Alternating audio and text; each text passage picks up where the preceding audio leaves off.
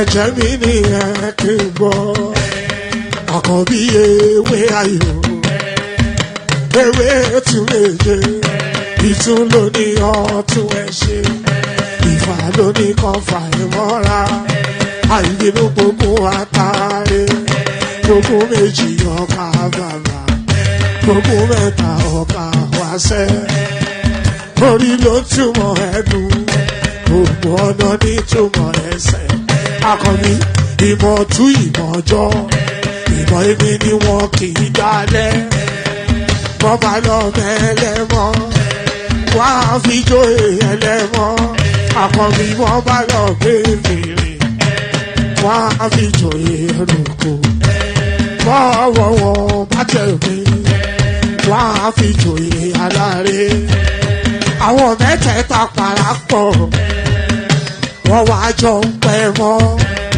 ẹ̀ẹ́mọ́ olóko jẹ wọ́n pa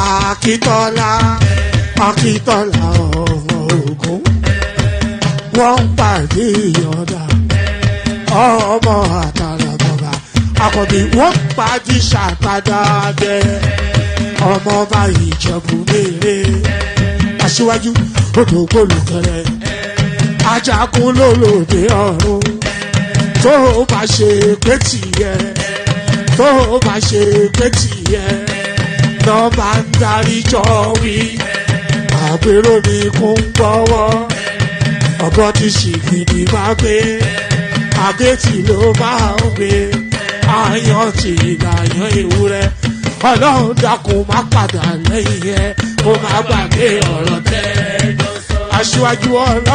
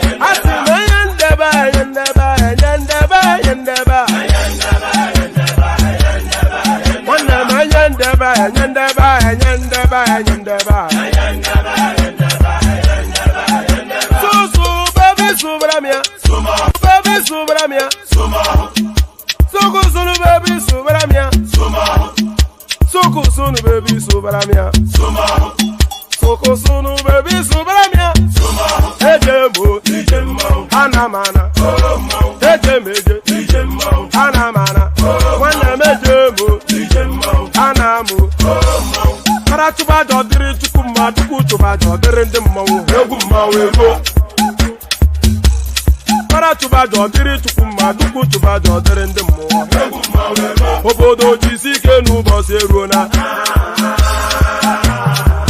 oyibo It is everyone, be free,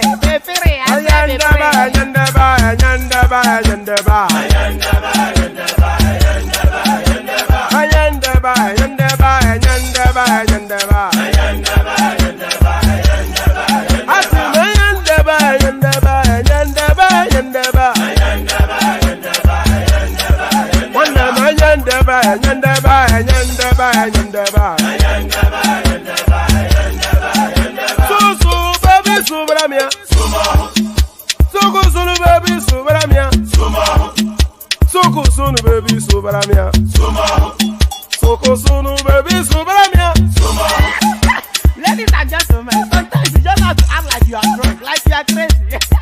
Confuse your enemies, confuse them.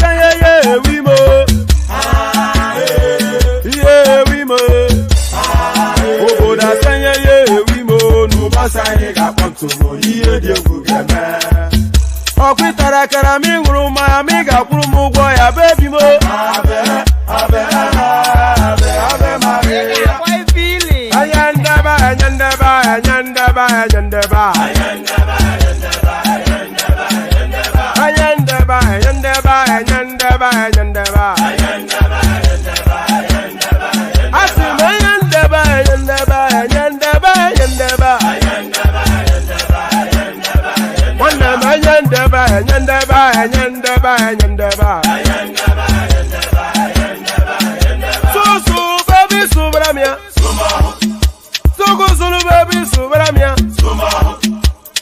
Sunu baby subaramia Soko sunu baby subaramia Ase kwa nefo ya banyi si akuna nyego bumkambasi ozo.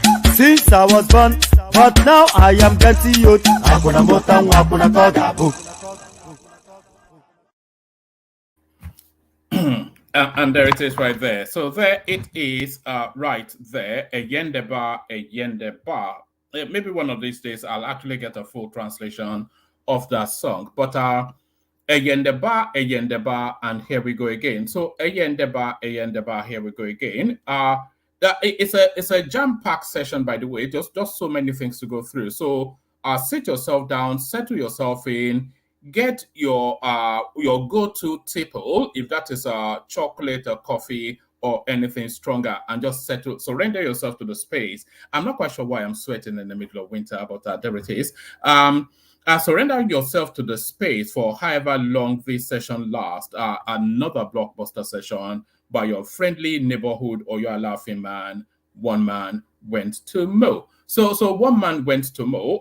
The usual protocol: click on like, click on subscribe. The buttons are there, and there's a questionnaire asking you if you've done it. So do that. Click on like, click on subscribe, and then if you want to come participate, click on that hyperlink that says StreamYard. That brings you into a studio space. Soon as I finish delivering the body of the talking points, I'll invite you onto the screen and engage you in a conversation. So nothing complex, nothing complicated. It's as easy as easy gets. It's as easy as easy gets. So as easy gets, and let's get to it straight away because just so much to go through. So let's kick it off with this. So we kick it off with this. And by the way, we're revisiting an old talking point with this particular headline now. We have fought on this platform back and forth around, especially this narrative. So it has now come to a crescendo. Afenifere sacks Ayo Adebanjo as acting leader, constitutes 21-member elders council headed by Fashoranti. So Organa Master, Daddy will always be Daddy, and the empire strikes back. Also, all of those superlatives in play. So all of those superlatives in play. Afenifere sacks Ayo Adebanjo as acting leader, constitutes 21-member elders council headed by Fashoranti. So it is quite pertinent to note that that committee is actually headed by Fashoranti. So of course the rivaling for the leadership of the Afenifere space was bitterly fought between these two characters, Pa Fashoranti and Pa Adebanjo, and it looks as though Pa Fashoranti wins through. Adebanjo was dismissed as Afenifere leader at the monthly meeting of the group held at the residence of its leader, Reuben Fashoranti, in Akure, the Ondo State capital. So there it is right there. That already tells you all there is. Yoruba Social Cultural Group, Afenifere, on Wednesday scrapped its acting leader, deputy, let's take that again. Yoruba Social Cultural Group, Afenifere, on Wednesday scrapped its acting leader, deputy leader position. Pa Ayo Adebanjo held the acting leader position. It was learned that Adebanjo was dismissed as Afenifere leader at the monthly meeting of the group held at the residence of its leader, Reuben Fashoranti, in Akure, the Ondo State capital. According to a communique issued by Comrade Jare Ajayi, National Publicity Secretary of Afenifere Worldwide, a new Elders Council of 21 members has been formed, with Reuben Fashoranti serving as chairman. So let's pause there for a moment. A new members committee has been formed, and that is right, with Reuben Fashonaute acting as the leader. Now, that is questionable. So I'm going to check in a moment, but just as far as we've documented, Reuben Fashonaute must be near 90 years old, thereabouts. So it should not be in the leadership or the headship of anything. It can be in a temporal position whilst that 21-member committee looks for a more substantive leader to take that space forward. And that leadership really should be nobody older than the age of 60, because we want somewhat of a youthful verve around that space. It was learned that Adebanjo was dismissed as Afenifere leader at the monthly meeting of the group held at the residence of its leader, Reuben Fashonaute, in Akure, the Ondo State capital. According to a communique issued by Comrade Jare Ajayi, National Publicity Secretary, Afenifere Worldwide, a new Elders Council of 21 members has been formed, with Reuben Fashonaute serving as chairman. In attendance at the meeting were representatives from various state chapters of Afenifere. So this paragraph is quite pertinent and quite salient. This paragraph right here, it gives authenticity to the action taken. In attendance at the meeting were representatives from various state chapters of Afenifere, according to the communique. So if all of the state chapters were represented, and at the end of their meeting or whatever it was, the outcome of that was to rest Fashonaute as the acting leader and reinstate to rest Pa Adebanjo as the acting leader and reinstate Pa Fashonaute as the substantive leader, that makes it a fait accompli. So that tells you then that is the totality of the will of the Afenifere space. In attendance at the meeting were representatives from various state chapters of Afenifere, according to the communique. The communique said, a motion on the need to abrogate the dual position of acting leader and deputy leader was moved by Dr. S.J. Ibikunle from Ogun State. It was seconded by members from Ekiti, Kwara, Oyo, and Ondo State. When the matter was thrown to the General House, the motion was unanimously carried. So that is to tell you then that the entirety of the Afenifere space wanted Pa Fashonaute out. Flowing from this, the leader then declared as follows: in light of recent events and the pressing need to reposition and rejuvenate Afenifere. So to reposition and rejuvenate Afenifere is never to put it under the leadership of Pa Fashonaute, of course. In light of recent events and the pressing need to reposition and rejuvenate Afenifere, it has been decided as follows.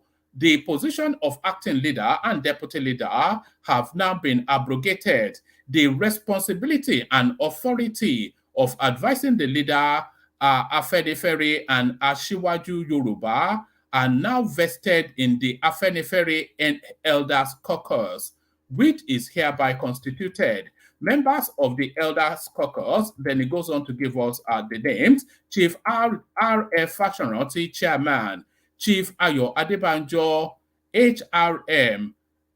So Ayo Adebanjo is still very much a member of the Afenifere group leadership. This is what is coming through, but he's no longer in that headship of that space. So members of the Elders Caucus are Chief R.F. Fashonaute, Chairman; Chief Ayo Adebanjo, His Royal Highness, His Royal Highness, His Royal Majesty, should say, HRM, Oba Olufalaye. So I think Olufalaye actually took kingship of a particular domain not that long ago. So Chief Olufalaye, CFR-GCON, His Excellency Senator Adebayo, Senator Femi Okunrumi, PhD, whatever, Bashorun, Arogbofa, Senator Kofo, Bokno Akerele. So I'm not quite sure, because if you are thinking that this is a pro-Tinubu space, Then, if you are reading through the names already, you can already pick out two people that are violently anti-Tinubu. Fashion-Oti, of course, you already know that. But Senator Kofo Bokno Akerele was Tinubu's deputy or vice deputy governor during his tenure, and they fought tooth and nail throughout that tenure, still very much carrying very much a gripe against Tinubu. Architect Bishop Prince Ayo Ladigbolu, Lieutenant General Alani Akinrinade, Major General Olu Bajowa. So these are all of the big names within the Yoruba space that you're and big traditional names as well, not the Pepe Rempe dollar flashers, but these are satiated, steeped in the wool Yoruba stalwarts. Major General Olu Bajowa, Professor Bolaji Akinwande Akinyemi. So Bolaji Akinyemi, of course, was the foreign minister under the Babangida administration. Professor Banji Akintoye, you already know, he's a Yoruba nationalist. Otunba Ibikunle Chifemi Aluko, Professor Alonge, Dr. Yomi Fini, Prince Olusi, Honorable Korede Duyile Duyile, Professor Rokpo Shekoni, Honorable Lekon Alabi, and Dr. Kunle Olajobi. I'm actually glad I read through those names because this is exactly how you will want the this is the backbone of the Yoruba space. These names, they constitute a backbone of the Yoruba space. The group also resolved that the Nigerian security architecture needs to be reworked to ensure citizens can live without fear of kidnapping or harassment, including allowing states and local government councils to establish police services which could help combat kidnapping and banditry. So they are already now fleshing out their mission statement. And the real actual mission statement of the Afenifere space, as you know, has always been wrapped around the narrative of devolution, and this somewhat leans towards that space. The group also resolved that the Nigerian security architecture needs to be reworked to ensure citizens can live without fear of kidnapping or harassment, including allowing states and local government councils to establish police services which could help combating kidnapping and banditry. The communique said, the recent blast in Ibadan highlights the need for federating units to control mineral resources, particularly mining and exploitation, to prevent similar incidents. Afenifere, and that, by the way, that's another restructuring inference, by the way. That's another restructuring inference right there. Afenifere emphasized the urgency for restructuring Nigeria and urged President, and they've now landed on it where they really wanted to be. Afenifere emphasized the urgency for restructuring Nigeria and urged President Bola Ahmed Tinubu to initiate the process. The union also discussed the establishment of a nomad vigilante. The union also discussed the establishment of a nomad vigilante militia by Miyetti Allah Hure, which Afenifere deemed inappropriate. The organization hoped that Tinubu's renewed hope agenda would improve Nigeria's life by strengthening the naira, reducing energy costs, and ensuring regular electricity supply. The communique said, in view of the current high cost of living, Afenifere urged the federal government through its various organs in charge of finance and fiscal policy to accelerate actions that will strengthen the value of our currency, enhance productivity, reduce cost of items and services, or get towards reducing inflation and enhancing the welfare of the people. So it goes on and on. I'm not going to read through all of this, but you get the general thrust of where Afenifere is positioned now. So the general thrust of where Afenifere is positioned now, but the highlight of that, bye-bye Adebanjo, bye-bye Adebanjo. So that's the highlight of that. If anybody wants to hop on, so that the conversation can take place. Let's go on from that to this. Ndume spoke for himself, not Senate on relocation of CBN. This is Karami. So the controversy now around yet the latest outburst by Senator Ndume. There were more reactions on Wednesday to call by Senate Whip Senator Ali Ndume on President Bola Ahmed Tinubu to stop the relocation of some departments of the Central Bank of Nigeria and the Federal Airport Authority of Nigeria from Abuja to Lagos. Ndume, in a Channels television interview on Tuesday, warned Tinubu that there would be political consequences for his action, claiming that the president was being misled by a cartel of Lagos boys. Reacting, Senator Karami Sunday, Kogi West, described Ndume's position as personal and does not in any way represent a position taken by the Senate. He stated in Abuja it was needless to attach ethnic or other sentiments to the relocation of offices, which Karami said was done for cohesion and better delivery of services. The senator said, leaders need to avoid utterances that will heat up the polity and cause division and disaffection amongst the federating units of this country. For example, the headquarters of 96% of all banks in Nigeria is in Lagos. The staff of the banking and supervision division department of the central bank often travel to Lagos to check their books at the headquarters. It will therefore save cost to have that directorate in Lagos. Also, Lagos remains the hub of aviation in Nigeria. For operational efficiency, it is better to have FAAN in Lagos. What is important to our people in the north and Nigerians as a whole is how decisions of government will affect their lives positively and put food on their table at a cheaper price. They are not bothered by any ethnic sentiments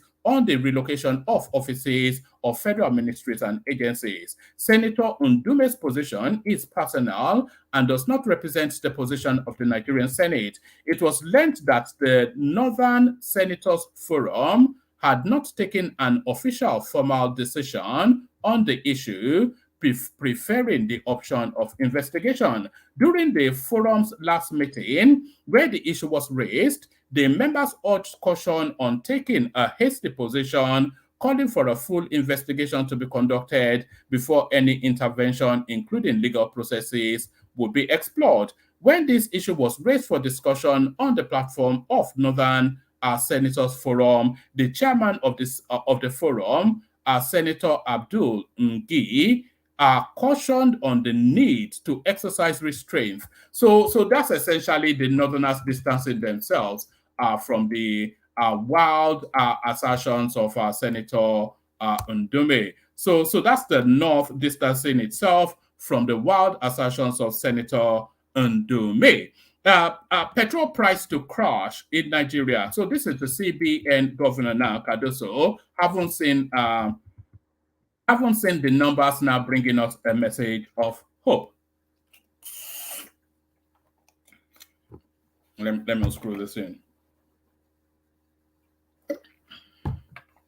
So that's the CBN governor. Haven't seen the numbers bringing us a message of hope. The governor of the Central Bank of Nigeria, Olayemi Cardoso, has projected a fall in the pump price of petrol in Nigeria. The CBN boss, who spoke on Wednesday in Lagos during the launch of the Nigerian Economic Summit Group 2024 Macroeconomic Outlook Report, based the projection on the coming on board of refineries in Nigeria. So a lot of people have actually speculated that the coming on board of these refineries might not significantly affect fuel at the pump, pumps.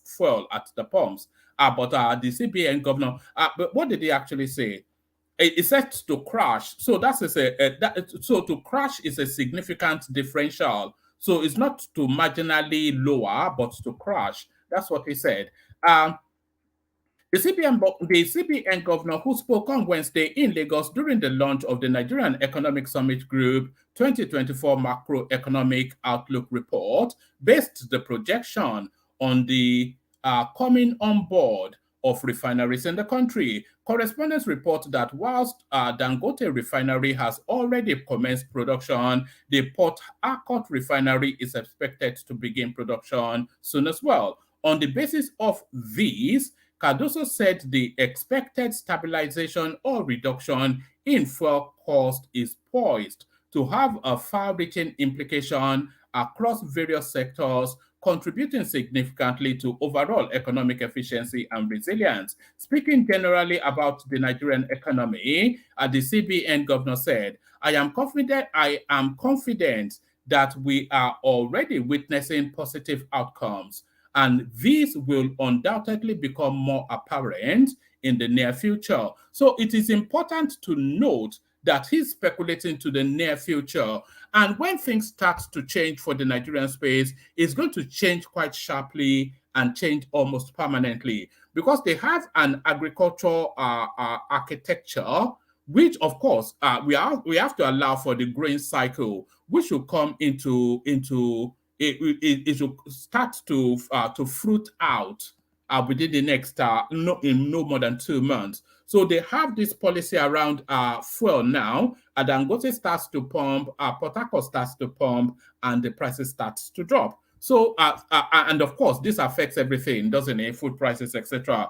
Speaking generally about the Nigerian economy, the CBN governor, I am confident that we are already witnessing positive outcomes, and this will undoubtedly become more apparent in the near future. The dedicated and relentless efforts being made are certain to bring about significant and positive changes for our economy. Indeed, recent reports from international rating agencies such as Fitch, Moody, and commendations from multilateral banks like 3 classified as anyway, it goes on to a message of hope. It gets a bit too technical there, so let's abandon that immediately and move on to this. Move on to this. Still plenty of space in the room. Anybody wants to hop on. Pantami annoyed some persons in Buhari's cabinet. This is Fashola. So what exactly happened under the Buhari administration are now coming out. Former Minister of Works and Housing, Babatunde Fashola, has said his ex-colleague, Professor Issa, and by the way, he's not a professor because they withdrew whatever professorship he bought from some state university in the East. So I'm not quite sure why they're calling him a professor. A former Minister of Works and Housing, Babatunde Fashola, has said his ex-colleague, Professor Issa Ali Pantami, stepped on toes in the Muhammad Buhari administration. He said this on Wednesday in Abuja in his keynote at the public presentation of a 341 book titled A Scholar's Journey, Navigating Academia, written by the former Minister of Communication and Digital Economy. Fashola said Pantami was annoying to some people in the Buhari administration because he was meticulous and his dedication to getting things right all the time. So that sounds more complimentary than I thought it was a lashing. So we don't really want Pantami complimented. So let's go on very quickly to this. Still with Cardoso. Cardoso says the Naira is undervalued. So I wonder what he actually means, because there's an element of artificiality to the way the Naira is being played at the moment. And anybody that understands where the pinch point is going to be richer than Dangote. Cardoso says the Naira is undervalued, CBN to work towards genuine price discovery. So what does this mean? Governor of the central bank, governor of the central bank, Mr. Yemi Cardoso, has stated that the Naira is undervalued, promising that in 2024, the bank will work towards real price discovery in the foreign exchange market. Mr. Cardoso stated this whilst delivering a keynote address at the Nigeria Economic Group Outlook for 2024 via video conference. According to Cardoso, the Apex Bank will execute inflation taming policies through monetary policy instruments and collaboration with the fiscal side of the economy, which is the Ministry of Finance. So somewhat of a synergy between Wale Edun and Cardoso is what he's saying. He also promised to shrine discipline in the forex market and promptly address any infractions and abuses. He said, "We believe that the Naira is currently undervalued, and coupled with coordinated measures on the fiscal side, we will expedite genuine price discovery in the near term. This coordinated approach will contribute to a more balanced and stable exchange rate. The Naira created for blah, blah, blah, blah, increasing the forex reserve. On increasing the FX reserve, Mr. Cardoso stated that the bank's partnership with the Ministry of Finance and NNPC ensures all foreign exchange inflow is returned to the bank, as it will result in the accretion of the country's foreign reserves, so taming inflation, etc., etc. So Cardoso of the thought then that the Naira has not yet found its true value. So Naira not yet found its true value. Let me take you to two more readouts, and then we'll see if there's anyone in the room. And if there isn't, then we might well sing ourselves a song. Sing ourselves a song. Ondo Governor Aiyedatiwa sacks all Akeredolu's commissioners order. So this shouldn't really come very much as a surprise, because he will want his loyalists. But it's quite interesting, actually, the photographs that he has in his office. So he still retains Akeredolu's photograph there, himself, of course, in the middle, and the president to the far left. So that's quite interesting, actually. That's politics still.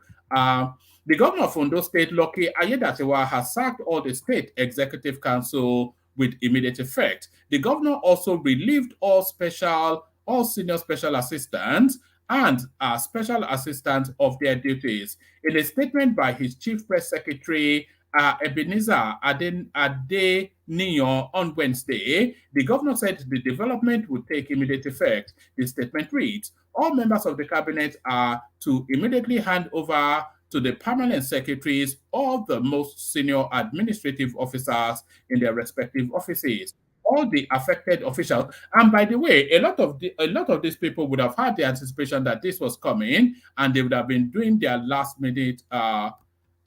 Sorry, can people hear me? Somebody is telling me that the audio is glitching. Is the audio glitching?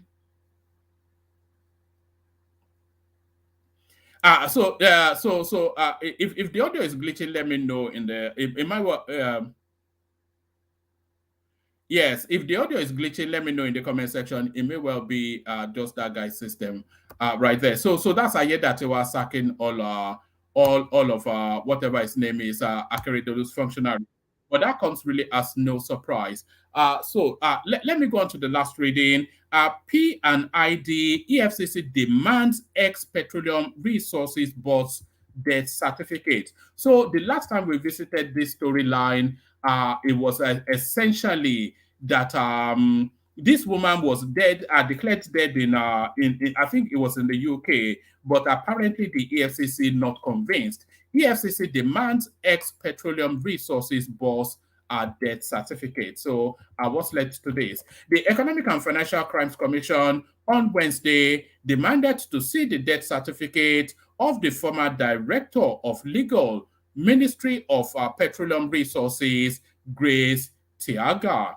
TIAGA'S lawyer, Daniel Alumun, had November the 4th, 2023, informed the Federal Capital Territory High Court that his client had died.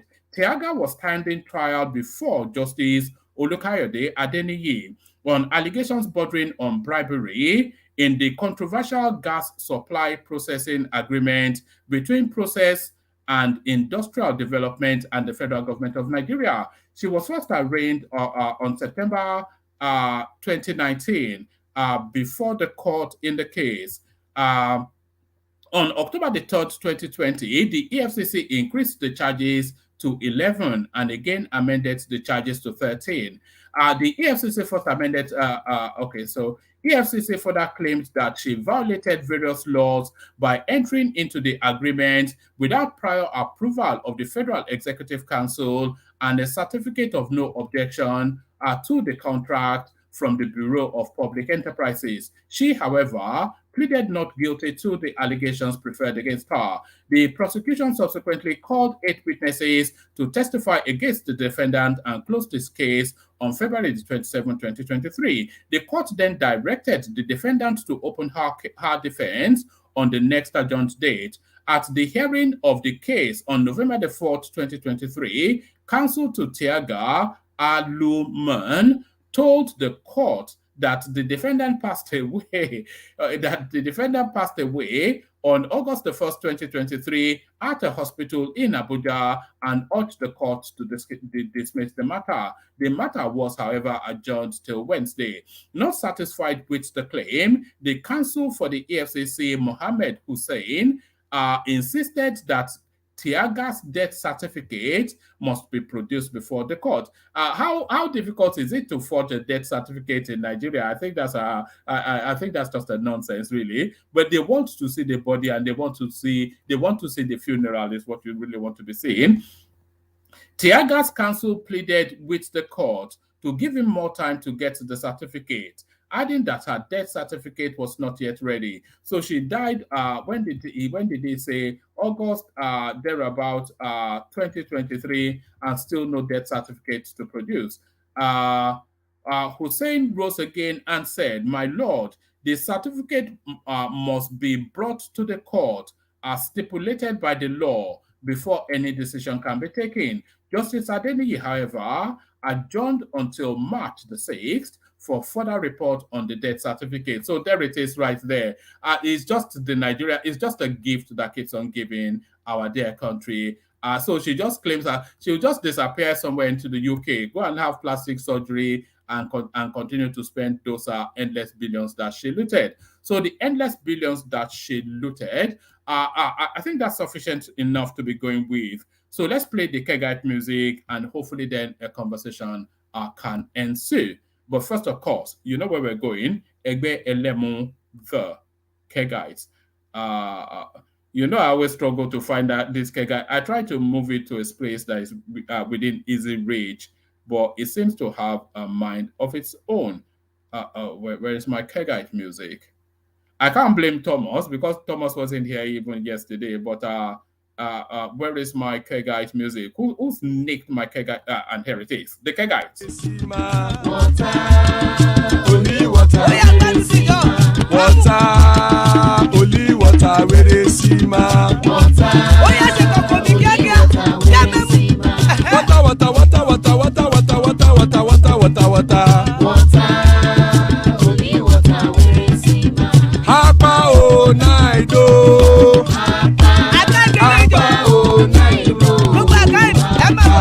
Hapa you don't come o.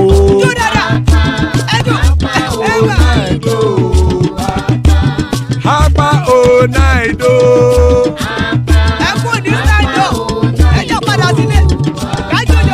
Oro keke elemu ye o. Ide sodi ya keke elemu re o. Bobby master keke elemu re o. Chifu Failati keke elemu re o. Eruku lele elemude. Eruku lele egbe elemudodo jare o. Eruku lele Ghana ti de egbe body o.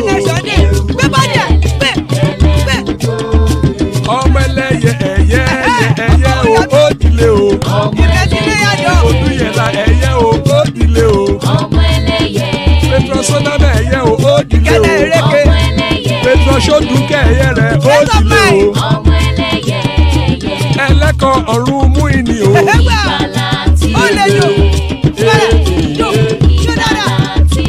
Àkùkọ ọ̀run méjìkọ.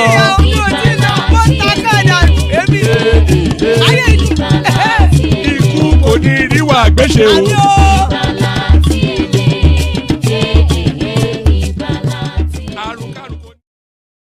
And there it is right there. May death have nothing to do with us. I'm here, Paul. Amen to that on behalf of myself and you, my friend. So see plenty of room, like I said, but certainly some of the spaces occupied by Babati. Good to see you, BT. Ola in the house. Always a delight to see Ola and Solly, who has stopped smoking weed. New and improved Solly. So let's kick it off with BT then, who came specifically to speak to a matter. BT, good to see you. Babati, oh. It's on World Round. It's on World Round. All right. BT, are you there? I'm only kidding. Yes, it could well be on World Round. All right. Do you want to kick it off for us then, Ola? Okay. Hello, everyone. How's everything going? Everybody seems to be enjoying themselves, and it's a nice January anyway. So, it's a lot of things are going on in Nigeria, and I'm very interested. So, where do we start? Do you want to start it off with the Afenifere space? So, Aiyedatiwa kicked out even. So go to that space. Kick it off from there. What's your take on that? So, what did Aiyedatiwa say? They were on restructuring, right? No. The Afenifere space has restructured, and Aiyedatiwa has been structured out of his acting leader position, and a council of elders has now been constituted. Fashionroti reaffirmed as the substantive leader of the Afenifere group. So essentially, what he I know now. That Baba is already old, and the Baba should go or retirement. But Fashionroti is older now, and they've made him, they've affirmed him as the. All right, carry on. But I think okay. Let me get it. Fashionroti resume and they retire who? Fashionroti has been retained as the substantive leader of the Afenifere group. Aiyedatiwa, who was the acting leader, that role of acting leader has been deleted along with him occupying that position. So instead, they formed a council of elders, which he is also part of, but is no longer the leader. I think this is punishment for his antics back in Peter. Okay, why I will leave that for the like of Baba Ajale Koko and this thing. So it's so clear.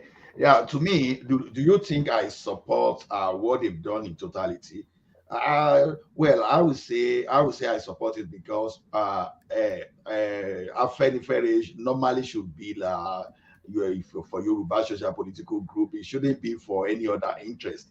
But it's just like having Arewa now coming out and start fighting for the start fighting for maybe the southern people or for Ijaw people. So I think that should be a unique social-cultural group that should be fighting for us. So since all what Aiyedatiwa did during that election was just like you are throwing your own person under the carpet and fighting for someone else. Yeah, the argument about equality, where you can say that, but it's not everything. You have to pick your fight.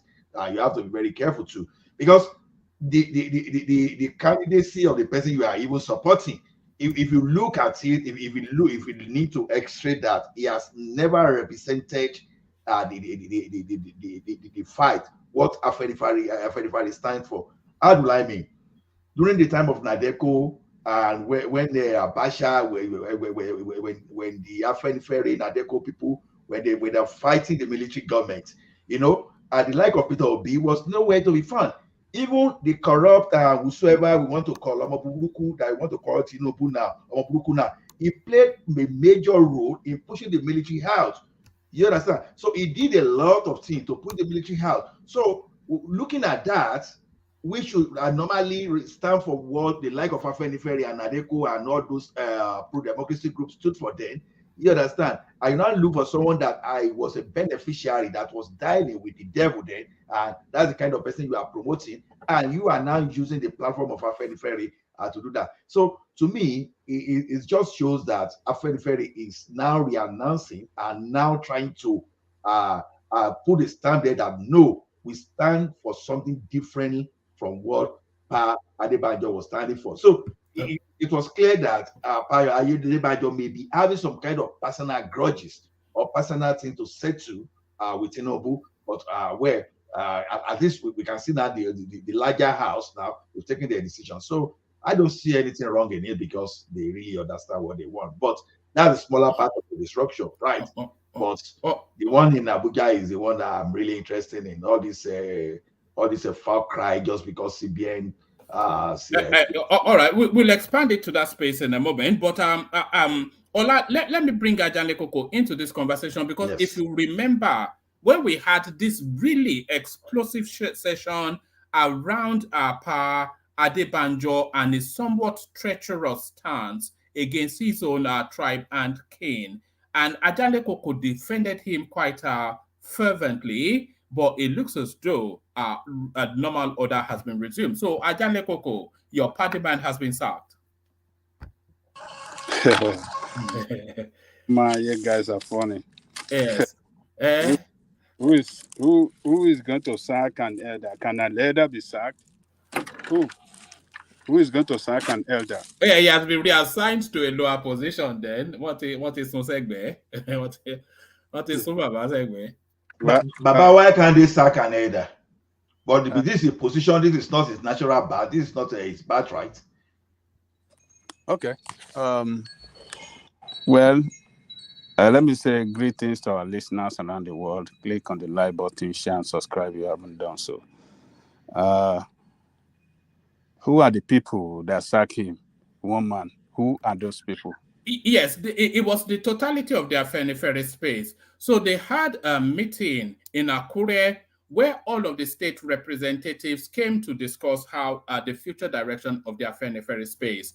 And in the course of that meeting, they came up with the resolution that they were going to delete that position that Pa Adebanjo occupied. And then they were going to substitute it, but they reaffirmed Pa Fashion-Roti as the chairman of the group. So they said that position is voided, but instead of that position, they then constituted an elders council, which Pa Adebanjo is also a member of, but it doesn't really hold any title within that. So that elders council are headed by Pa Fashion-Roti, with Adebanjo, the rest of them are members, including Olufalaye and everyone else. Let me tell you this. This is a dirty politics that is going on among the Afeniferes. Do you think they are clearing the deck for Tinubu? Because that's what I thought when Those factions that supported Tinubu are the ones that are doing this nonsense. I call it nonsense. Because Afenifere have a constituted ESCO, Executive Committee. So if in a normal organization, if they want to sack, they cannot single out one person. If there's a need for the ESCO to go, it has to be the entire ESCO. And they must have done something wrong. They must have violated maybe the constitution of the organization, and for that reason, new team have to come in, and all of them have to. Is Baba Adebanjo in that meeting? Was it? It didn't say, but what it did say was that all the delegates from all of the state chapters were there. So it did say that. it says, in light of recent events and the pressing need to reposition and rejuvenate Afenifere, it has been decided as follows. The position of acting leader and deputy leader have now been abrogated. The responsibility and authority of advising the leader of Afenifere are now vested in the Afenifere Elders Caucus, which is hereby constituted. And then it goes on to members of the Elders Caucus, Chief R.F. Fashionroti, Chairman, Chief Aiyedatiwa, Oba Olufalaye, etc., etc. So the only person now that retains, even reaffirmed, because he was never not the chairman, Pa Fashionroti, but Pa Adebanjo Montebellori. Let me tell you this. Like I said earlier, it's the people that are supporting Tinubu that are carrying out this nonsense. It's a total nonsense. If you want to take person out of position, you must have done something wrong, and you have to go through disciplinary committee. Afenifere is a well-organized committee. I mean, a well-organized group. Disorganized by Ajale Koko, you didn't get the thing. That position that Pa Adebanjo was occupying, right? Was a temporary position. Let me land. And know that we have some of you that pro Tinubu, and you guys are very happy and dancing palongo with no drum, and dancing Fuji reggae.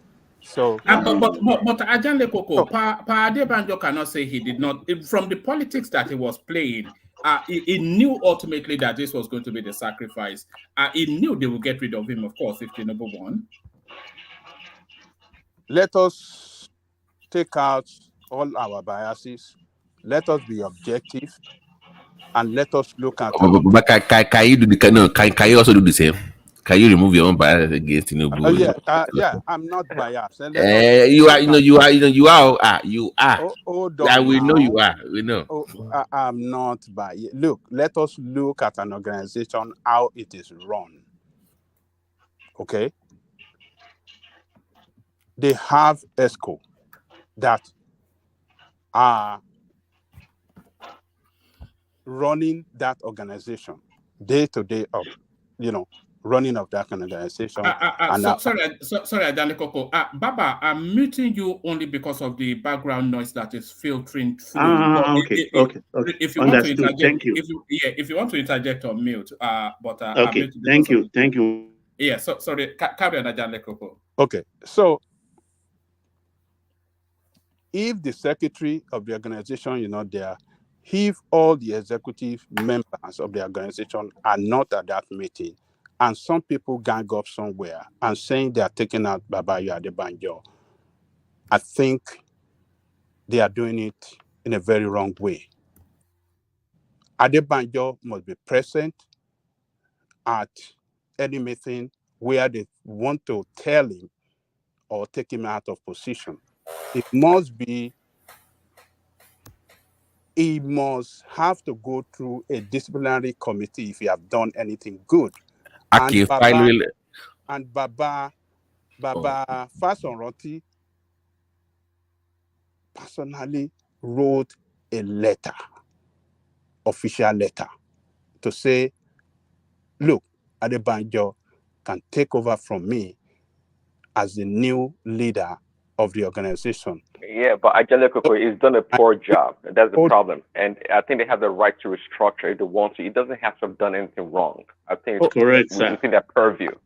I mean, you guys. All right, Ajale Koko, let me take this window to give you this paragraph as well to address what you just said. They said the communique said a motion on the need to abrogate the dual positions of acting leader and deputy leader was moved by Dr. S.J. Ibikunle from Ogun State. It was seconded by members from Ekiti, Kwara, Oyo, and Ondo State. when the matter was thrown to the General House, the motion was unanimously carried. So it was constitutionally, it wasn't in the dead of the night or anything. I am telling you, people that have ganged up to do this are playing politics. They are for Tinubu and they are prepared for that meeting. They have reason to call that meeting outside the real executive committee that runs. No, let's not do it. So time don't supposed to be. So we'll play politics by any. It was doctrine of necessity. Doctrine of necessity. Let's be fair now. Let's not do this tonight. When it was supposed to be, say kill was by. They even call Afenifere a political party. So when he ignored his own base, supposed to be, what do you call that? Oh, hold on now. Politics why are you people? And that was treachery of the first order. Anyway. Can you people let's not do this now. I mean, sometimes you want to run your emotion on things. Not the emotion. And you don't want to go. You don't want to hold on. Let me please, sir. You don't want to look back. You don't want to look back to the history of how Afenifere has operated in the past, how they play their politics in the past. You want to look at it. You don't want to look into the history. Afenifere has supported Atiku before. Tinubu was alive. He was in a different party. Did they take him out? Did they take Baba? Baba Fatoroti was there as the chairman. Afenifere has supported Jonathan before. Did they take them out? Afenifere have supported Falaye before. So what I'm trying to tell you is that Afenifere have supported somebody for the position of president outside Yoruba land before, and nothing happened. Put in the right context. No way a Yoruba man was contesting. One at a time. When there's a precedent for something, there's a precedent that Afenifere have supported candidates outside Yoruba. They supported.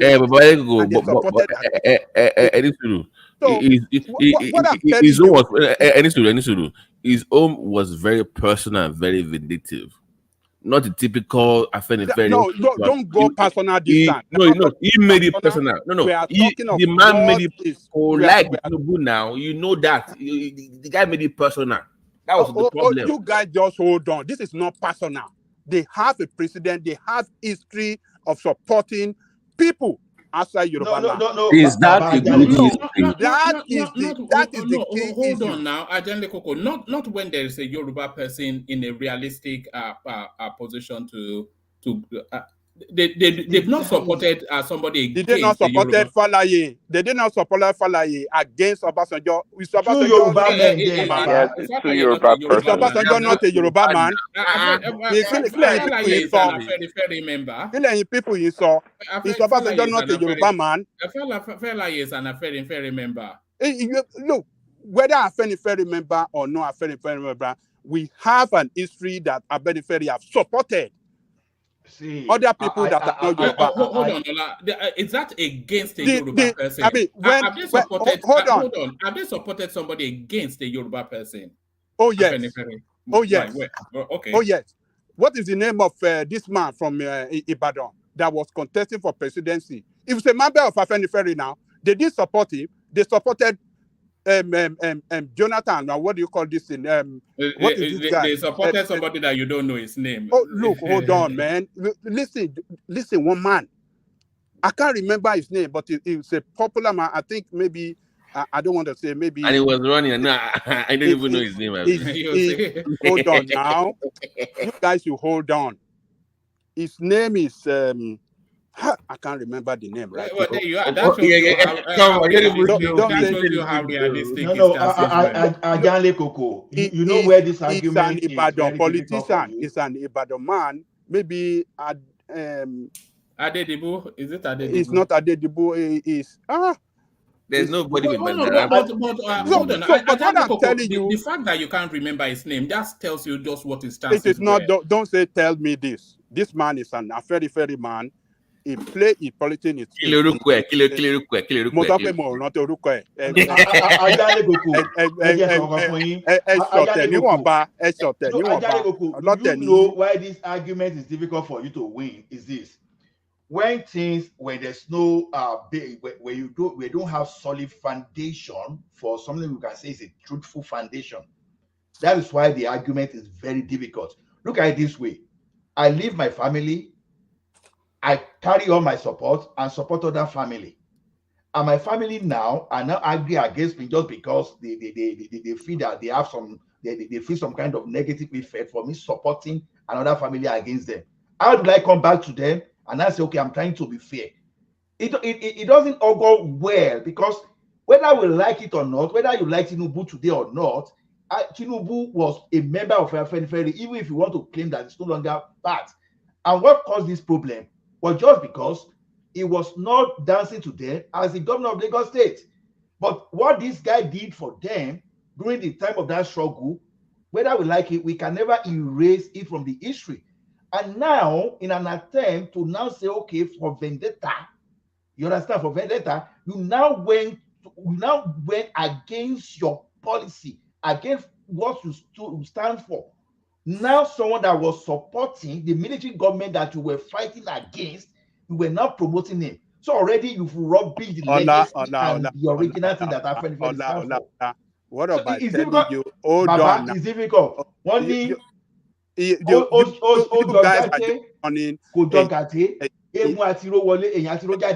thing is this man has something to grab with Tinubu. We just have to accept it. It is not so. You guys are just carrying. It was personal.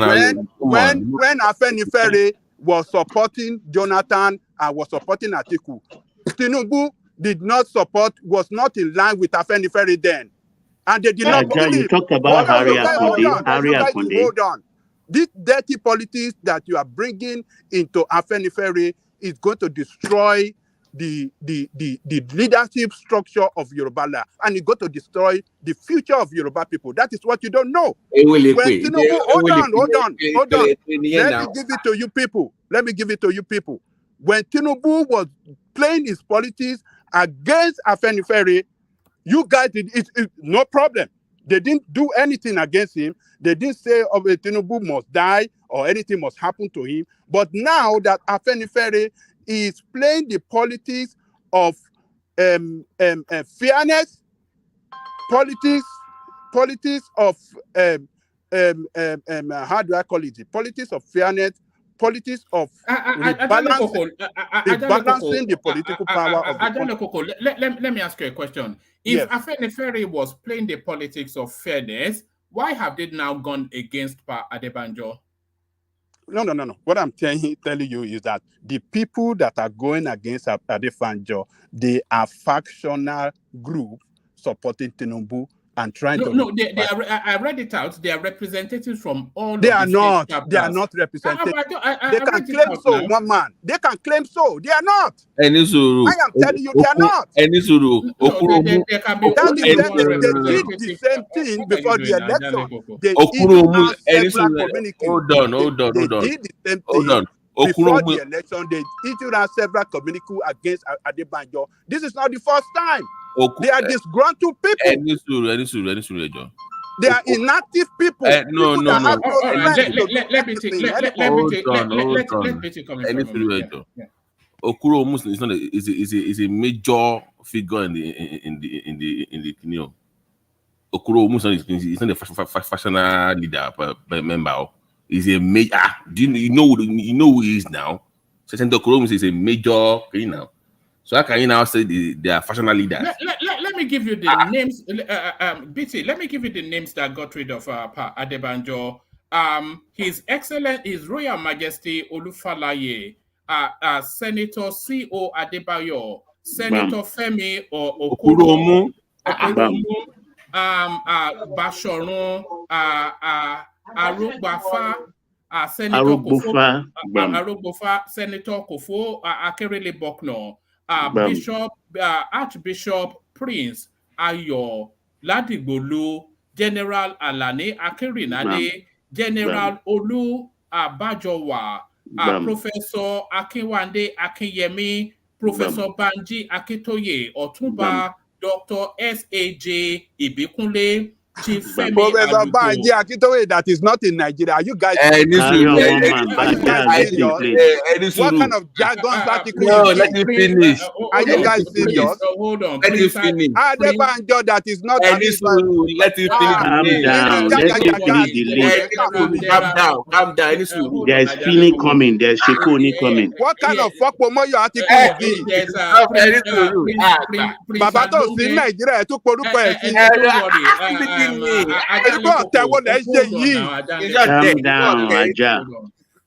Even if it's not in Nigeria, there are means of communication still for people not in Nigeria. Prince Alunge, Dr. Yomi, Fini, Prince Olusi, Honorable Koyede Duyile, Professor Rocco, Shekoni, Honorable Lekon Alabi, Dr. Kunle Olajide. So Yoruba can you see it's just that's just the Yorubas have turned their back. Well, what I'm trying to tell you guys is that what has he done wrong? He went against the tribe. Is he the only one that did so? His position is not to go against. Hold on. My question was he the only person that took that decision to say we are working for Obi? Was it sold by him? Yes. I mean, why are you talking like this? Who is this? Who is saying? Me, Baba. Okay. He picked his boys, including Ibisheni, took them to Ijebu Igbo, and that's where they decided to follow Obi. So, how many people took that decision? How many? Himself and his boys. Who are these boys? Tell me, was Olufalaye there? No. Was Alani Akinrade there? Was Bajowa there? Was Fini there? Was Solusi there? They have executive committee. It was the decision of the executive committee of Afenifere that's what he claimed. Where we are going. Those names are the backbone of the Yoruba people right there. That's those names. That's the backbone of the Yoruba people. If you single out one man against the decision, how can you call them personally that? You call them you call them personal leaders of the party, which is not true. They are major stakeholders now. I mean, one man. I'm even surprised. Baba Towani, Republic of Benin, they even mentioned his name. That he was but they can join via Zoom now. What is via Zoom? That man has been coordinating via Zoom. Look, we have to look. It is time for us as people, I mean Yoruba people, to look at things right and do the right thing. This is not right. If you want to sack him, it must be at the meeting. Other members that took that decision that with him, where is the secretary of the organization? Where are other members of the organization? Everybody must be involved and let's take the decision. When some people that are pro-Tinubu gang up one place and they say they took, I mean, that is not the way to run an organization. It's going to break the organization apart. And when politics go, Kofu Akeredolu is anti-Tinubu. Kofu Akeredolu is anti-Tinubu, among several others in that list. So, I'm sure Kofu Rola Bukno will never support taking out Baba Ayo. They said the decision was unanimous. I said I disagree with this. I think it's propaganda, and the truth will come out. When Baba Adebanjo, he's a strong man.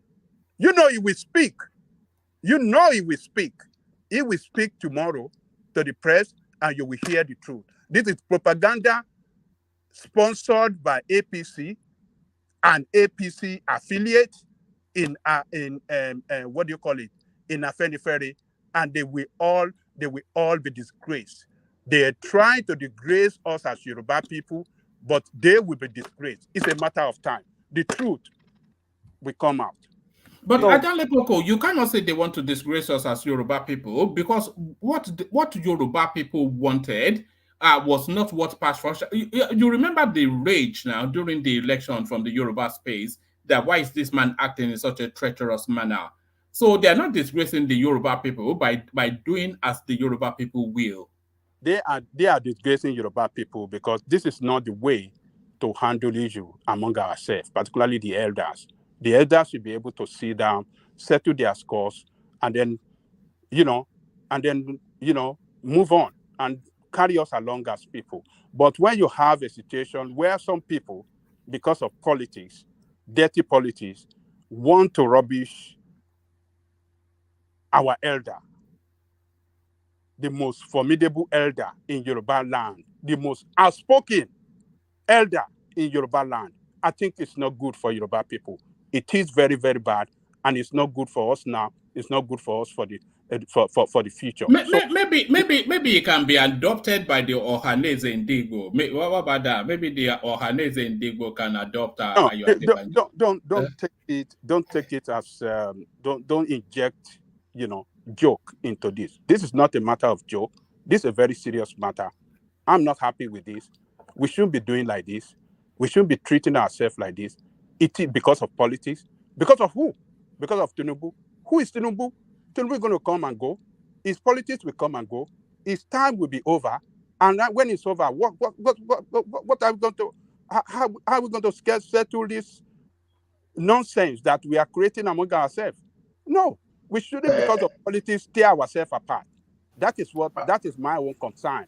We are tearing ourselves apart, and it's not good for us now. It's not good for the unity of Yoruba people. Sorry, Ola, let me bring Prince Daddy into this. Prince, so they removed that position. So and that was a very clever move, by the way. They didn't actually sack him. They just deleted his position. So it voided out. But now they've created this Elders Council, which he's also a member of. Do you think Pa Adebanjo should have just resigned rather than allow him to be I have to go. But let me just warn the clown called whatever his name is. That old fool in the comment section called Pansat. Listen, man. No, let me finish. Yeah, guy, I don't play that shit, man. Okay, I'm not one of, don't come at it, don't try me, man. Never in your life again talk to me on this show again. Because you come here, you say shit all the time, I ignore you. I don't play that shit. Never in your fucking life play that with me again. Okay, I'm done here. All right, before you leave, Babati, I'm going to scroll back, see what he said. What kind of shit is that? So, Darun. Really, but you know, Pansat. Okay, no. It comes because it comes with the I never engage him on your show. That old fool, I never engage him on your show. Never in your life again. Okay, I'm done here. Before you go off, Babati, you said you especially wanted to speak to the CBN storyline. Yeah, it was just I was just because I had to go read the article because I kept seeing online. Apologies to Prince Adi, by the way, for hijacking your space just for a few seconds, because I kept seeing that they said they were moving the CBN to Lagos. That was the headline I saw all over the timeline. So I had to go read the article. But it turns out that they were only moving the department that supervises the banks to Lagos. And because their headquarters is in Lagos, that's why they're doing it. But I was driving yesterday and I saw, I was hearing that you were discussing that there was the debate on the platform yesterday, right? But I think people kept talking about, there was this interview from this guy from the north talking about what Ndume. They should move. No, it was a different guy. It wasn't Ndume. It wasn't. Yes. Yeah, that they should move something to Inewi, and they should move that over there, and they should move it over there. And I'm thinking, well, Tinubu is not good luck. It's not good luck for right one man. It's not good luck. So I know he has some balls. So if there's a need to move those things to Lagos, it should. The FAA thing, I'm not sure about that one. I don't know. But I know the CBN, the part of CBN that he wants to move, I think he has every right to. But it speaks to the bigger point as well that these people think that they will lose the job opportunities that they've been saving for their kids that they have abroad to come and take when they're done. They've been doing that for decades. Yeah, it's even more the case that there are kids that they've slotted into all this. Right. They don't want to move their children to Lagos. So and if they do come to Lagos now, they can will have to work. They will have to work. Yeah, reapply, and it should be based on. I mean, for full disclosure, I have a friend that his dad is a retired lawyer in CBN, and he works in CBN Abuja. And this guy he studied microbiology, nothing to do with banking and finance, and he's a top dog over there. So I know these things happen, but I'm saying that. So I just but to the logic of that, whoever it was, the former aviation minister, that Northerner that was speaking on Arise TV. But is there not merit to that logic though? Because if you are saying that Lagos is the epicenter of finance, and therefore you have to move key departments to Lagos so that they can interact with that space. Right. Is then saying though that by that logic, you then have to move key departments in other parastatals as well to their point of contact, like you move the agriculture. That was just, and then you move finance, you move commerce to Nnewi or Onitsha. The CBN one is very unique. It's very peculiar. This is the money market here. Okay, so you can't compare. They only moved the department that one man. I hope you read the article, right? No, we debated it extensively. So it's just they are moving the department that supervises banks to Lagos is what they are doing, not the whole CBN. So the argument that they are moving CBN somewhere or they should move different, that does not apply to the argument. So I had to go read up the article myself, but I have to run. I have some rounds to make. One man, by the way, apologies. I saw your email. I will reply. I apologize. All right, no problem. Come back when you're less busy. I think we may well have Thomas. But pan start or pan full. Never in your fucking life. You 3 years on. 3 years on. Finally, they ruffled you. I've never seen you ruffled ever before, Babati. So. Okay, Babati. Don't let him get to you, Babati, please. On that CBN and fan.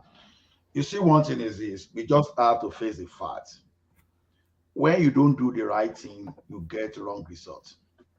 You see, for those people that moved that department to Abuja, first of all, you start wondering why are they moving into that place. For people, which department? The FAAN or CBN? Both. Now, I'm talking of CBN first of all. Now, you're wondering why they moved CBN to Abuja. Yeah, why would they even Abuja is the seat of power now. Abuja is the seat of government. Okay, CNN headquarters, the last time I know that has the entire infrastructure is in Georgia. It's in Atlanta. And when I went there, I asked them, why would you move your biggest, the most completed operation to? They say that's where that they know that the cost of business is okay for them. It's not necessarily why are they not in Washington DC? You have CBN, CNN is a private organization. It's not. That's exactly what I'm saying, because you have to think of government organization as a business structure.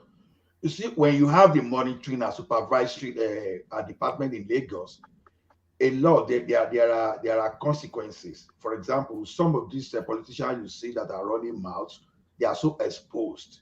They have some kind of dirty credit, not performing credit that, when those people that are supposed to be monitoring, when they start supervising, that alone is even, although I'm not advocating for it, they can see that one as a blackmail against them, because you now have where you can be pushing all those people to do their job and to keep exposing a lot of things. When you see the banking infrastructure in Nigeria, they are mostly concentrated in Lagos. You want to talk of the clearing, you want to talk of everything, they are in Lagos. So yeah, but the argument is that logic applies to other industry space as well. I agree. Why not? Now, the business airport in Nigeria today is Lagos. So okay, but the agricultural activities there in the Middle Belt. So are you saying the Ministry of Agriculture should move to the Middle Belt? It defines it. So even though I do not agree that the federal should be controlling agriculture anyway, but then move it to Maiduguri if that's the case. Is that the case?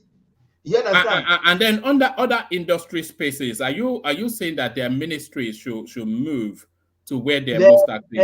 Anywhere that there are activities for them to monitor. And the interface with our policy decisions. How is that going to be done? That's supposed to no. When we are talking of general policy, general administration, you talk of Abuja. But when you are talking, I don't care. You can move NPC to Bayelsa if that's what the people from there will benefit. Why should you? What do you mean the people from there will benefit? What about the interface? Because all these industries, all these ministries, they have to work in close synergy with the federal space. It depends on the interface you are talking about. If you are talking of the field action and you are talking of the office, I don't see that as interface. Okay, look at it this way now. You want to send someone to First Bank, for example, to go and audit, to monitor all the activities, whether they have the right reserve. No. Hold on. Those are just functions now. The actual CBN, its real thing is to policy interface with the Ministry of Finance and the federal space and the presidency, and all of them are somewhat are located in Abuja. So for ease of that interface, why would they be in Lagos interfacing with Abuja to interface them with Aso Rock? You see, this at the strategy level is seen in Abuja there. You have the CBN governor in Abuja. But they are telling you the monitoring, the tactical part of it in Lagos is more of like field. You can have, okay, for example, okay, and I say, okay, I don't even know how to explain this thing. Now, Bill Gates can be in Abuja, and someone that will install solution, that will be monitoring solution, can be in Lagos. Because that's the tactical, that's the field section of it. So the monitoring aspect of it is the field section, not the political section. So the political section can be interfacing in Abuja between the Ministry of Finance and the executive. But those people that will look on ground, okay, what we are even implementing, the strategy we have, whether they are implementing that strategy, okay, let us be monitoring it directly from Lagos. That's what we are saying. So now, those people, they be coming from Abuja, according to the explanation, they be coming to Abuja to come and implement Lagos, and they are claiming extra codes. So why should I be? So instead of claiming extra codes, stay in Lagos and do their job, since you know that the most over 80% of your activities are in Lagos. So why should you stay in Abuja? That's what we are saying. Wherever your activities, you have your activities in concentration, should be where your headquarters should be. There was a time I will give an example, even it's private. I don't know if it's still like that, or maybe they have changed. There was a time that headquarters of MTN was moved to Nigeria because Nigeria was where they were getting their most revenue. So I can just understand the way we bastardize things. So to me, I think this is the time for that restructuring, because they so bastardize this country to the point that people are now even seeing the government. How is it a bastardization? It's a bastardization, because there's something I wanted to say, but I don't know how to link it. Look at something like this, for example, woman. If Abacha, Babangida, if they've not moved the Amori and all those heavy machines from Ibadan, from Enugu, from Okitipupa, from Lagos, if they've not moved, relocated everything to Kaduna and the so-claimed northern region and border region they were claiming that time, you understand, just because of their activities, probably we won't have problem of Boko Haram today in Nigeria. Was in another place they were looting military barracks anyhow, they were looting military this thing. Who will come to Lagos and who will come to Ibadan to come and loot easily? But when they get everything there now, those guys, when they started the operation, that's how they managed to have access to large caches of arms. I'm not sure that example links, but no. I'm just saying if you leave. Okay, because for example, Lagos used to be the headquarters of the military before, because Lagos was the most important. It was the most important state in Nigeria at that time, whether we like it or not. Even as it is now, whether we like it or not, in Nigeria today, Even after the Abuja, yeah, but what's the point?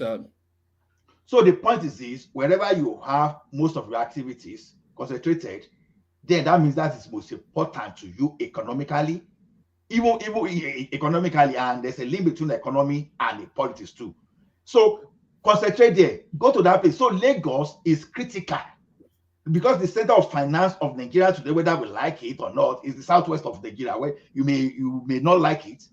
Then go to that place when the things are happening. Headquarters of banks are in Lagos, not in Abuja.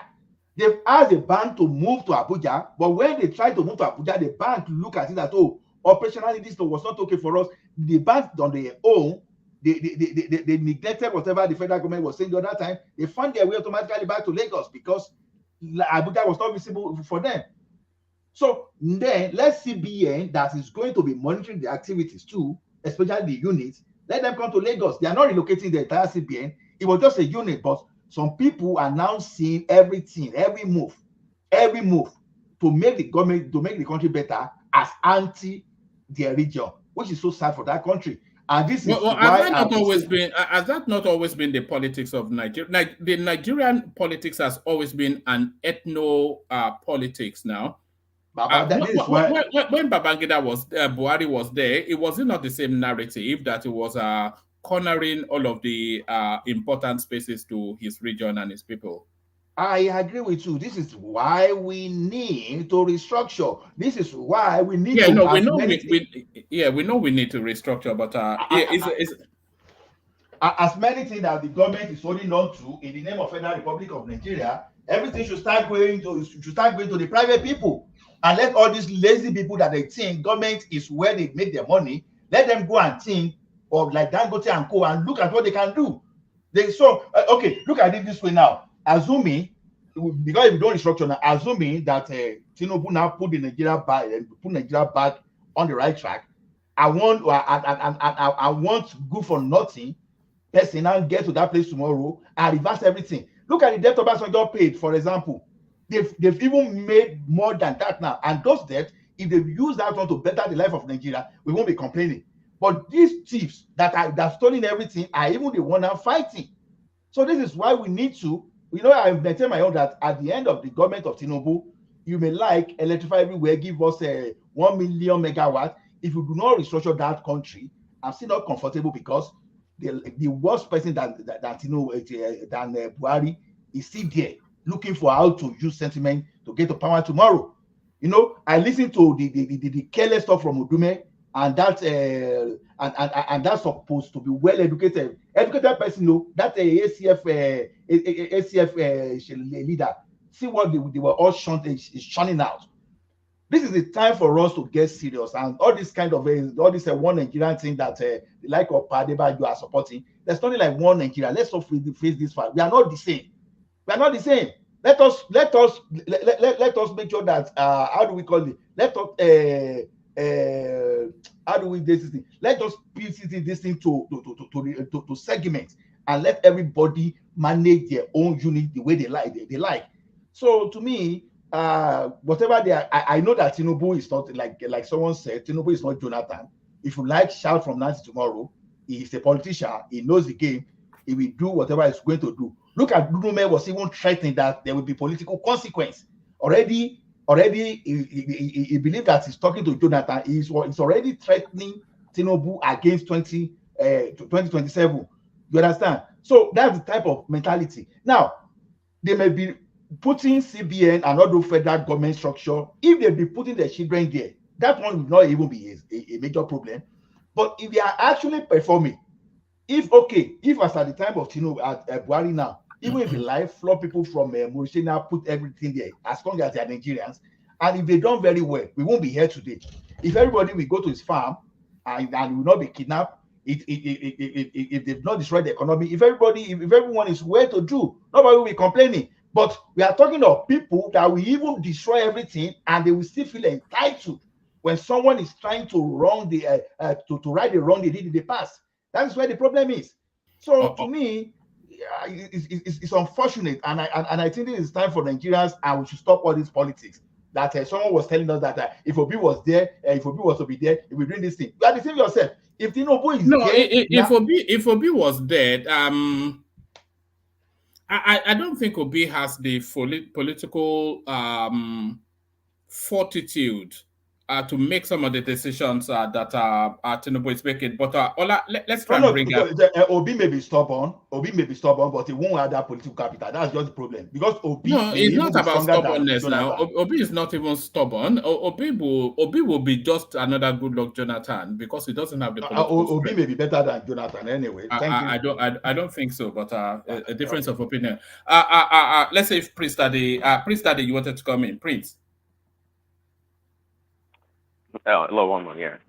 Yes, I bet you are some basketball game again. I hope you are spotting the talent. You could well end up being a sport agent. That'd be nice, yeah. Actually, I would be going to a game in a couple of hours, actually. I know. Brilliant. You wanted to come into that Adebanjo space, but there are so many voices. Oh, yeah, I mean, I was just trying to interject Akeredolu, right? This man, Adebanjo, right, is favorite on TV station, of course, is Arise. It's like there every week for an interview, and every time it comes, it doesn't sound that objective. It's always antagonistic and always anti-Tinubu in his disposition every time he speaks. So I mean, Akeredolu was trying to analyze the situation in a fair manner, whereas this guy here is not fair at all. It is not. And just like somebody said earlier, it's there for Afenifere, and he has to do things in the interest of the Yoruba people. And that's just commonsensical. There's nothing difficult about that. But this guy is he has a special hatred, I would say, for Tinubu. He just dislikes Tinubu to the core. But right after the election, I actually thought they reconciled somewhat. Tinubu reached out with a olive branch to Afenifere and him, but I don't think is down with it. So, but the analysis to say that he's trying to be fair and he's supported other non-Yoruba candidates before. True, but in the context of what we're talking about, that is not exactly true. Okay. In fact, I would understand if, for example, if he supported Peter Obi over Shure, that's understandable because Shure has no chance. He has no chance of winning anything. But in the case of Tinubu, that was totally different. I mean, he's essentially worked against Tinubu and campaigned against him, trying to form a merger. I think they actually formed a merger with Ohaneze, right? What do they call it? They have a name for it. So, regardless of this guy's, actions and inactions, if the Afenifere members decide they want to dethrone him or put him aside, I think they have the right to do so. Restructuring happens all the time in organizations. They may see that, hey, this guy at the helm of affairs, his decision making are not the best for the organization. Therefore, they can just decide to go in a different direction and restructure. And there's nothing wrong with that. It doesn't always have to be about Tinubu this and Tinubu that. And of course, I'm not doubting that Tinubu is behind, or maybe not behind, but maybe has interest in what is going on with his people, his supporters in the organization. Sure, that is fine. Everything is politics. Everything is politics. Everything is there's politics in everything. In our daily life, it's politics. Yeah, right. Yeah, right. Yeah. Sorry. Adebanjo is not against Tinubu alone. It's always against the Yoruba race. I'll tell you why. During the Awolowo period, there's this Alaafin of Oyo. Before he died, there's a video that he made, and it's that Ayo Adebanjo, one of them, because the Awolowo boy, that they are the one that they went to tell the federal government that Awolowo is keeping gone Amori in some area. That's why they send Awolowo to prison. So Adebanjo has been doing this thing for a very long time to subjugate the Yoruba race, and nobody know. You know, the time everybody was the Yoruba, all the Yoruba, we agreed to vote for Olufalaye. This power you Adebanjo against it, and he voted for. You know, he has his own way. He always against the Yoruba race, and He he was still against Olufalaye. yes, And he was against hold on. He voted for who? For Obasanjo. Are you serious? During the yes, go and check the history is there. Oh my God! Who is this? Where are you from? Baba Jane Koko, please wait. Let me explain to you. And you said that he sold. Hold on. Oh yes, I will send the video. I will send the video to one man now. Hold on. Yes. He sold Awolowo as well, and at the same time, he went to jail. It's not me that he was sent to jail. Allah for your jail too for Allah, that yes. felony offense. Allah, slamming in jail too. And Papa Jane Koko. So what Allah said was absolutely right. So he sold Awolowo for him to be sent to jail, and at the same time they sent him to jail too. He was put through trial. This Aiyedatiwa was put through trial, and he was as well slamming jail by that government. But he was the one that sold Awolowo out. He was the one that sold Awolowo.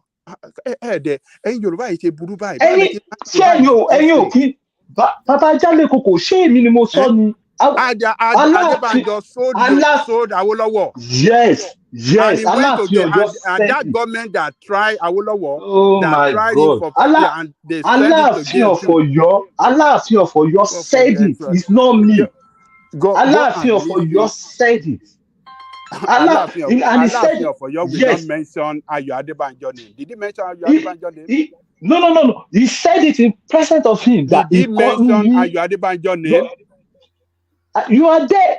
No. The video Did he mention Aiyedatiwa name? You didn't mention his name. You didn't mention his name.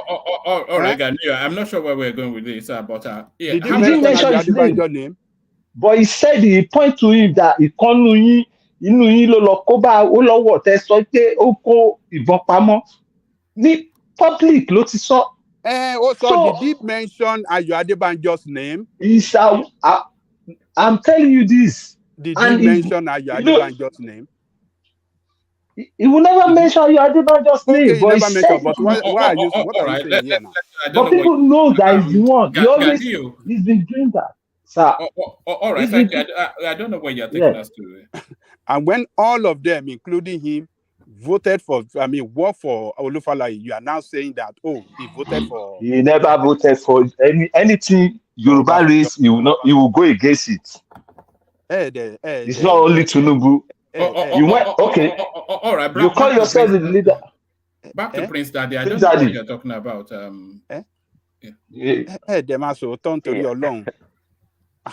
Well, after this, man, I don't know much about him, of course, but him being on television the past, months leading to the election, you can see all over his face and his words. It's just anti-Tinubu to the core. But anyway, it's personally, I don't see anything wrong with restructuring the organization and trying to take it in a different direction. I think that's totally within their purview. There's nothing wrong with it. But yeah, it's still a member. It's still a member, just like Gani said. I don't know why it would be anti-Yoruba from the onset. I mean, people say that about Obasanjo too, right? So I guess it's okay. It's okay. We can move on. All right, brilliant. All right, brilliant. Let's move on and let's bring Baba into the conversation. Baba, come in. Yes, thank you, one man. I appreciate you. And I salute all on the panel. A very fine evening to you all. And my fellow one man ass.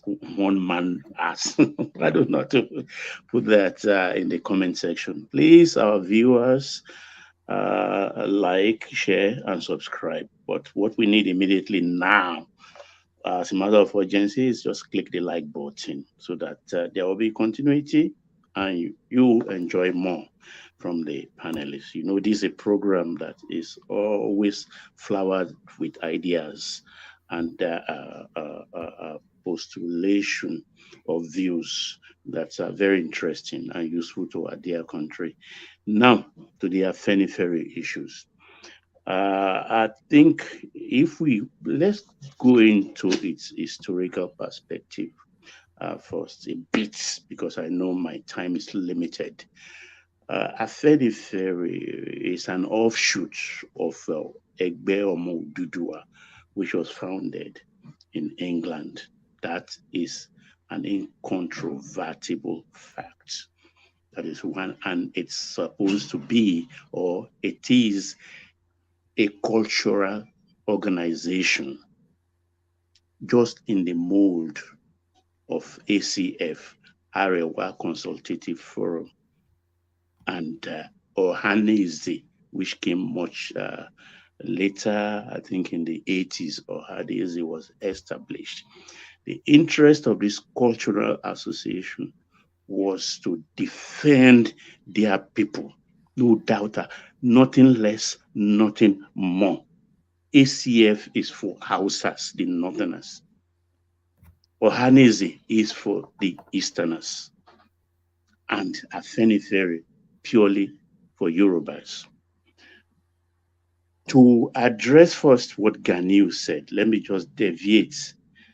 I will not say he was correct or he was wrong, but when I heard him say that, I asked one question, that when Awolowo and his band, I put it apologetically, band of brothers of Action Group were sent to jail in, I think, 1963. Why was Adebanjo not in the list of those that went to jail? But if you look at that list, Onobanjo was there, not Adebanjo, Onobanjo Bisi, Jakonde, Bolaige, Ikoku, this man in Kwara, I've forgotten his name. There were so many, Ajashi, there were so many, all those in the inner caucus, the inner sanctuary of Action Group. Adebanjo was not on that list. So I don't know what we make of that. And there has been several complaints from even Chief Oshoba and Onobanjo about Adebanjo. And the whole thing came to fore when they were activists in Nadeko. He was not foremost, he was prominent though.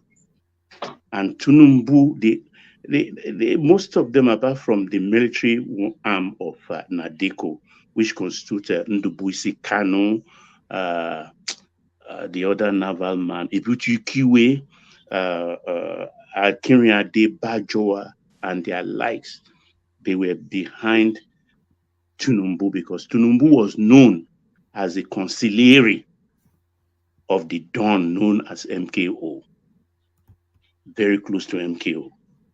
He learned the ropes from him. And they all came out of that fight to form AD.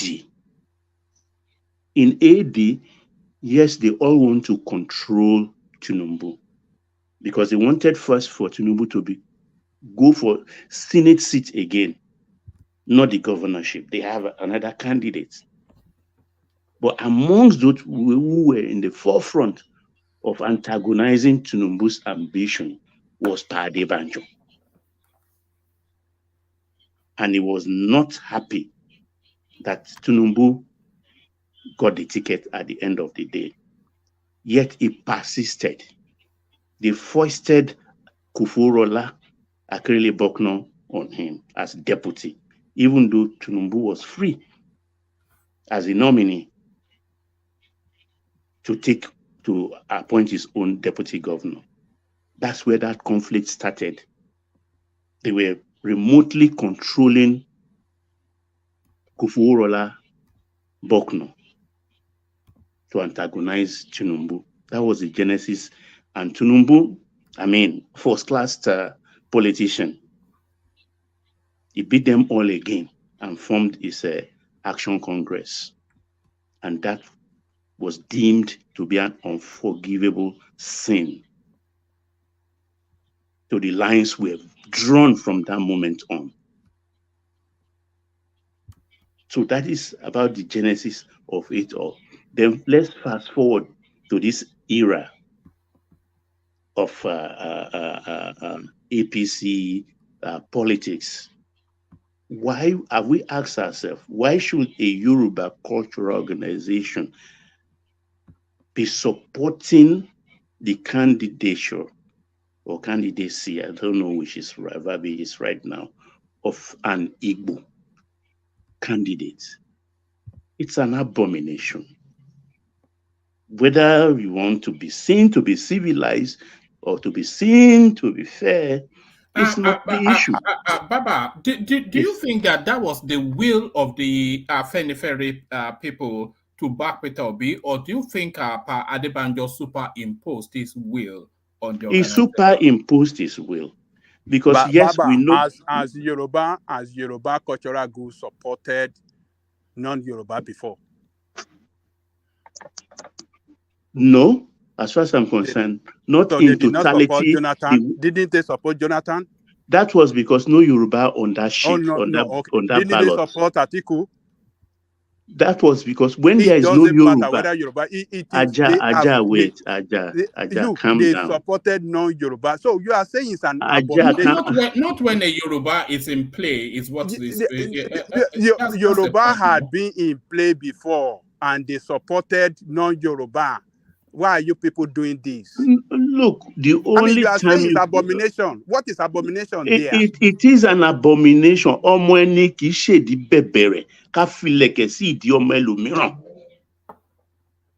It's that's why I call it an abomination. If your child is qualified, the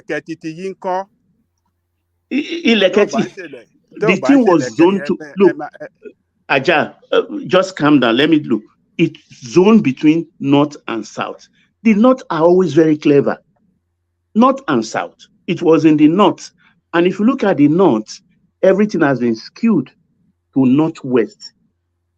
In this era, no northeasterner, no north centraler has been a president or nominated to contest. But when they bring it to the south, that's where the problem comes. They know the south, we are divided. So when it came to the south, the west wants it. The east has a candidate in mind, an accidental candidate.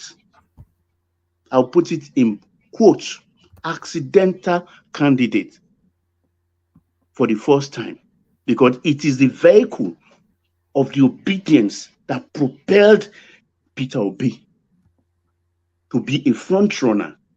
It's an accident of political history. If we have to situate it properly, is that the business of the West?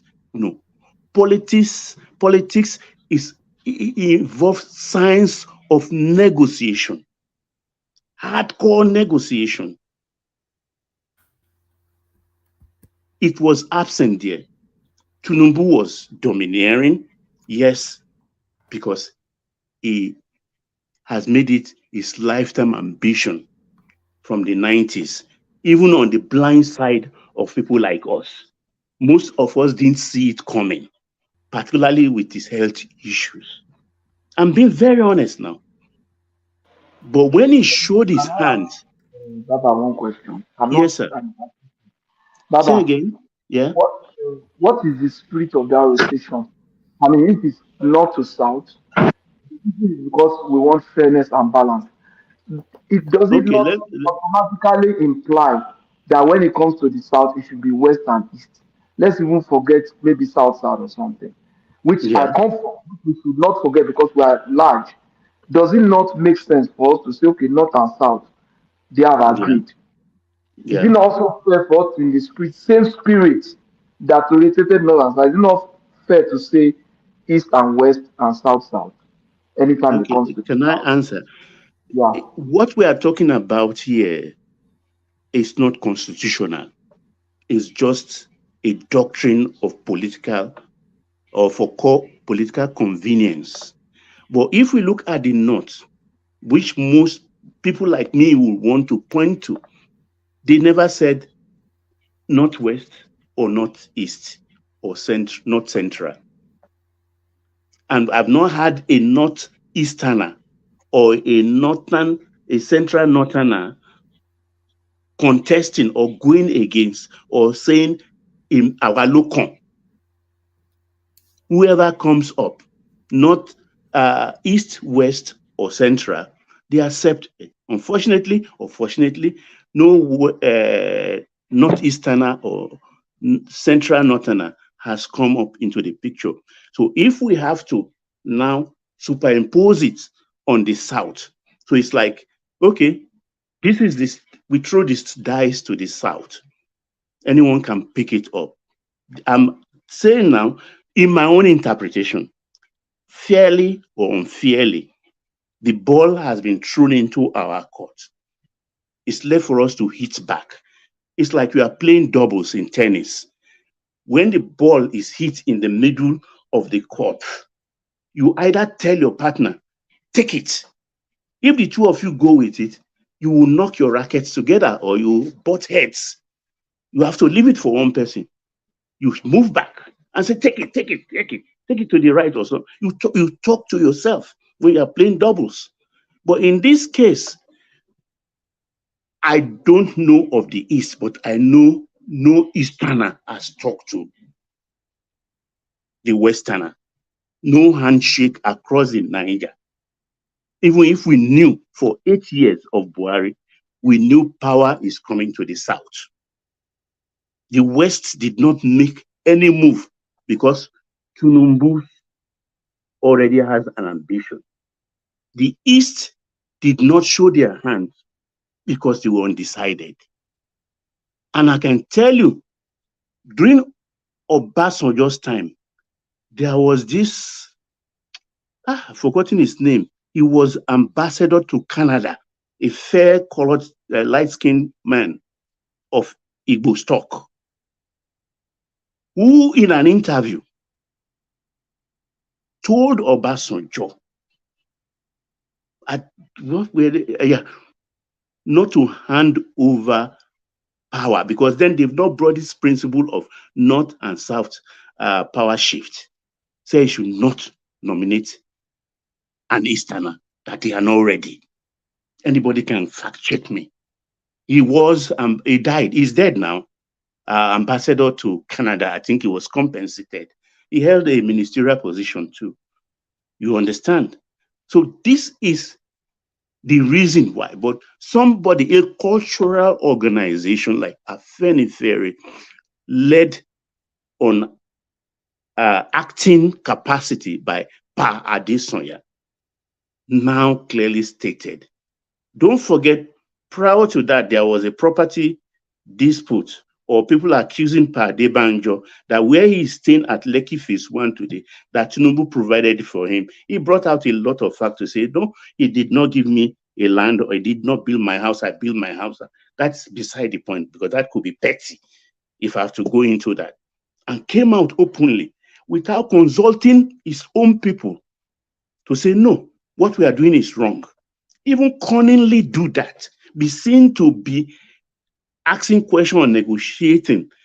All we saw was that after Fashionati was suffering from, use the word medical term, was incapacitated. Let me put it that way. And he transferred power in acting capacity to Pa Adesanya. He now gathered the Ebishinis of the Afenifere, who were at the low rung of the ladder, not the Akeredolus. Took them to Ijebu-Igbo, and they had a meeting and came out to say, we are supporting Obi. That it is a turn of the East to be president. So what is fair is fair. But I want to tell you today, I'm still watching. Ebisheni, who was appointed his secretary then, supporting, is now contesting or openly, he has declared his intention to contest for the Goba of Ondo State. Yet he didn't show his hand to say, is LOP or it is APC. So I want to let him name. I've not seen where a candidate will say, is throwing his hat into the arena and not saying, I'm for this party. So what game are they playing? That's an aside. Take that and put it in your left hand. So when you were playing all this, he was seen to be antagonistic of the candidate Tinubu. If you had a cultural organization, it's a place of sacred trust for and on behalf of your people, not another people. You have to consult. You don't do anything unilaterally. And you don't come on TV in the cyberspace to throw your own people under the bus, thumbing your nose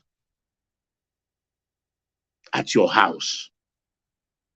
Respectfully, sir, that is what Abba Adebanjo is doing. I watched several of his interviews, and it made me sad. My shoulders always drop when I see him on TV, berating his own people just because you dislike. I don't like using the word hatred. It's too heavy. Dislike a certain personality. Now, against all odds, this person you do not like has won. Can you just drop the gauntlet? No. He did not. And everybody, we started asking, why? What is it? Is it more than this thing? So you buy no lonely. And like most old men, we've seen it severally. I pray before I get to a place of dementia, let God just take me. Because I would not want to be talking gibberish. I'm not saying Pa Adebanjo is talking gibberish. Please. I don't have that mouth to malign an elder.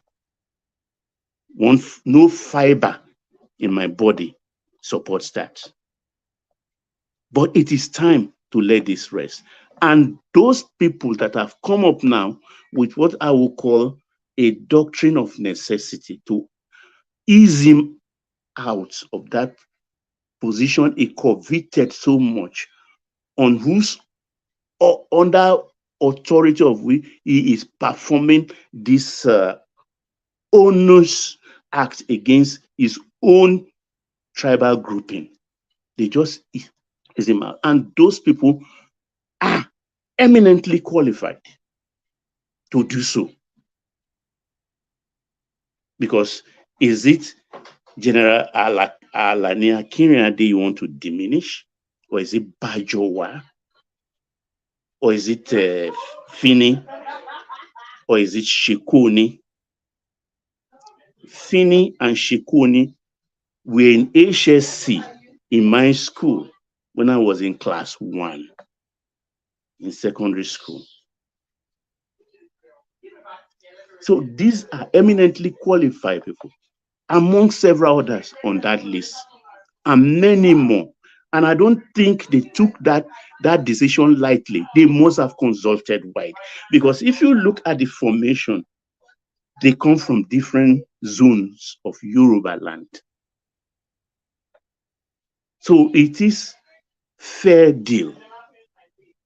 So let's have peace in Yoruba land. Thank you, woman. Let me go to Ndume, please. If I still have the time, I'll be very quick on that. Yes, go there. Do you want me to build it up for you? No, I'll just go there straight. You know, I built on it yesterday. All right. Because we forget history quickly. And it's not history that repeats itself. It is man that repeats history. History doesn't repeat itself. It is man that repeats history. How soon have we forgotten Ndume under Jonathan? was charged to court for supporting terrorism.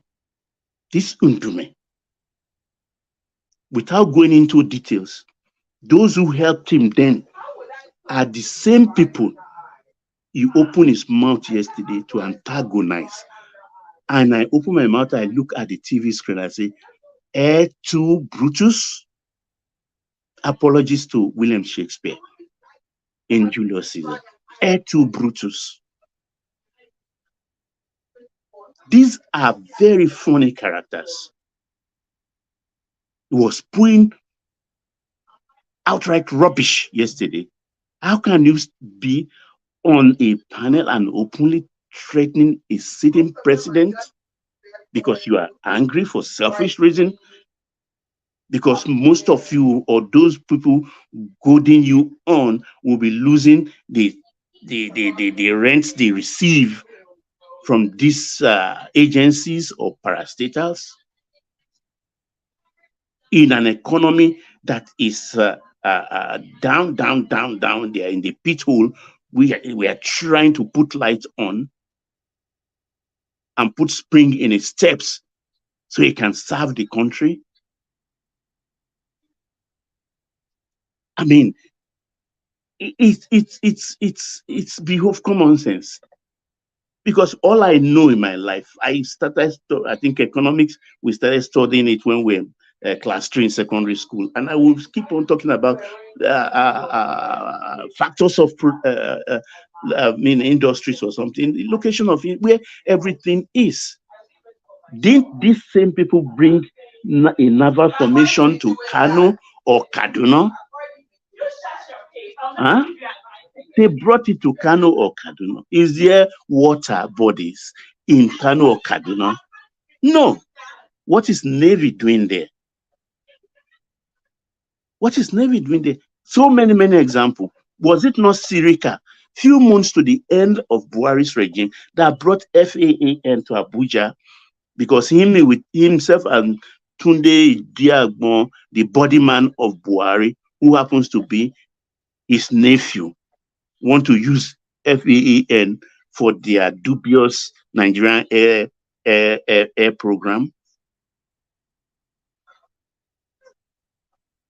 This sincerity, this is why I said reluctantly yesterday, with all sense of responsibility, I got to this situation yesterday to question our being together, because these characters are pulling us back. And it made me, I went back to the 60s when all Southerners we have surplus manpower in the South, and they have to go to the North to work. All Southerners, they were appointed or employed on contract basis, side by side with foreign expatriates. How can you stand as a Nigerian by, let's say, a Filipino, and they are even employing the Filipino ahead of you in certain part of your country? This was what was happening in the 60s. It was the principle of the Sardauna. And they maintained that for a very long time because they don't want us to pollute their political space. It is a sad fact. And coming from that, I start to question that, what happened? If I must confess on this platform, I am first a Yoruba man before a Nigerian. I'm not ashamed about it because I know what happened in my country. Before independence, I read that. After independence, I was growing up as a child. I'm first a Yoruba man because there was Yorubas before Nigeria. There was Yoruba before Nigerians. So I start to question it, because you can't be saying these kind of things openly. And Dalhatu, a well-read man, an educated man by all standards, a former minister, And I think he holds a big traditional title in the North.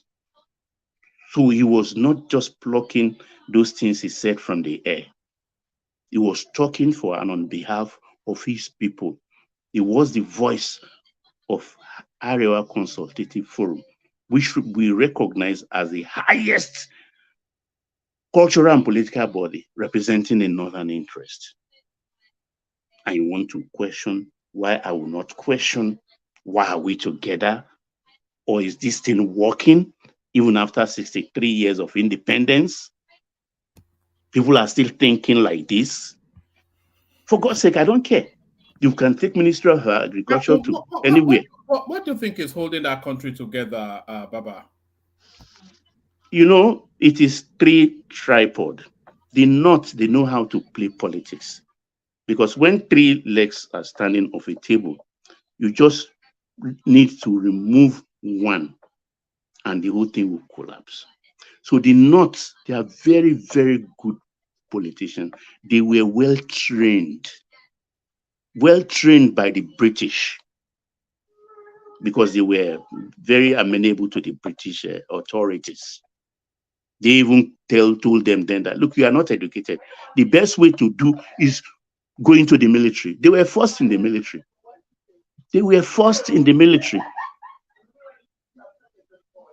And they had all their men. Even people like Ojukwu could not enter military academy as an officer. Ojukwu went as a recruit.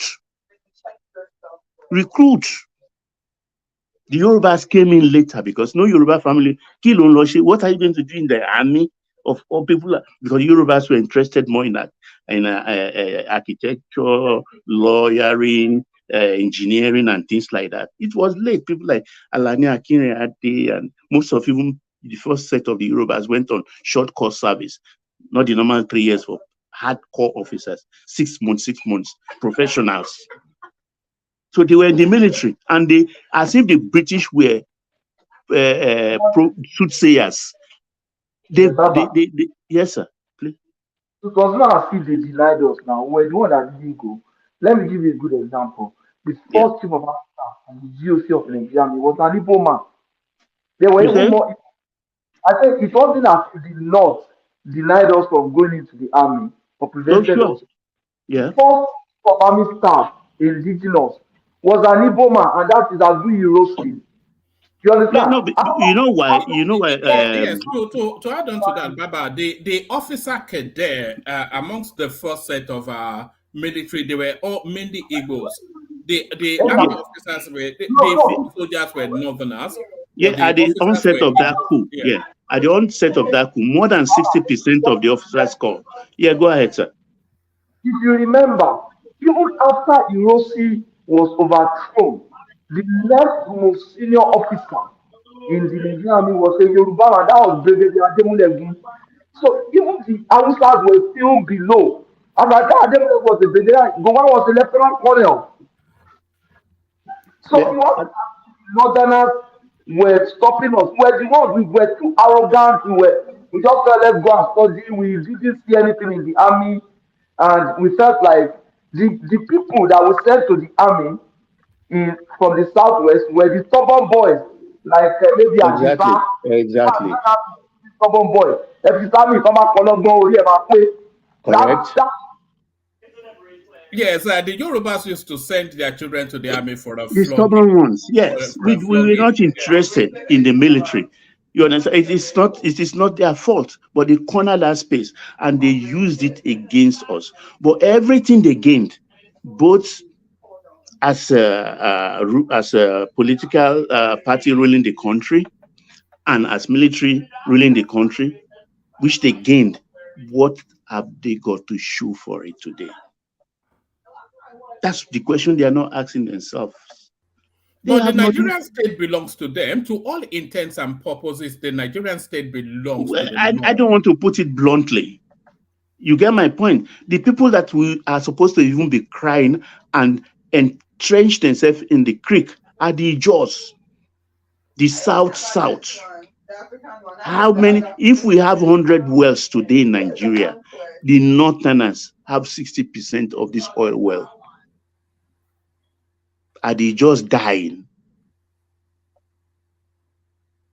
They are not dying. Because I watched Dalhatu claiming that they were first the ones feeding the Southerners when they were in agriculture before oil was discovered. That is rubbish. Pure rubbish. Yes, there's the narrative that the Nigerian economy was first built on the granite pyramids in the north before oil was discovered. And cotton. That was rubbish because in Midwest we had rubber. In the East we have palm kernel oil. In West we have cocoa. In all the regions together in the South there is timber and a host of many other things. You understand? So he was being disingenuous and, of course, being economical with the truth of that time, because they know our young ones these days, their attention span is short. They don't want to look into data or look into history, economic history or political history of where we are coming from. So they put this thing to satisfy their own political grouping in the North. Because when they talk, because before BBC Yoruba, I don't think there is BBC Ndigbo now, you understand? There has been BBC Hausa since the 50s. BBC Hausa, so they are very honed in politics. Have you forgotten that even in the 70s, all the Malams in the gate, the first thing a Northerner buys, even Mala at the gate, is a radio transistor. Where do they tune to? BBC Hausa. It's only of late BBC is now spreading and bringing in order. So for many years they were ahead as far as information is concerned. Baba, yeah, there's a strong point there. And the way we could appreciate all the man I'm having radio is this. Can you imagine if for now only Northerners had mobile phone? Do you know the economy implication and in terms of power? And that was what their radio was like a mobile communication device for them. Exactly. The first property an Hausa man will have, even the gate men we employ, is radio transistor. Where do they tune to? BBC Hausa. Right from the 60s, 50s. British has been giving them leeways, tutoring them. So this is why, don't let me, because I know other people are waiting. This is why I start to question. I think we have to answer what Chief Awolowo called the national question. We have to answer. Which is what? What's the national question? Is this marriage working? I rest my case, woman. All right, brilliant. So that's the excellent Baba. So well done, Baba. So that's the excellent Baba. Let's move the conversation on to Solly, who's not yet spoken now. Solly, are you ready? Are you still there, even, Solly? Yes. So. All right, brilliant. Solly, I wanted to play you a clip, but it's not yet downloaded. But let me play you a different one.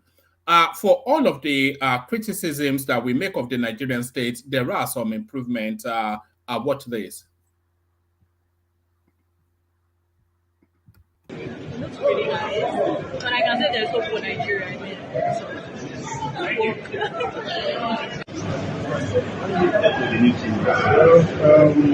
I'm surprised because I've been insulting Nigeria since I left. I've been saying that Nigeria don't make it. But I'm surprised. Last time I came, everyone was looking back, smelling everything. It's fine now.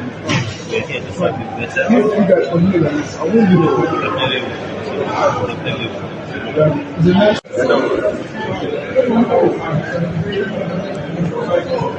Yes.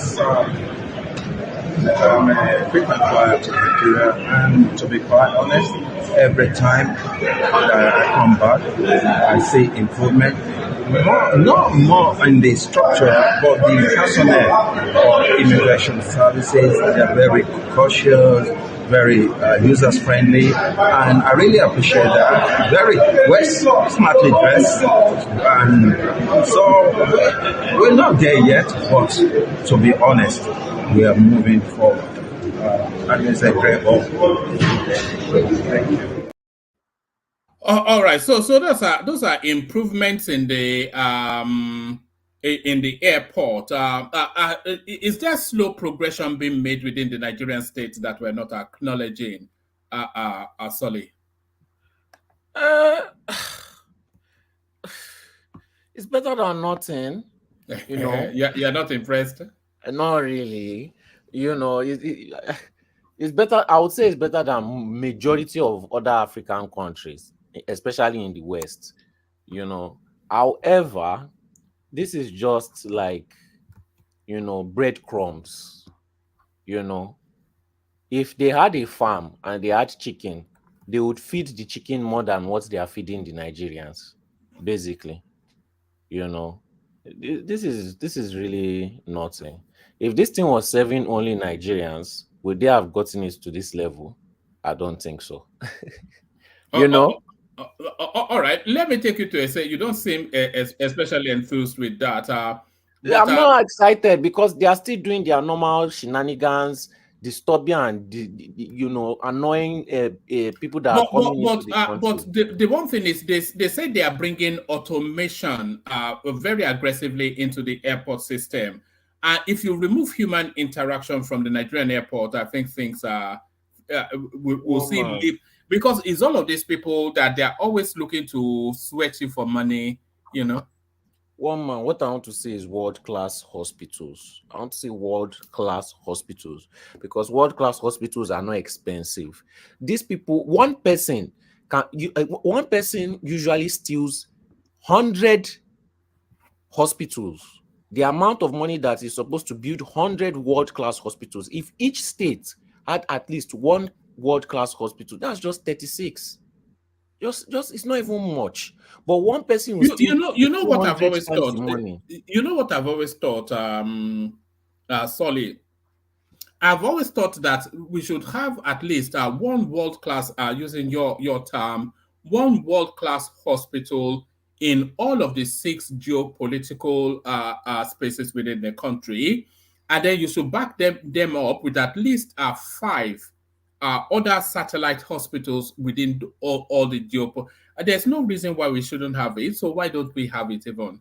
And a lot of African countries will be flocking in. Even people outside Africa, they will be flocking in. That's a form of tourism. It's so shameful. A whole president is going outside the country for medicals. He doesn't have shame. They don't all have shame. What is wrong with them? The doctors they are going to meet, most of these doctors are Nigerian doctors. So you are flying out of the country to go and meet your own fellow Nigerian. I don't understand though. It's very disgraceful. Very, very disgraceful. Do you have Nigerian doctors in Holland? One man, see, the healthcare here is another story. The doctors here, I feel like they want you to take your own life. They will not do anything to you unless they see that you are about to die. You and the doctor will be sitting down together and you will use Google to solve your problem. They don't even know what is wrong with you. It's not just me talking as a black person. If you ask any Dutch person, that's how the doctors are. They will sit down with you. The two of you will be Googling your problem and they will not do anything about it. They will simply give you paracetamol because they have this thing called where you can ask to take your own life. So euthanasia. Yes, it's allowed here. So I feel like these people, people actually go to those countries to die. Yes. So I feel like these doctors are putting people in a position to more to push them to do it. It's just my theory, Sha. It's not something that is official, but it's not the healthcare here is nothing to speak about, and they will force you to pay so much in insurance. Just if Nigeria had good healthcare, plenty of people will be running to Nigeria. You just want one standard. It's not even that expensive. That's the most painful part. It's not that expensive. It's not. But one person will steal the money for 100 hospitals. With the amount of, Nigeria is so dangerous. Just build hospital. Build hospital. It will reduce the amount of people that want to jackpot, because most people that are jackpotting, they are jackpotting because of security. At least if the security is bad, we know that there's hospital close by that will take care of us. But no, one person will steal enough money for 300 hospitals and everybody will keep quiet. It's not even hard to build. All right. Do you want to speak to the talking points, or do you want me to play you another clip? Do you want to speak to Pa Adebando? Yes, so good riddance to bad nonsense. He can go and join Uwanizi, right? Or he can go and join Arewa Forum, where he belongs, one of the two. Because I don't understand how somebody who say is representing a tribe, but seems to always go against the tribe. I think maybe him and Rational Mind are very related. I don't know. That's my own theory. But it just seems like a bad egg for no reason. In my own opinion, he should go and join One Easy because that's where he belongs. Good riddance to bad nonsense. I don't have much to talk about him. Do you think he should have just resigned when they stepped him down? Do you think he should have just resigned rather than take a position within the Elders Council? He's a spy. Spies don't resign. He has come and cause calamity and chaos. So of course he's not going to try and live by himself. He has to be forced out, kicked out, thrown out, the key locked, and they should even rescind his Yoruba ship. They should start speaking Igbo. That's just a joke, but he should go. It's long overdue. Way overdue. Majority of Yoruba people don't want him there. He forced his way there and he's refusing to leave. Which kind of is he a dictator? What's the meaning of all this? He should go. Bye-bye. All right. Let me play you this clip just to vary the conversation a little bit. I'm not quite sure what. Let me play it anyway, and then you tell me what you're making of it. It's nothing to do with politics. This came up just in the course of having a look to see what we can talk about, and I came across this. What I'm about to say is problem, and I don't care whoever gets angry, but I'm going to say it. See, when it comes to fine men, cute men, handsome men, down-to-earth men, Yoruba has them. Yoruba has the finest men in Nigeria. I know if you're from another tribe, you're going to say, hey, it's a lie. Have you seen our men? This is not about let's not be tribalized. Let's be truthful for once. Yoruba men are the cutest. Yoruba men are the cutest men I have ever seen. Like in Nigeria, Yoruba men are the finest, handsome, down to earth. Now, before you argue with me, just ask us, how many Yoruba states have you been to? I've not traveled out of Nigeria before, but I have been to, we have 36 states. I have been to a lot of states. Ondo, Lagos, Kwara is mixed, Ogun State. I've been to a lot. And all I can say is that Yoruba has the finest men in Nigeria. Finest. And if you have not dated a Yoruba man, try and find one and date, because when it comes to taking care of a woman, they have A1. They will spend on you. They will take care of. They go fight anybody for you. I've not seen Shoma before. Is that Shoma? No, that's not Shoma. That's Shoma's sister. So clearly, this girl has seen my live stream and she's enamored. But what do you make of all that, Solly? Is this ever going debate? You see all these street. Can we take a look of her again, one man? Look at that. The family is a wife. So you I was busy doing something. So you like better thing. Look at that. What I'm about to say is problem, and I don't care whoever gets angry, but I'm going to say it. See, when it comes to fine men, cute men, handsome men, down-to-earth men. But I wouldn't say I agree with this lady, Solly. I would suggest that Igbo guys are better looking than Yoruba guys, just on average. I'll have to say that, Solly. I see no lies detected in what she said. But it's also true. Igbo guys too, they can look very nice, and they can look very masculine.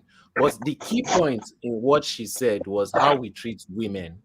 I don't think any other person treats women far better than how Yoruba men treat women, because Would you say that Yorubas are notorious for birthing children all over the place? And all of that, No, I think that's Igbo. Because wherever you go in the world, you always see a half Igbo, half even Yemen. You go to Yemen, you see half Igbo. You go to Afghanistan, you see half Igbo. So they are all over the world birthing children, not Yoruba people. But in terms of how we treat women, we treat them. For example, when we grow up, we're always if our mother come back from the market, we run quickly, we collect the whatever she bought.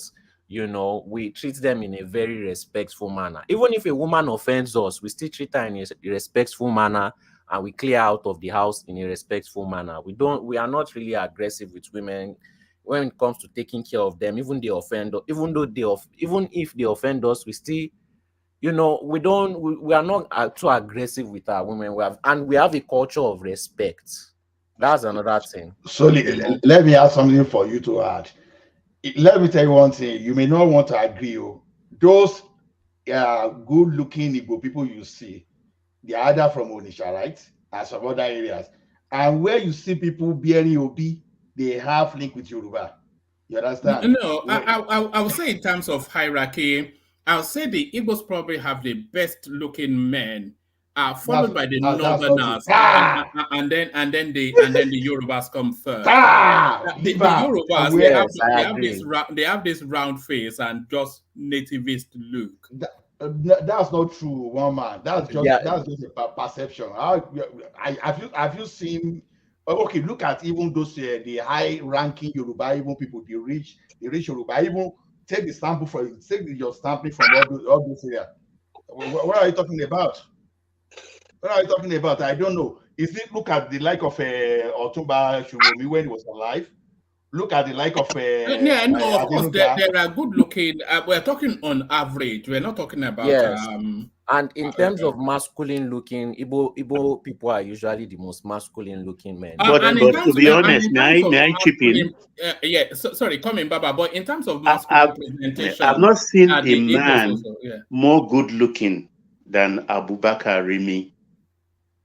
Abubakar Rimi, do you remember him? Yeah, Abubakar Rimi, the Fulani guy. State, yeah.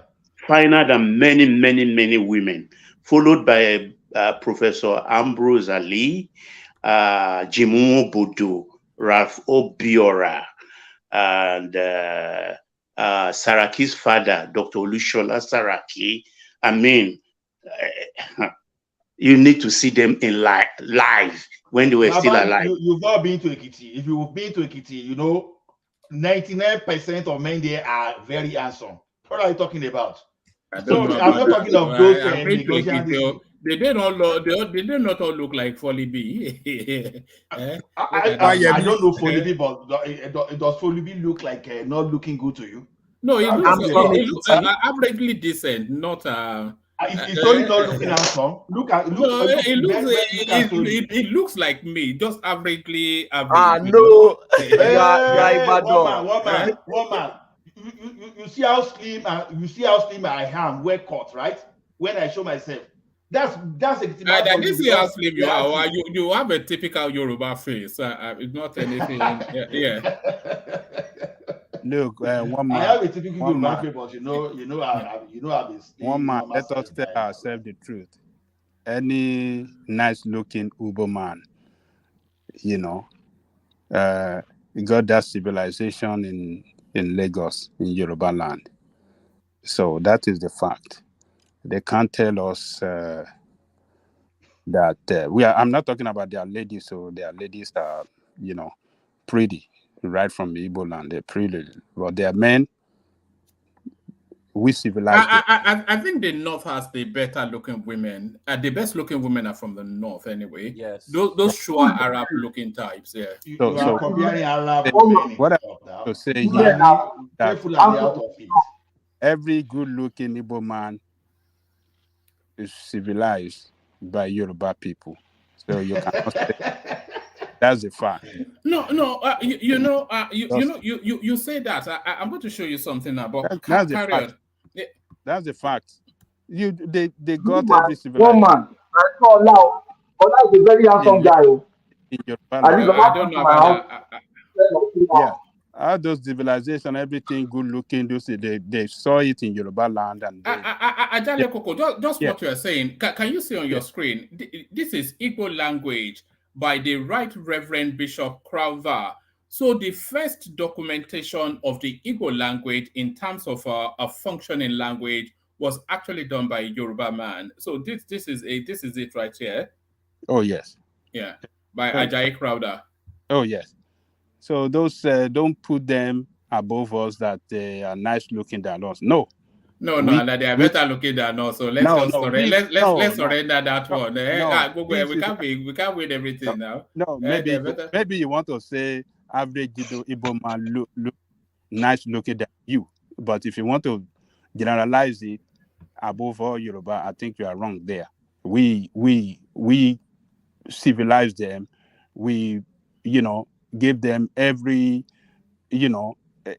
everything to look good in Lagos. In Yoruba land. The only thing is they don't have a fashion sense, but they are starting to develop a fashion sense now. But the one thing you've always noticed about an Igbo person, I think that's changed. They will wear a very expensive red shirt and then wear a very expensive yellow trouser and wear very expensive green shoes. So that's the one thing. That's how we used to mock them back in the day. Yeah. Ajale Koko, can I say something? But you can give good evening, everyone. Yeah, one man, but Igbo men take care of women more than more than Yoruba. Do you agree with that? Yes. Now, do you know how expensive it is for them to get a wife? Of course, they have to take care of it. When you have to sell half your property to get a wife. No, why do you go there? I'm using the wedding list. My God. I don't agree. I don't agree. That is just finance. No. Igbo take care of women more than Yoruba.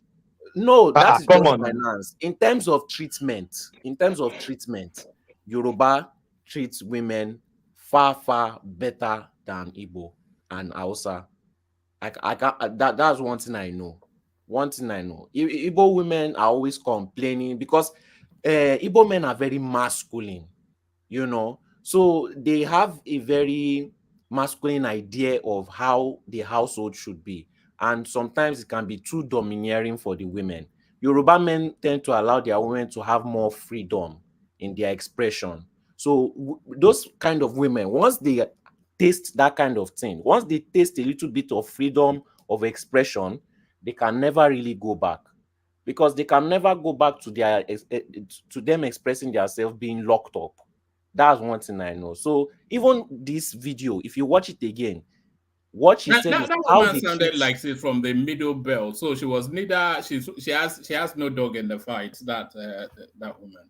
Yeah. So we respect women more. That's what she said. The treatment, how we respect women is far better. That is why they call us Yoruba demons. Because even if we know what funny thing there is this. We are only concentrating on Igbo men in Lagos, and that is where we're wrong about it, because many people that will complain, that will say something about how Igbo men are treating their women very nice, they don't go to Onitsha, they don't go to Enugu, and they don't go to Abia and go and look at those places. They just come to the fewer places in Lagos and use that one to generalize. So you're talking about those ones we civilized in Lagos, right? Exactly. So I don't know where Mr. General Field Marshal Thomas got this idea that Igbo people. See, I work in a bank. Oga Pato, bear me witness. All Igbo men, the Yoruba men used to be all cake. Trust me, Yoruba are all cake in our bank. But Igbo will be wearing one shoe, and you see the wife and the children looking shining. That's what I get. There is a whole difference between show off and really taking care of people. I forget about show off, but he's taking care of the wife and the kids, isn't it? Okay. Yoruba like Owambe. You don't carry your Yoruba woman to Owambe without buying that a nice looking attire too. So let's forget this is just like the kind of branding they push to us and we are taking. And this is not all. It's not that true. You understand? I live in Oregon, for example. I see Igbo people that used to, in fact, He got to say that there was this woman that used to warn his husband. They say, and they warn you again, I beat you up. Now, okay, that one too now, no be Igbo. See, when they see them too, this thing is exaggeration that Igbo people, they take care of women more than Yoruba. It's exaggerated. It's not true. It's not true at all. Sorry, woman. Let me just quickly take it. I think the way you look at it is this Igbo is a culture that just until recently think that a woman can have inheritance. If not a wife, a woman in your own family can share part of her father's property. Whereas Yoruba has always promoted that. You don't see the difference between your daughter and your son. You want to send them to school together, you want to share. When you're writing your will, you include them and stuff like that.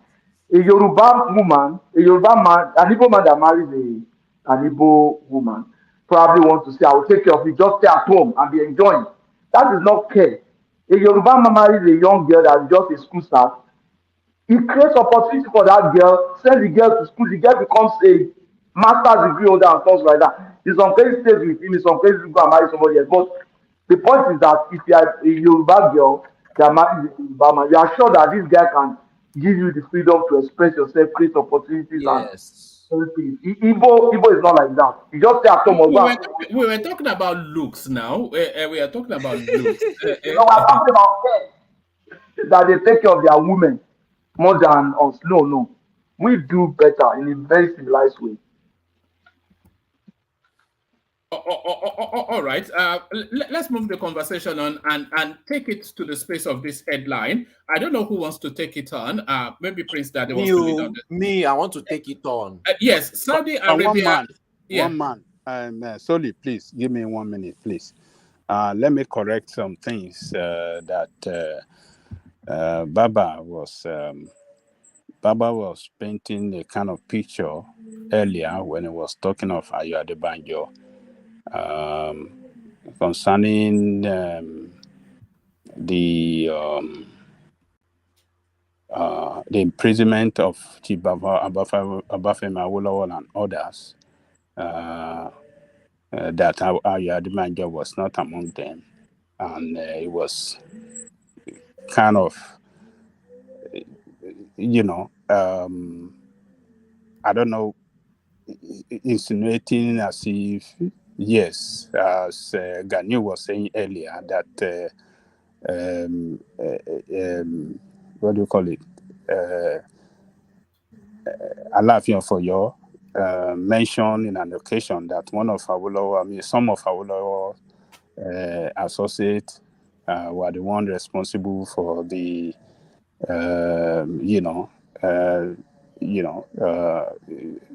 responsible for the treason felony that Awolowo went through. I just want to point it out here that Adebanjo would have been one of those sentenced to some years of imprisonment for felony back then alongside Awolowo. But Adebanjo ran out of Nigeria to Ghana. He ran away.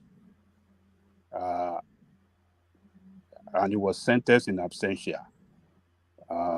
One of those people that ran away too was what's the name of the man that moved the motion for Nigeria independence? Enahoro. He ran away as well to London, but because of the treaty between Nigeria and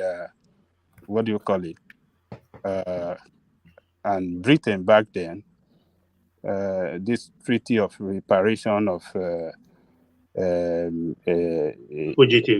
fugitives, yeah. So he was handed over and they brought him back and sentenced him to jail. So, and why not Adebanjo? Adebanjo ran to Ghana. He ran away. The plot was in Ghana, and even Ghana cooperated because Ikoku was in Ghana, not so? The Igbo guy. Yeah. Ikoku was in Ghana. Yes, he ran to Ghana. He wasn't in Nigeria. So that was where he was we don't have to, sometimes we don't have to kind of want to spread some false impression to destroy somebody. I think it's not good, because the picture you are painting then that, they sent him or that, but where was he? You are trying to... No. I dropped a question. I do that often here. You understand that? Can we look back at that? What happened? How did he escape? That's just a rhetoric question. It's left for everybody to arrive at their own conclusion.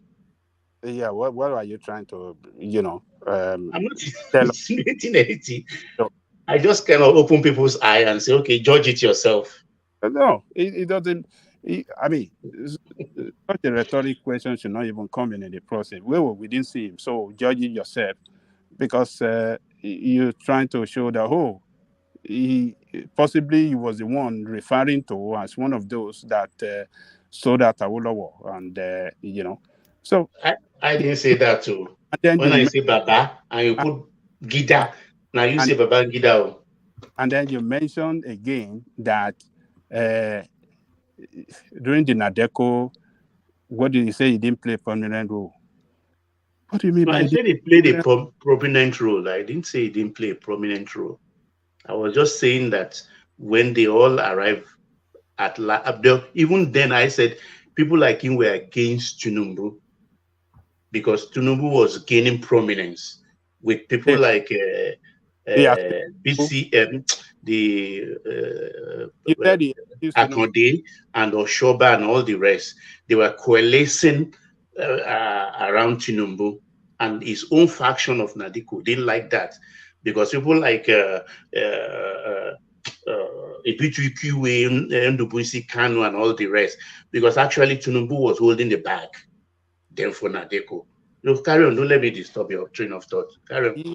He was the one that made it possible for Tinubu to be governor of Lagos State. Aiyedatiwa. Well, that's you want a matter of opinion. That was not true. He was the one responsible for Tinubu to be governor of Lagos State. So he didn't hate him. Because a lot of people are painting, he hate Tinubu, he did this, he did that. No. It's just that the politics does not align. Even that Tinubu that you guys are celebrating, we had 3 deputy governors under him. Is that the right? Does it show that? Does that not show that Tinubu have problem too? No, he has exacting demands, so they couldn't keep up with him. So that's 3 deputy governors under him. It's a terrible man as well, that he has to fire to the deputy governor. Ajale Gogo, let me push back. Is that a crime? If they are not aligning with his dream and objective, why can't he kick them out? How many deputy governors have been kicked out in where you live? Ajale Gogo, you are doing what about now? No. If they don't align with his dream and ambition, it doesn't have to. If the deputy governor raises concern on how the state is being governed, it doesn't mean that it should be kicked out. He not be kicked out because he was part of. He was jointly elected. Exactly. Patrick, you are very echoey where you are. They have the same mandate. They were jointly elected. So when you people want to celebrate criminality or bad character, sometimes I don't get it. We have to say were they impeached? Were they kicked out by the House? They were not kicked out by the House. It was the governor that kicked them away. So look. Are you sure? Just go and research on your own. So the governor have the power to kick his deputy out without the House. Go and research on your own. So I don't believe that. Oh, okay. So what I'm trying to tell you is that it is not everything that Tinubu did in the past that was perfect. Tinubu had it wrong. two, he got the big ticket items right. The important matters, he got them right. I don't know what you mean by important matter. So it is not everything that he did right, and it's not everything that he did wrong. So politics, sometimes you did it right, you do some wrong, you do some right, but we don't have to look at these people as if he is a special human being. He's not a special human being. So it could be criticized. They could attack him, and they could call him names. That is, is part of the treatment that politicians get. But for some people to want to say as if he's the most perfect human being on earth or the most perfect politician, he's not. I've not had anybody say that. So, either on this platform or anywhere else in the world. I've not had anybody. He's the most accomplished politician that Nigeria has ever experienced, Tinubu. It's not. Well, I disagree with you on that, and a lot of people will disagree with you on that. So to you, it might be. Who is more accomplished than Tinubu in Nigerian politics? Do you want to tell me that Buhari? Nobody readily comes to mind. Hold on. Do you want to tell me that Buhari is not an accomplished politician? No. Buhari is not an accomplished politician? No, he's not. Being the president doesn't mean he's in the history of Nigeria, Tinubu is the most accomplished politician we have ever had, and is almost set to be the best president we've ever experienced as well. Tinubu has never done anything good. He has never done anything that you can measure as good for Nigeria. You can give him some credit, but to want to say, in Nigeria, he has not done one thing. He has done more in the 7-8 months that he has been there than every president we have ever had. That is lie. No, Baba. What is the definition of Nigeria? He has not done 1%. Okay. I'll tell you what he has done. Let me make this point. He has not done 1% good of what Obasanjo did for that country, and he cannot accomplish the record of Obasanjo. Obasanjo had no record. Oh, okay. Okay. He cannot accomplish 1% of what did Obasanjo accomplish? Huh? What did Obasanjo accomplish? Obasanjo, number one, was a military president, head of state. Yeah, no, that's an illegality. Okay, and a civilian president. And when he met Nigeria, you cannot count a military as a that's an illegality. Let's leave that out. Let's leave that out. Yeah. Let's take that out. But history cannot be rubbish away. It was a military president or head of state that handed over. It was a criminal. It was a criminal. A military head of state is a criminal. Yeah. Okay, let me land. One man, can I talk, please? Yeah, hold on. Sorry. He was the deputy in command.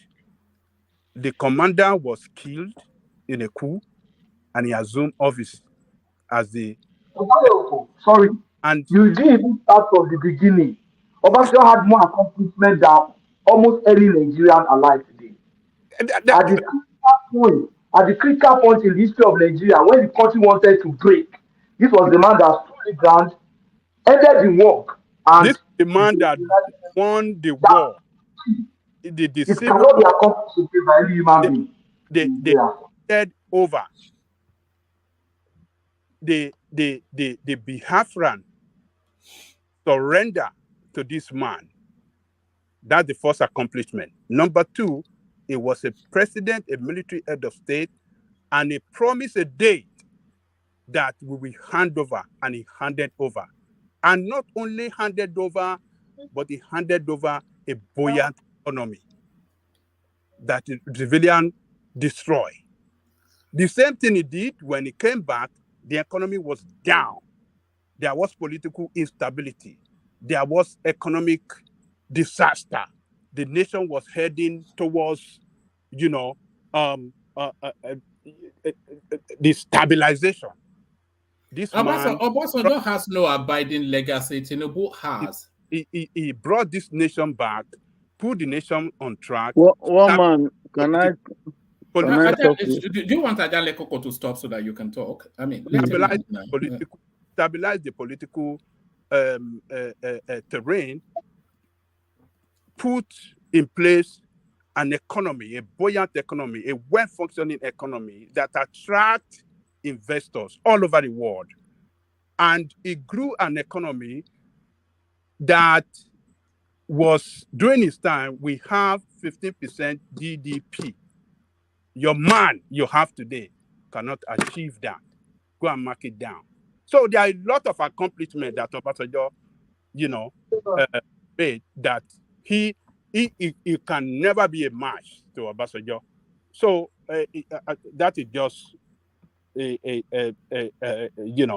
just so to give you that the difference between him and Obasanjo. He never accomplished anything, but rather. All right. Let the prime come. Let the star come in. Ajale Koko. I think he's eager. Yeah. Baba Ajale Koko, I think you are right to some extent. OBJ really tried, but then our people will say, "Ojonro kò tíì dá, ẹ sọ pé kò tó tànà." Are you a god? How can you let you determine achievement of what Tinubu can achieve?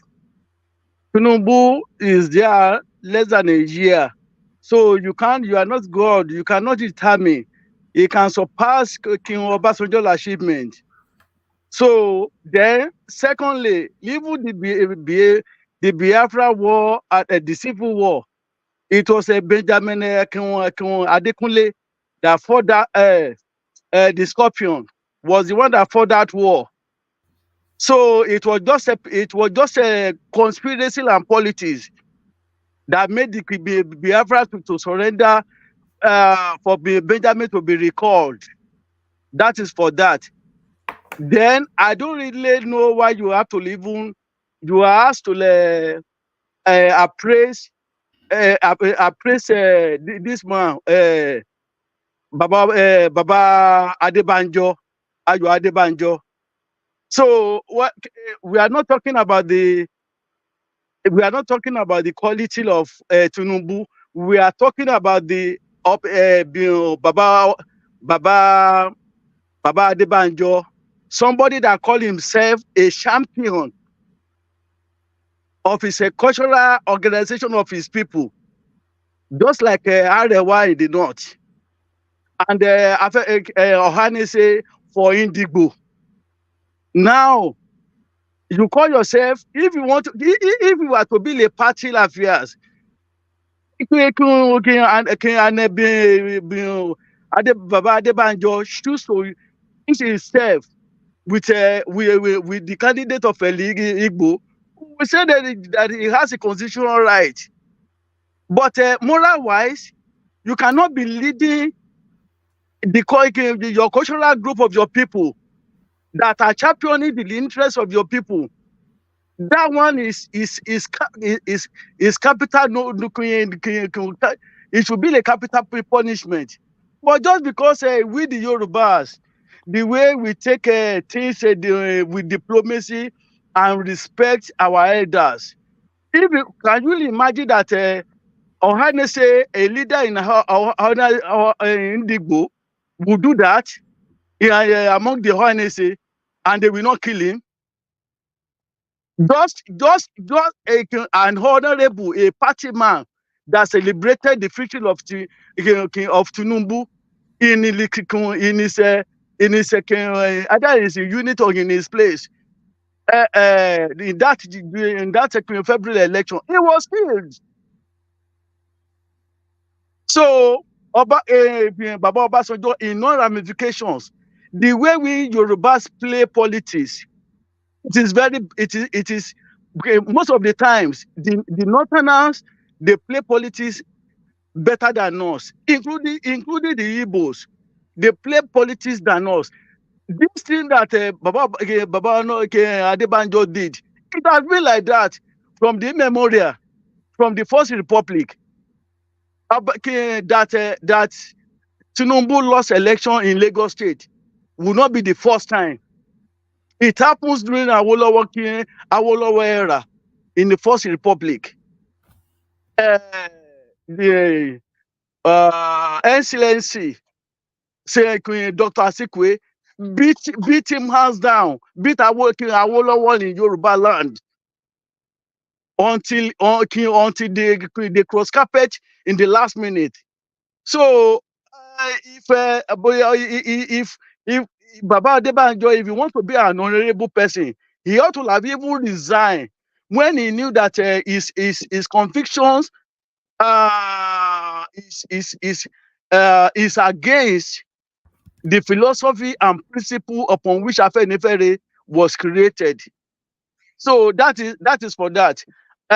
One man, you see yesterday when I analyzed the relocation of NCA to Abuja at the dying minutes, two months or 3 months before the end of the former minister. And I said the communication of a presidency is very, very slow in reactions.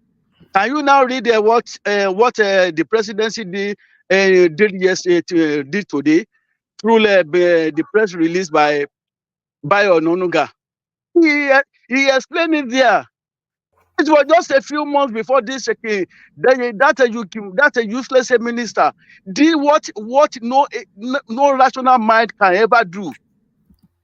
Remove him, taking the regulatory authority to Abuja when all the airlines, their head offices are based in Lagos.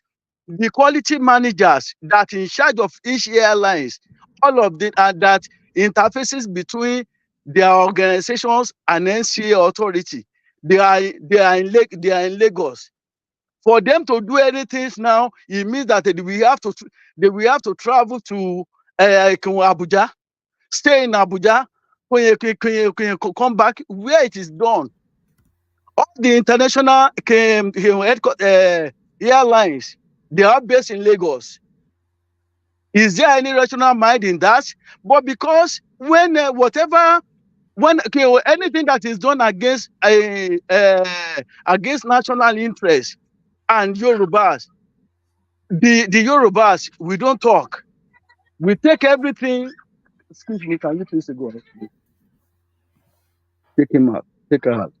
So everything that 3 months ago, before the 3 months before the expiration of the former minister, when he did that, there was no single Yoruba man that raised alarm over that. Go and check. One man, go and Google it. Engineer Ade,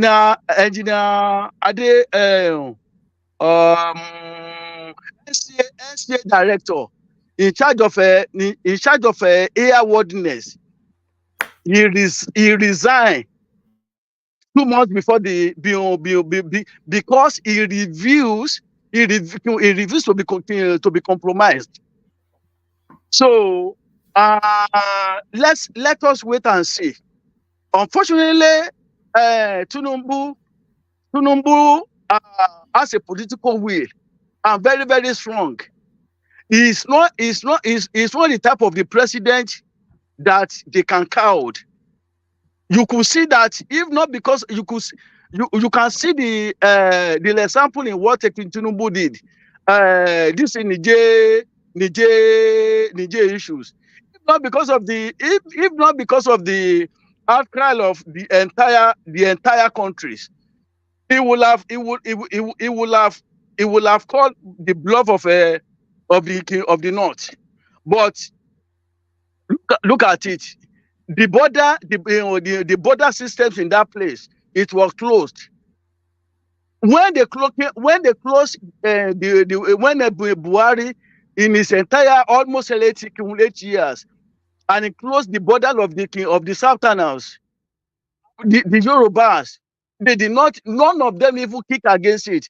Look at what how the Northerners reacted when it's come to the issue of Niger. So I don't think any rational Yoruba man should even praise Baba Adebanjo. Baba Adebanjo really messed up. It was just because that the Yorubas, especially the youth, we are not as How did he mess up? How did he mess up? For a champion, a leader, an acting leader of his organization, of his Yoruba culture, to support another candidate of another from another region. Is that not a sacrilege? As Yoruba cultural Is he a political? Is he a political party? As Yoruba's political group, I mean the Afenifere group, have they not supported someone else outside Yoruba land before? Yes, they supported Jonathan. What are they They doing? supported Baba Ajale Koko. Wait, they supported, but that was when there is no Yoruba candidate. That is when that is when they are allowed to support another candidate. Okay, tell me, can you give me an example when Arewa or how they say when they supported any other candidate apart from their own? Tell me, even Arewa. Obasanjo now. They supported Did they? They supported Obasanjo now. Obasanjo is their candidate because there was no any other. Go and check June 12. They supported Obasanjo now. Obasanjo, they don't have any candidate. They have Bashir. They have Bashir Tova. I mean, what? No, not Bashir Tova. During the MKO, MKO was the most. Can you please? MKO was the candidate that every other regions in the country except Igbo, the entire state in Igbo land except Anambra, it was Anambra state, Anambra that MKO was able to manage to win in a place that MKO that beat Ibu Tofa in his Kano, everywhere in the north. He won in the southwest, in south, but in Igbo land, all of them they voted for this one Tofa. For the north, they prefer north to continue to rule. Shagari has been ruling since 1979. Followed by Buhari, followed by Babangida. After Babangida, how many decades? Igbo, since they don't have, just because Igbo have a vice president, candidate, vice presidential candidate, then they voted against. They prefer to the north to continue. So tell me, is it Arewa against Jonathan? They all were against Jonathan. That it was the son of the north. But what happened after the 8 years of Buhari? Arewa, they were neutral. Instead of them to now rose up the way that it was the turn of the South, they didn't do that. They granted all of the three candidates, all of the four candidates. They granted them audience, and they refused to make a commitment. So, Baba Obasanjo was a disgrace to the entire Yoruba race. and we should not say nobody, no national person to support that man. So that is my. I support him. Oh, see, the thing is this. Or Ayo Adebanjo, you are trying to. Ayo Adebanjo. So Baba Fasorati, that is 100 years. Okay. That is the person that is fit for that position, right? In the fourth instance, and a leader. How will Baba Ayo Adebanjo taking a decisions without conferring with Baba Baba Fasorati? Is it because the Baba in his wisdom allow him? Baba, we are Yoruba. Even that meeting, the executive committee of Adebanjo took that decision. It is not that meeting, that Yoruba meeting. If Baba Ayo Adebanjo is just after power, otherwise he should even be given a Baba honor by hosting by having the monthly meeting in Baba Ayo Fasorati house. That is the way. That is the way Afenifere meeting. Afenifere, but by the ESCO of Afenifere. So you can't blame the executive. Who is the leader? Who is the leader of Afenifere? Ayo Adebanjo. He's an acting leader. He's the leader. He was acting leader. The leader, Baba Fasorati has resigned. He has resigned. He did not resign. All right, gentlemen, we have to move the conversation from here at some point. But he did not resign. He appointed him as a acting leader. Was he not the one? Did they vote for Ayo Adebanjo? Why has he not been active? What is responsible for his inactiveness? He asked him to act. Why? He's an acting, and they've now removed him. It's okay. What has he? Okay. What has he done? What is his achievement? What is the achievement? His achievement, his achievement now. He's been pushing for restructuring of Nigeria. We have to move the conversation on at some point. Yeah. One man, just let me chip in this one fact. All right. This restructuring and that this constitution, military constitution, is not by the people. I disagree. Because I'm saying this for historical reference. All our constitutions, starting from that of 79 up to 99, the federal government instituted what we call a constituent assembly. Those that attend during 79, that was Chief Rotimi Williams, was the chairman of that constituent assembly that ratified it. Then the military put their stamp on it and say, we the people. To an extent, we the people is right, because the military didn't sit down at Defense Academy or Defense Headquarters to write those constitutions. Ditto for that of the one that 79, 92 or so, or 89, that brought MKO to power. And the 99 one was done. I think Professor Nwabueze, the late, who just recently passed, was the one but Baba, it was altered.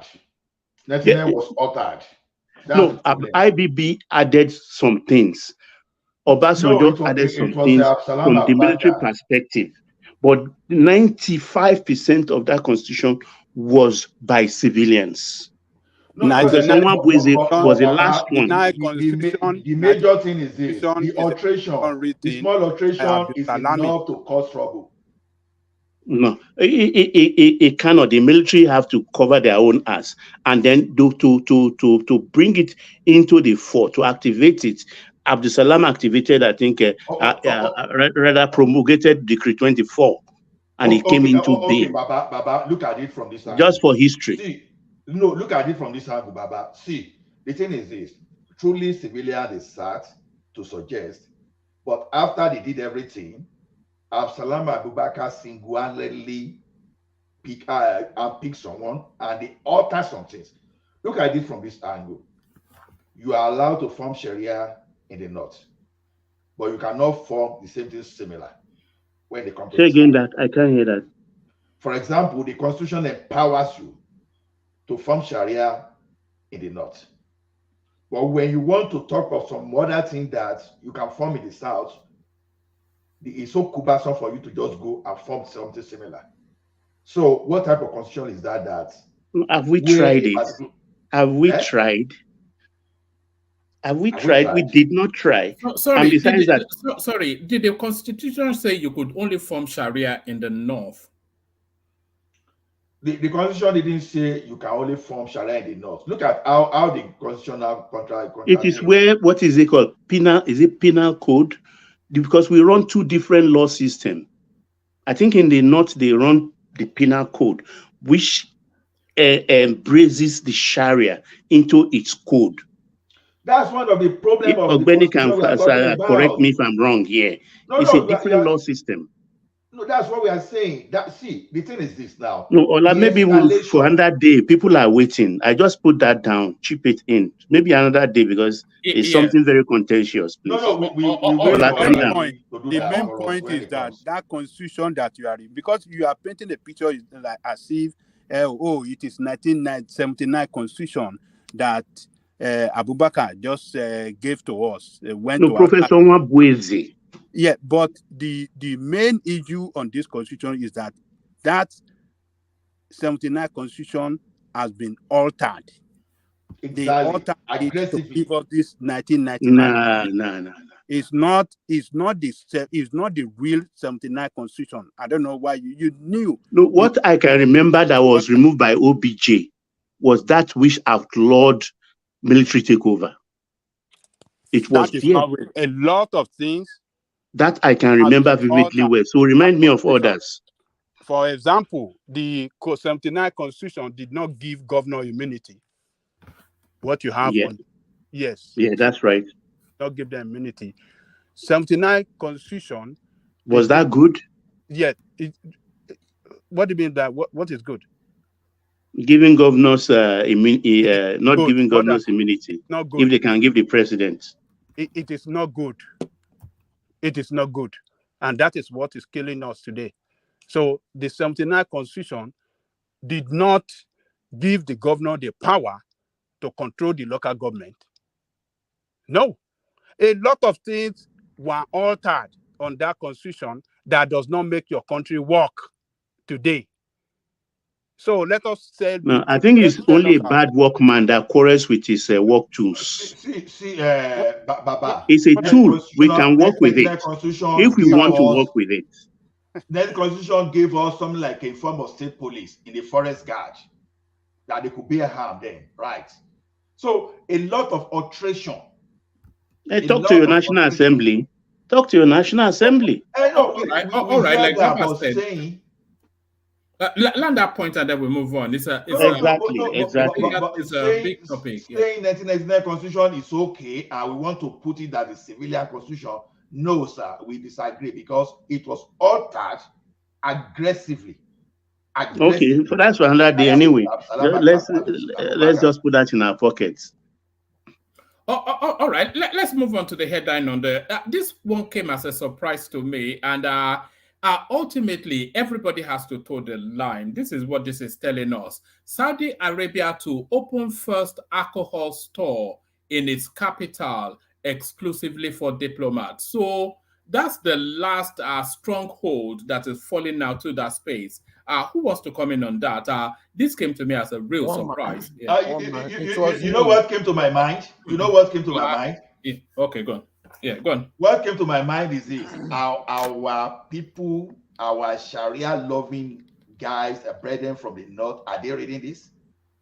Now, if Saudi Arabia can say to open first alcohol store in its capital exclusive for diplomats, right? Now, are they learning something from it? See, law is dynamic. Whether you want to call it Sharia or whatever, see, the law is just to promote your civilization, not to take you backward.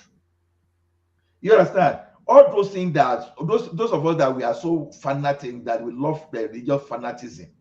I think we can read from this one. It's Saudi Arabia, and it's not going to stop here a woman, because a lot of things that America wants to, because Saudi Arabia, they are trying to liberalize the economy, just like Dubai, United Arab Emirates. That is exactly where they are going to, because they know that it's going to come to a time that this oil, because the aggression towards this green energy.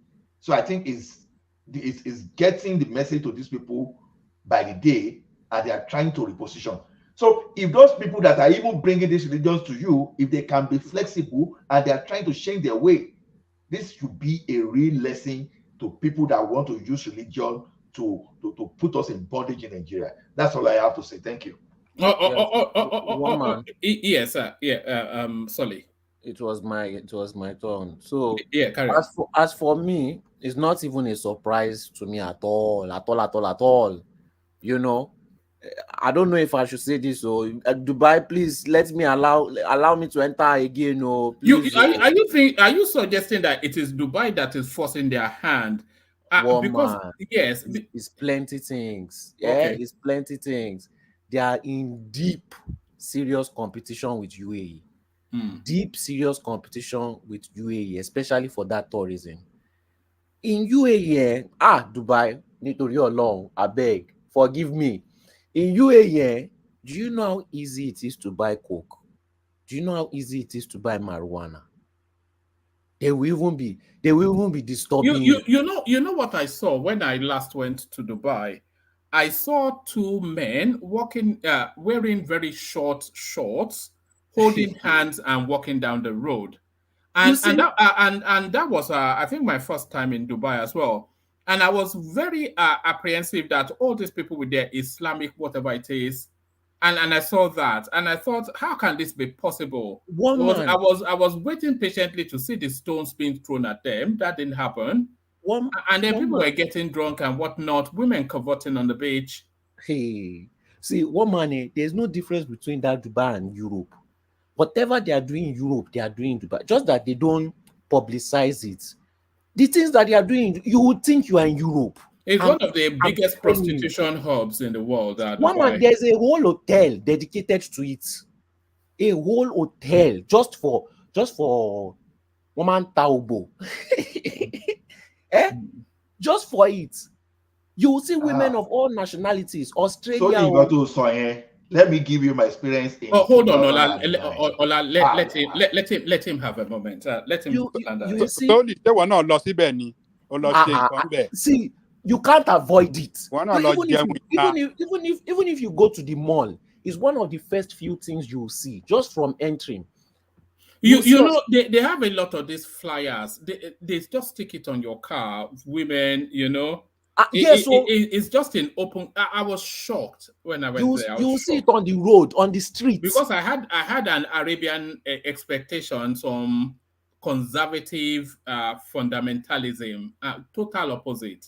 See, all these women from Australia, Europe, America, Canada, they are all running there to go and do prostitution. Majority of them. Even if they have job there, they are still doing it because the money is so... There's so much money flowing there. Those guys, there are guys there that are ready to give women $50,000 just for one night, $1,000. So these women, you know what there's unbelievable money in that country as well. Right? Yes. You know what they do? They order babes off Instagram, fly them in, do all sorts of unspeakable to them, pay them off, and send them back. Yes.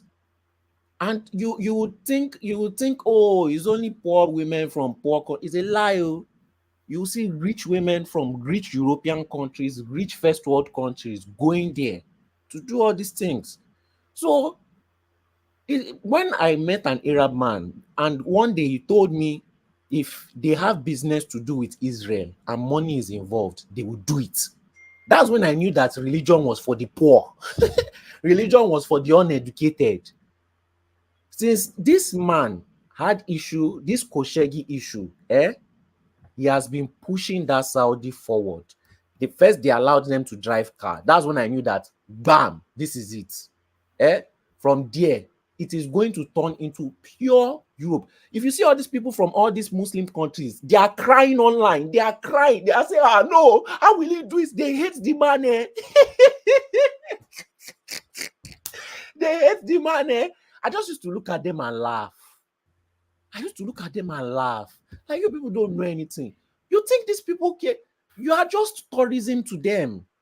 They use this whole situation, all this religious pilgrimage and everything, they use it to collect money from you. They are just blessed that it is happening in their zone. Then you will see Mumu Africans fighting Israel and Palestine war. These people hate you. And they don't hate you for a logical reason. They hate you because your skin is black. But you want to kill yourself for their gods. These Israeli people spit on black people on the road for no reason. They just spit on them. You go to Palestine too, they treat them like shit.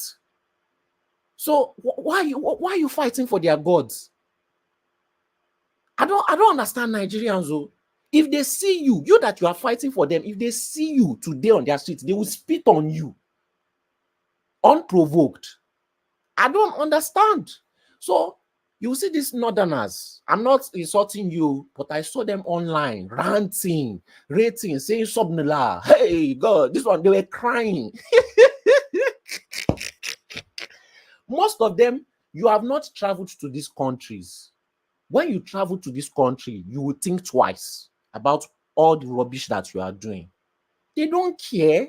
All they care about is money. Russia and US are fighting war. Not war, but they are doing embargo. They are not allowing you to purchase things. They are not allowing you to fly to Russia. But US is still doing business with Russia. US is still importing things from Russia. All this thing is hypocrisy. You will be fighting their war. Meanwhile, behind your back, they are doing business. They are laughing with each other. They are drinking wine together. So I like it. More is coming. Somebody was arguing with me that, it's just this one, it's just for diplomats. Stay there. You think it's only diplomats that is taking. You don't know nothing. They are building a futuristic city that they are calling Neon City. I think that's what they call it in Saudi Arabia. And that place is going to be the den of iniquity. So they will remove Sharia from that space and just let it go wild. So they said their goal is to be the Vegas of the Arab world. And what does that mean? And that's the direct opposite of what they've always preached, by the way. It's money. When money is involved, is it actually money, or are they feeling increasingly isolated as the world starts to converge under this libertarian sort of lifestyle? And they still want to be Sufis and Wahhabis and whatnot. No, it's money. It's pure money. Because and they're really doing sports washing as well. All the major boxing events in Saudi now, they've even bought my club, Newcastle. Yes, because they want people to get used to. See, they did World Cup in Qatar. They want people to get used to coming to their region. You will see illiterate Europeans still talking about Saudi Arabia of 20 years ago. I just used to look at them. But it's not 20 years ago, though. Jamal Khashoggi was only 3-5 years ago. Yes, but when these people talk about it, it's usually the poor whites that cannot afford to travel there. They talk about it like, they are too good to go to those countries. No, you are too poor to go to those countries. That is why you are criticizing them. Their country is far better. Yes, far better. The living standard is far better. The crime is so low. You can leave $100,000 and come back and find it. That's how good it is. Although Nigerians are starting to introduce criminality to Dubai now.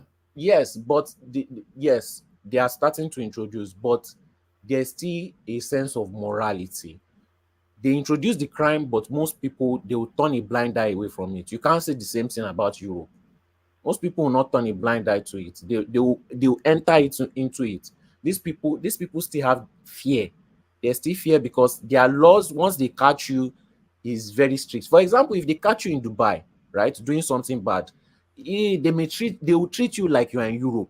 But if you go to any other city, So their laws are still very strict for crime. But as long as you are not committing a crime, you can literally do almost anything there. You know, you say, oh, you can't hold. There are gay people there. They are holding hands. They are doing everything they would do in Europe plus more in public.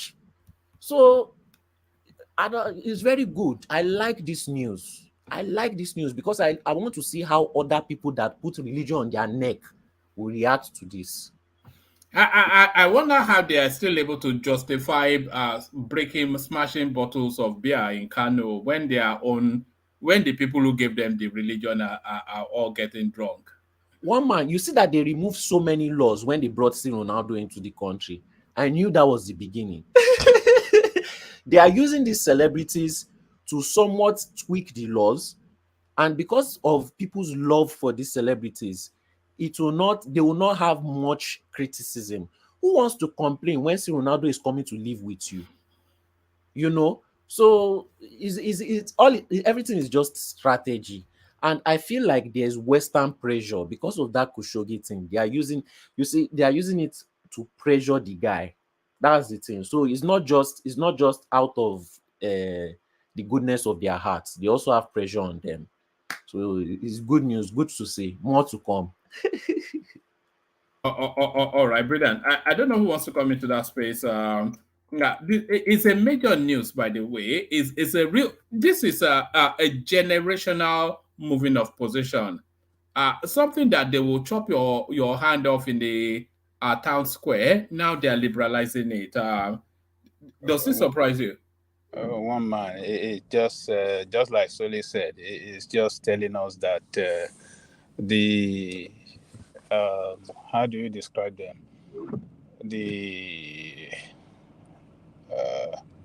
How do you describe these people that brought this religion self? Missionaries. The missionaries and people that brought these foreign religions to us. It's just telling us that it's all about lies, and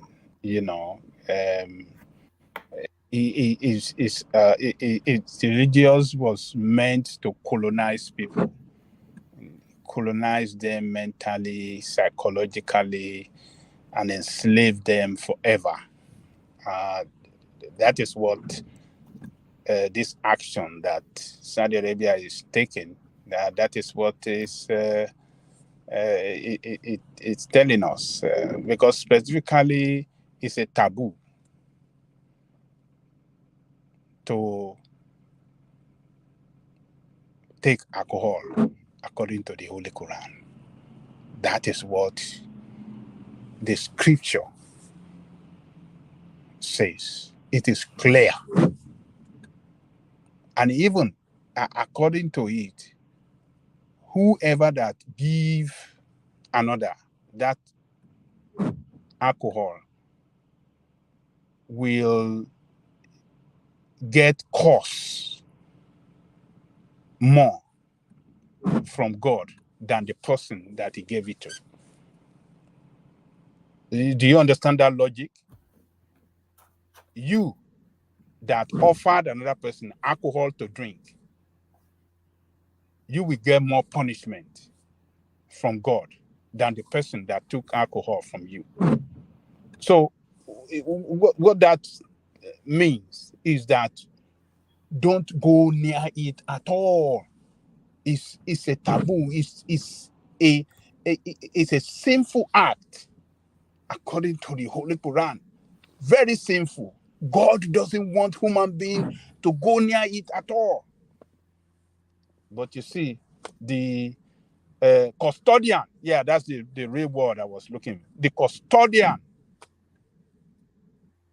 of the religion, holy, they call it holy religion. The religion of Yoruba people is not holy. They describe it as demon. The Ifa, the Obatalas, all these things. They said all those ones are demons. They are holy. And they call their land Holy Land. So what are we seeing happening in Holy Land? Holy Land in Mecca and Holy Land in Jerusalem. Everything is coming to open. We are seeing it clearly.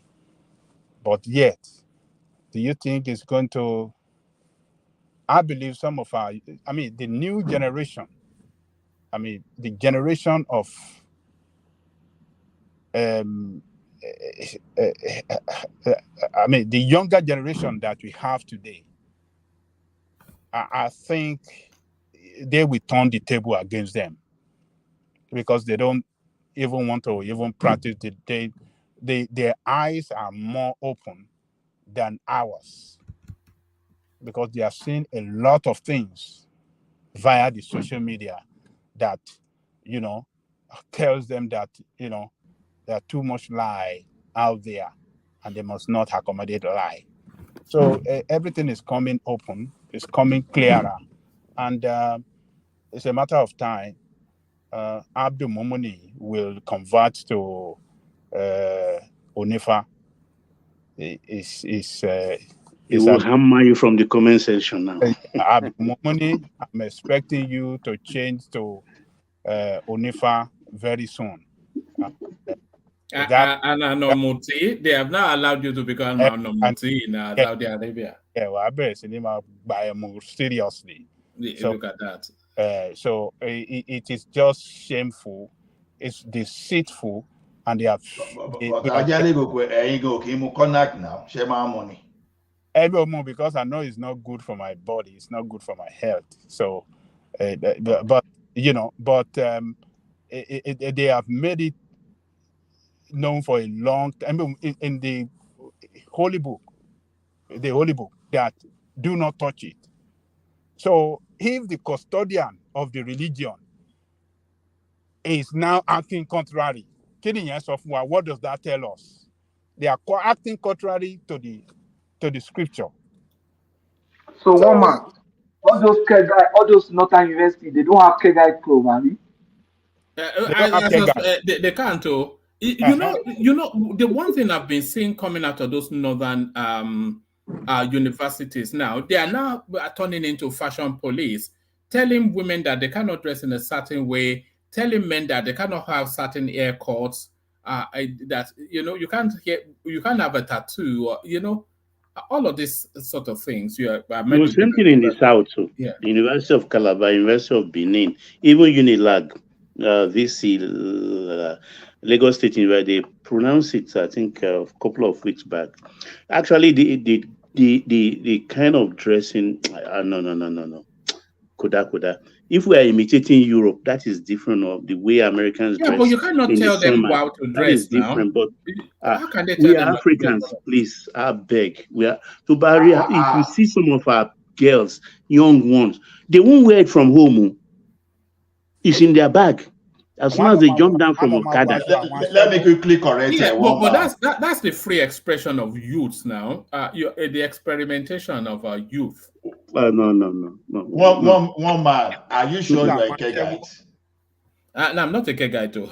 Okay, because northern people too, they have their Ilya, they have their Ilya in all those areas. They have in Maiduguri, they have in Kotangora. So they not try those people, they get their own. It's only maybe now they can't but then get. So I want to agree with Soli that what is driving this is money. It is money. There's big money. Woman, let me tell you, there's big money in alcohol business. Big money. Very, very big. Look, one man is a big money in the United States here if you own alcohol store. Oh, Lord, that's a big money. Do you know what? Other than you are running it, you are making profit. When you are retiring, you want to sell that license to another person. They don't easily give that license to anybody. Mm-hmm. So that license that you have to own alcohol store is the money. It's an investment. By the time you want to quit, you want to sell that license to another person, transfer it to another person to own, it's millions of dollars. It costs millions of dollars. I had wanted to do that business before, but because back then there was, the risk in it that sometimes some of these bad boys can come with their gun in order to rob you, kill people and stuff. That's why I didn't go into it. But there's a big money in it, big money. So it is money that is driving it. This excuse that. But Saudi Arabia does not really need money. They don't. Who told you that? Who told you? I think it's more acceptance than anything else. They want to come into the mainstream. One man. Everybody needs money. These people have mega projects. The Arabs don't need money now. They want the money. They want it. I think the reason why they are relevant is because of the money that they have. The more money they have, the more relevance they are. It gives them we are power. in a competitive world now, where who has the most can rule, can govern, can lead. You must have money, tons upon tons of money, to control this world, to be in the mainstream of this world. It is money, one man. Do you know how many investors that will come in after some time into their spaces? They come and invest in alcoholism. Yes. I think one of the things, maybe Solly can also confirm this is Dubai. I think one of the things is that they would have seen that they are losing money. I think people would still be bringing those things in and drink, and yet the government is not making money off it. You get what I'm saying? So now the alcohol is smuggled. The government cannot put a levy on it or tax it or anything. It's available in the black market. So they would have evaluated the black market size of alcohol in Saudi Arabia and see that, man, this is even almost 1/3 or maybe 1/10 in tourism. I say, let us just leave it. You understand? Maybe that's why. Because people still drink anyway, so. Very so after from there, they will introduce it into their hotels, into their market, into their this thing, and then the money will start flowing. I mean, once they've allowed it, they've allowed it. All this nonsense that are exclusively for diplomats. What does that even mean? Once it has entered, it has entered. What is that? Look at that. The drunken Arab. Is that where we are now? The drunken Arab. One man. What do you call this thing? Our contingent, or do they call them contingent? What do they call them? What do they call those people that are visiting the Hajj? The pilgrims. The pilgrims. Yeah, the pilgrims. They are diplomats too. When they are visiting there, they can go and shayo in all those stores. What do you think? Millions of people that come in there every year. Do you know money? Do you know how much they make from that pilgrimage? No, but you can't take it to the holy city. You see, that's another thing. I'm sure that if this guy, the holy city does not only belong to Saudi Arabia, the holy city belongs to all the Muslims. So forget that. Don't Saudi is just a custodian. Saudi is just the custodian of the holy city. That city, if you are not a Muslim, you can't enter that city. That's what I heard. Oga Patoski, if they no give you visa enter Saudi, whether you are Muslim or not, Saudi Arabia can stop you even if you like be Muslim times 1 million times. They will tell you you are a Muslim, we won't allow you in our country. Then you have to enter Saudi because I spoke with Simba one day. You can't enter the Kaaba area. You're correct, Pato. No, you can go into Mecca. It's Kaaba that you cannot get entry to. I heard that there are certain spaces in Saudi Arabia that at the gate they will ask you if you're a Muslim, and if you're not, then they'll turn you back. Yeah. Don't worry, all those ones will change. Alcohol when they start. That only city. The next thing is Igbo. They have to. Gate for anybody. That holy city is just a tourist center. It's a tourist center. You can come to Kogus, you want spring to and put anything there. You can go to Idore and put Ogun there and say Ogun is talking there. So see, this thing is religion can be fraud. You understand? Religion is good, but it can be fraudulent at times because when that thing lands in the hands of the wrong people, they will introduce. So that place that Saudi is a custodian, see, they want you in their country because they are making money new. If they are not getting any benefit, and someone from Pakistan will say, "Oh, I can enter Saudi just because they are just custodian. I hear you. That's a regional power, just like we are talking of the US or those things. Then those people then go stop anybody, any guardian body, and if you enter that place. So it's what they are realizing there now. They are changing. So I think our people should learn from this. Let us find a way to make money from people. Those people that like to do whatever, find a way to collect money from them. That's my hope. Well, nobody want to talk again.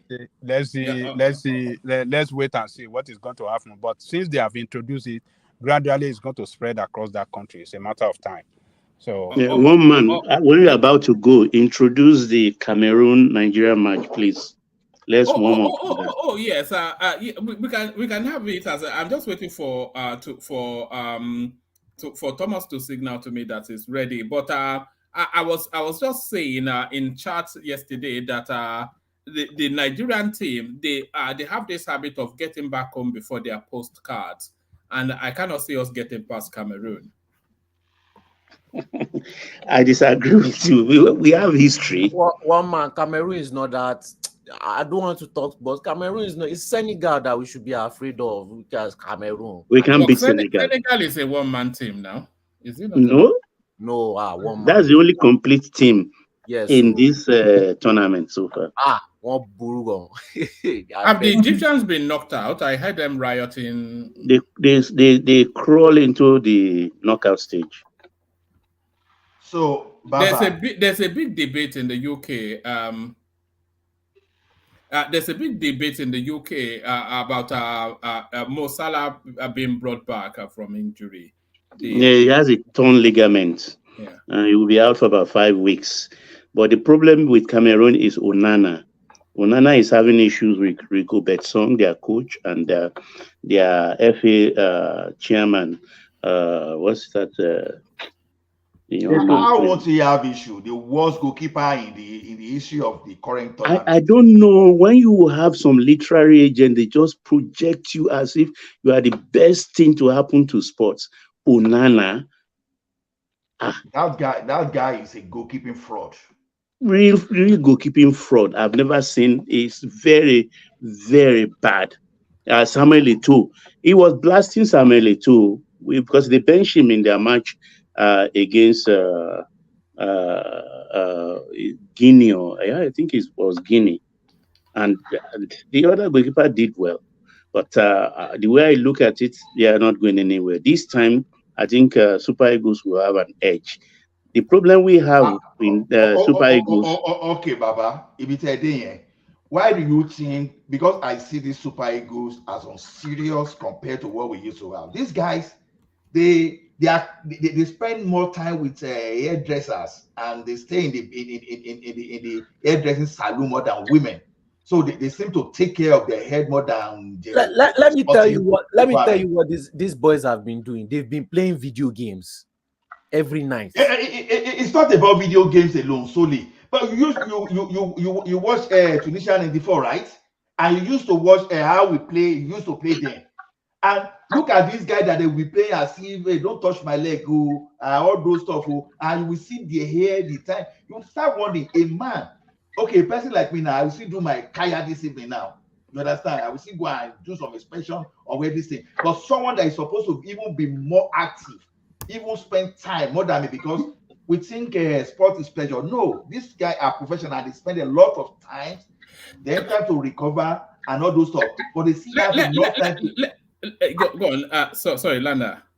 So they still have a lot of time to busy with their hair instead of busy with how they can dribble like Okosha, how they can use their sense to combat like Kanu, creativity of Kanu, and how to be rugged like Finidi George and Elizabeth Master.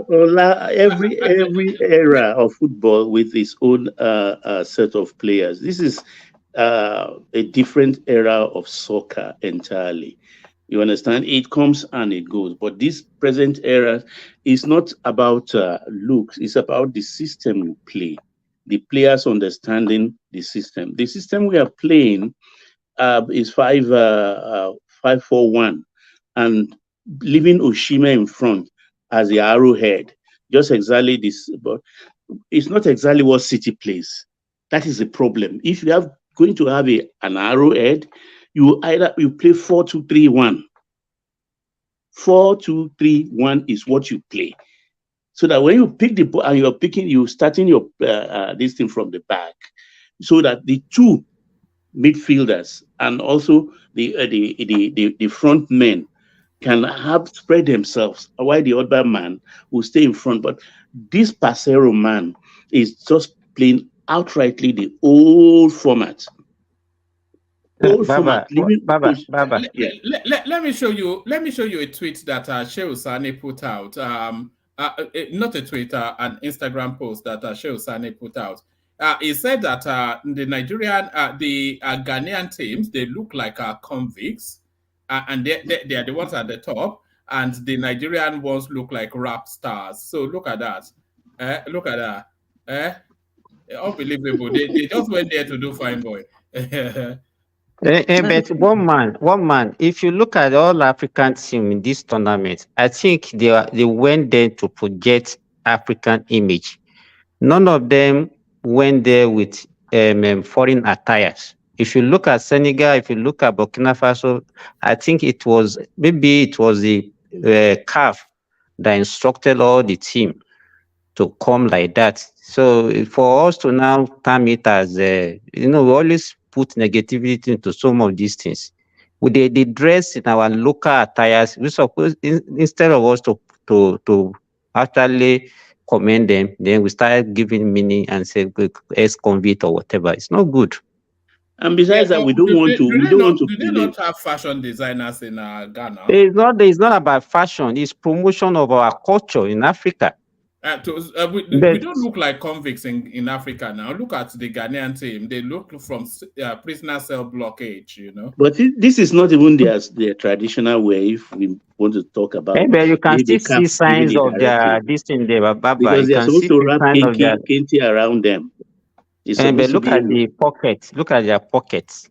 These different designs and all those things. They look more Nigerian to me. It's Nigerian creation. At least Nigeria will win best dressed team. It's not best dressed team. And they are Kwankwasia. Baba, when you were talking about the formation earlier on, yeah, that's 5-4-1 we are playing is not an old method.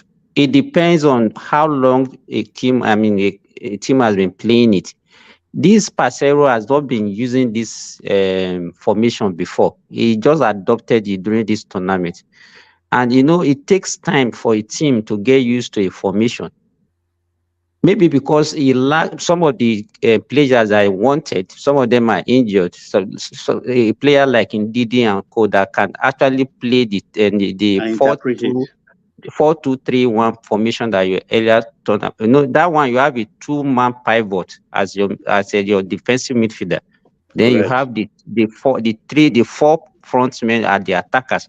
With that one, we're able to attack very well. But this one is more of a defensive form of play.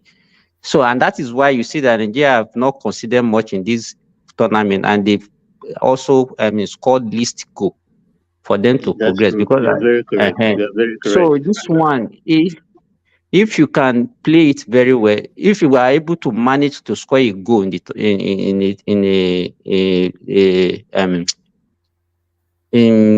your play, then you can defend it, and then you can just. I've seen somebody, a team in the World Cup that won the World Cup with how many goals? Maybe like 5 or 6 goals in the World Cup.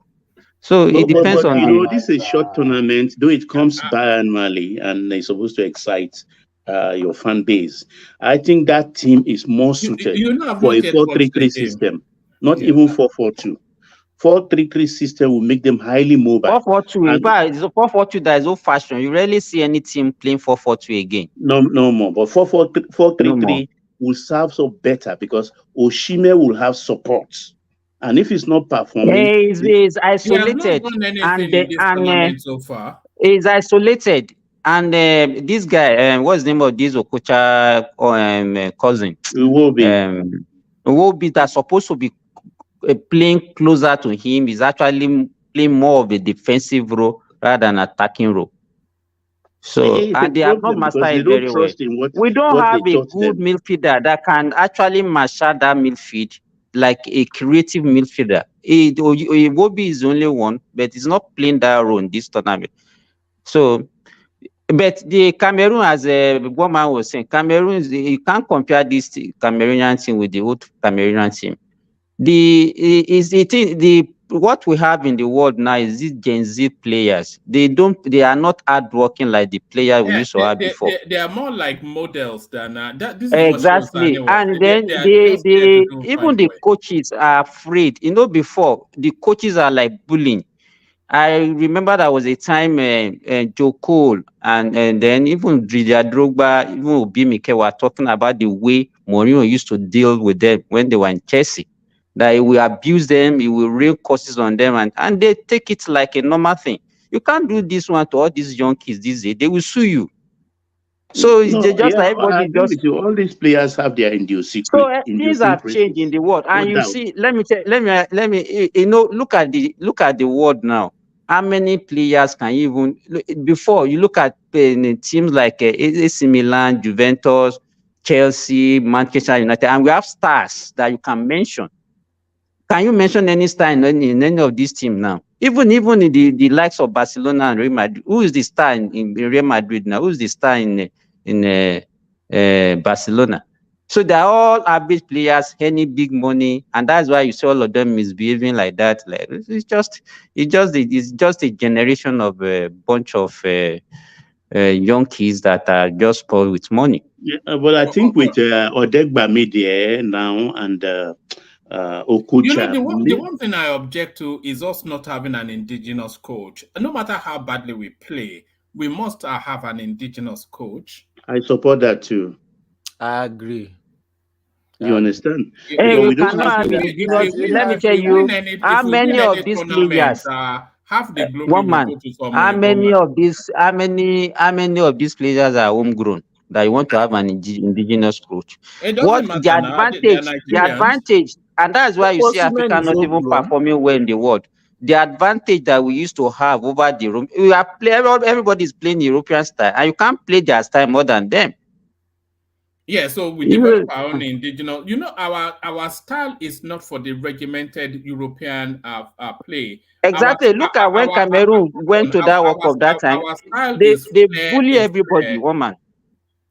We play with flair, not with organization. But let's bring Pansat into the conversation. Thank you. I suspect you've come in to do a bit of Arab bashing. Is that what it is? It's not necessary. You have a considerable crowd today. Substantially, everybody's been contributing and they've been flowing. I've been enjoying listening to everything.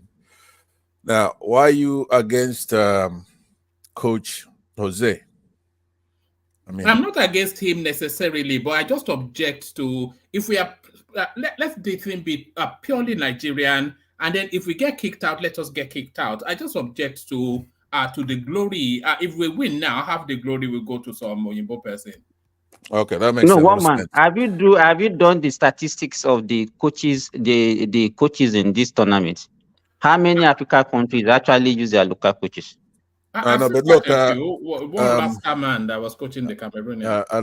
Let me say that what you should be pointing out, it's how Nigerians they trust Stanley Nwabali, for example, as a goalkeeper. You don't trust an Igbo man to be president because he's Biafra. Aside from when it comes to these games, right? Well, look at the roster. Look at the roster. You know what I'm saying? You carry Nigeria on your head. Who's wearing the country? Who's flying the colors of the country in Olympics and all this stuff? Who? It's a good thing for us to come together, especially with the spirit of these games. So what you are saying now is only Igbos that play football. I want you to be quiet, okay? One man, please help me. Nigeria. I haven't talked all day. He's been here running his mouth. But Pansat, you can't inject the Igboism. That's what I'm trying to do. I don't know why one allowing to just come and what is Igboism got to do with Nigerian sport? I was going to be giving you credit. I'm not going to say it anymore. I was just going to say how you've been here representing the country when Rational Mind is not here and I'm not here. Then you step up, and they've been beating up on you, and you've been holding on your own. So please don't ruin it, else I'm not going to give you credit. So what I'm saying, what I'm saying, he wanted to patronize you to keep short. That's what he's doing. What I'm doing now is to I want this you. is I the want Nigerian you, I team want right him, here. That's right. It's not Igbo. It's not it's Igbo, Nigerian. right? That's my point. It's not Igbo. As you could see, the roster though, it's not Hausa Fulani, right? And they are not particularly from. I don't know if it's Simba. Who is that? Simba that's talking from Saudi over there. Right. Ahmed Musa, our linchpin, is a Hausa man.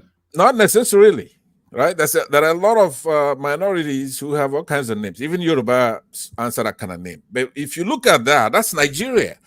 You may be looking at number 21, Uelumba, and people. They may not be core Igbo, but the point I'm making is that the spirit that brings these teams to sell, to sell and do very well, compete. We're putting out our best without sentiment, tribalism. This is purely on merit, right? That's what you have to. I've come in here for, because of these kids here, this youth here, Simba and all that. They always, cheering for the team, but they don't look and say, okay, what do we learn from this? We could really do good if we let everybody, women, Igbos, Hausas. I guess you could add Fulanese there. I don't think they know how to play soccer.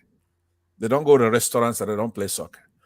So if you are going to be doing this, then you're going to do much better. You can't be always running your mouth when it's time to fly the colors of the country and nowhere to be found. Now, who's more Nigerian than the rest of them here? Who?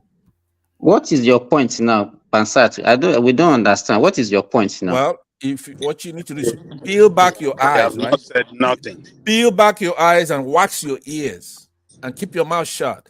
There's a graphic on the screen. You are not making sense now, and you cannot abuse people to make sense. I think that one man, you're gonna have to come in and hold this guy back, because I'm making the best sense you've made here all night. I'm trying to talk about something important. You said you were enjoying the conversation, so you've come to dabaru it. Is that what it's okay? Well, okay, go ahead and enjoy that. Come back to me, so I can talk about substance.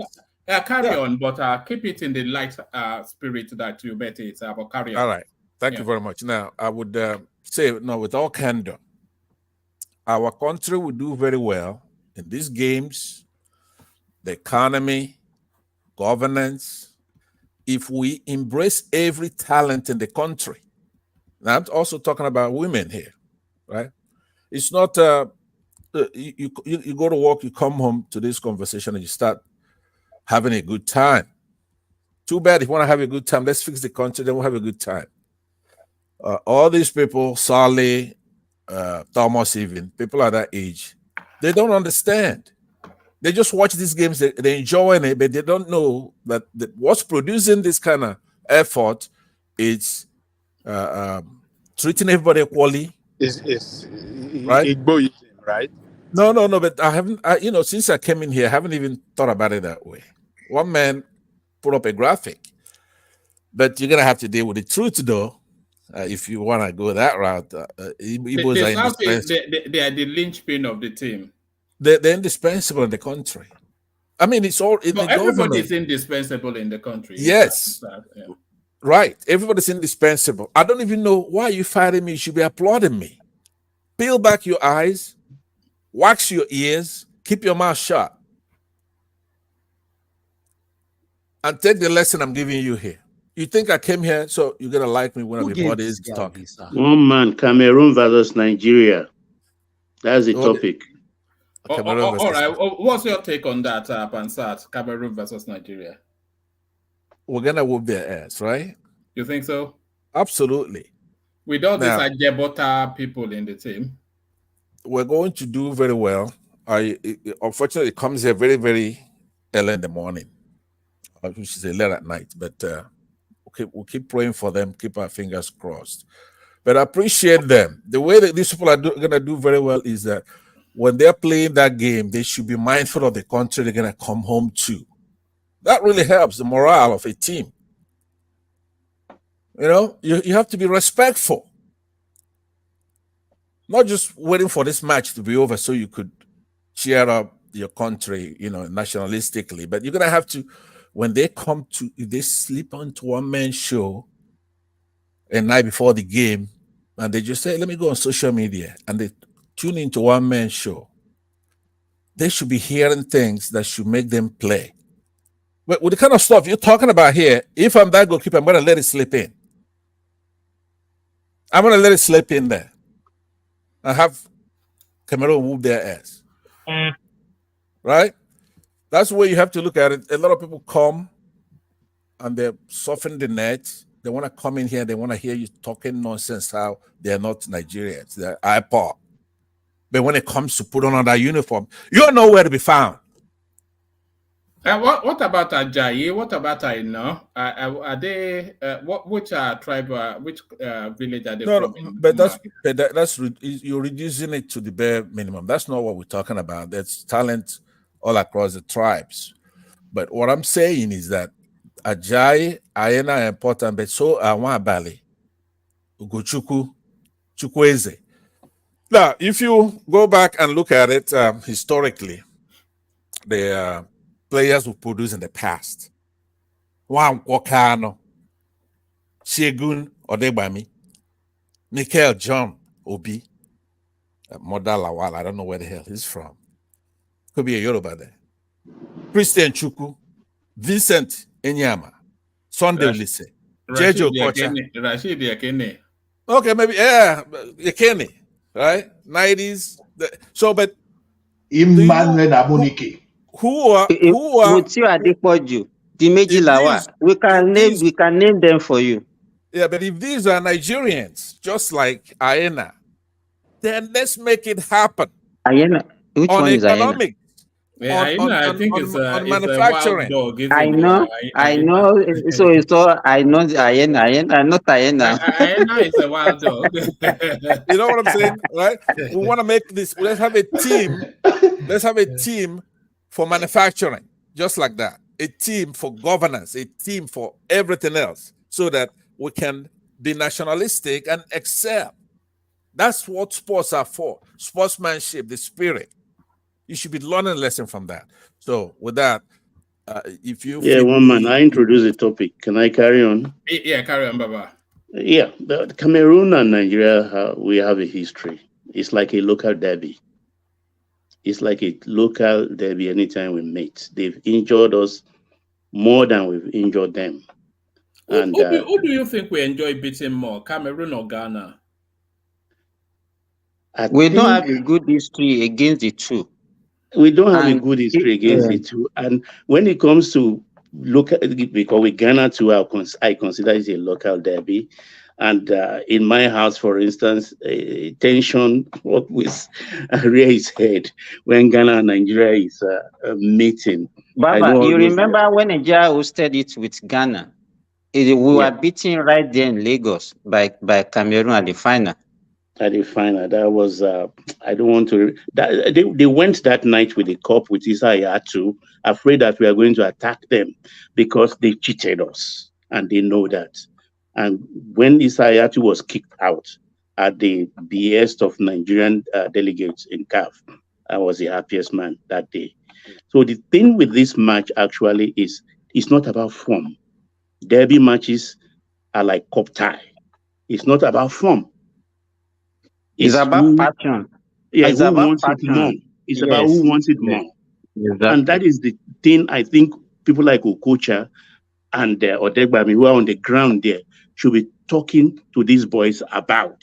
And that is where I wish we had or we are having a local coach there instead of Pasero, because the local coach will have come out of the old crop of players which we revered. And that will have acted as an impetus in prompting our players, in whipping up their passion. It's about passion. And I think that is lacking. Did you see that clip of when Victor Osimhen met Didier Drogba? Oh, I saw it was like a god. It was almost like it was Dobale for him. Yeah, of course, they deserved it. You understand, well educated, an accountant, and he has. I think he built a hospital there in Abidjan for them. And also, they are trying to lure him to Chelsea, so it's also another thing. I also grew up in Lagos, so he has some Yoruba culture in him. Yeah, the thing with the Osimhen system, look, a player is as good as a striker is as good as the player supporting him. He's not getting the kind of support he gets in his team in Italy. Same thing that worries Lionel Messi and Ronaldo in their national team. So they have to be together for a long time before they can have that understanding. But I think a player like Iwo, if we play a better system like 4-3-3, player like Iwobi and our old man, what is Uncle what? The guy with in City, Leicester, and now I don't know where he is. The old man now. Okay, not old man now. That former under-17 guy. He's an old man now. I mean, Raheem Sterling always call him uncle. Uncle when he was in City. And you want to tell me he's 28? I beg. You understand? With the three of them in front, these are. There's no longer in form. That is the problem. It's no longer in form. Form is the first thing that goes out of the window in a derby match. Baba. Yeah. That pattern, this pattern you are talking. You know, this Anthony Conte pattern. You see best of our wingers in this game. Yeah, but it's not producing results. You see somebody like Aina and the other guy playing the other wing, doing very well in this kind of pattern. No, Simon is not playing. Is not playing winger. Simon is one of the three front men. You are talking about Bassi. It's a wing back. It's a wing back. He's a wing back. You see those guys doing well in this kind of pattern, but you see our striker not being much active because it's more like a wing game. There are so many chances he has got in this tournament. He's been wasteful also. If you look at our match against he get more chances to score. He get more chances to score, but wasted a lot of chances. Yes. Even the last match, there was the one. Do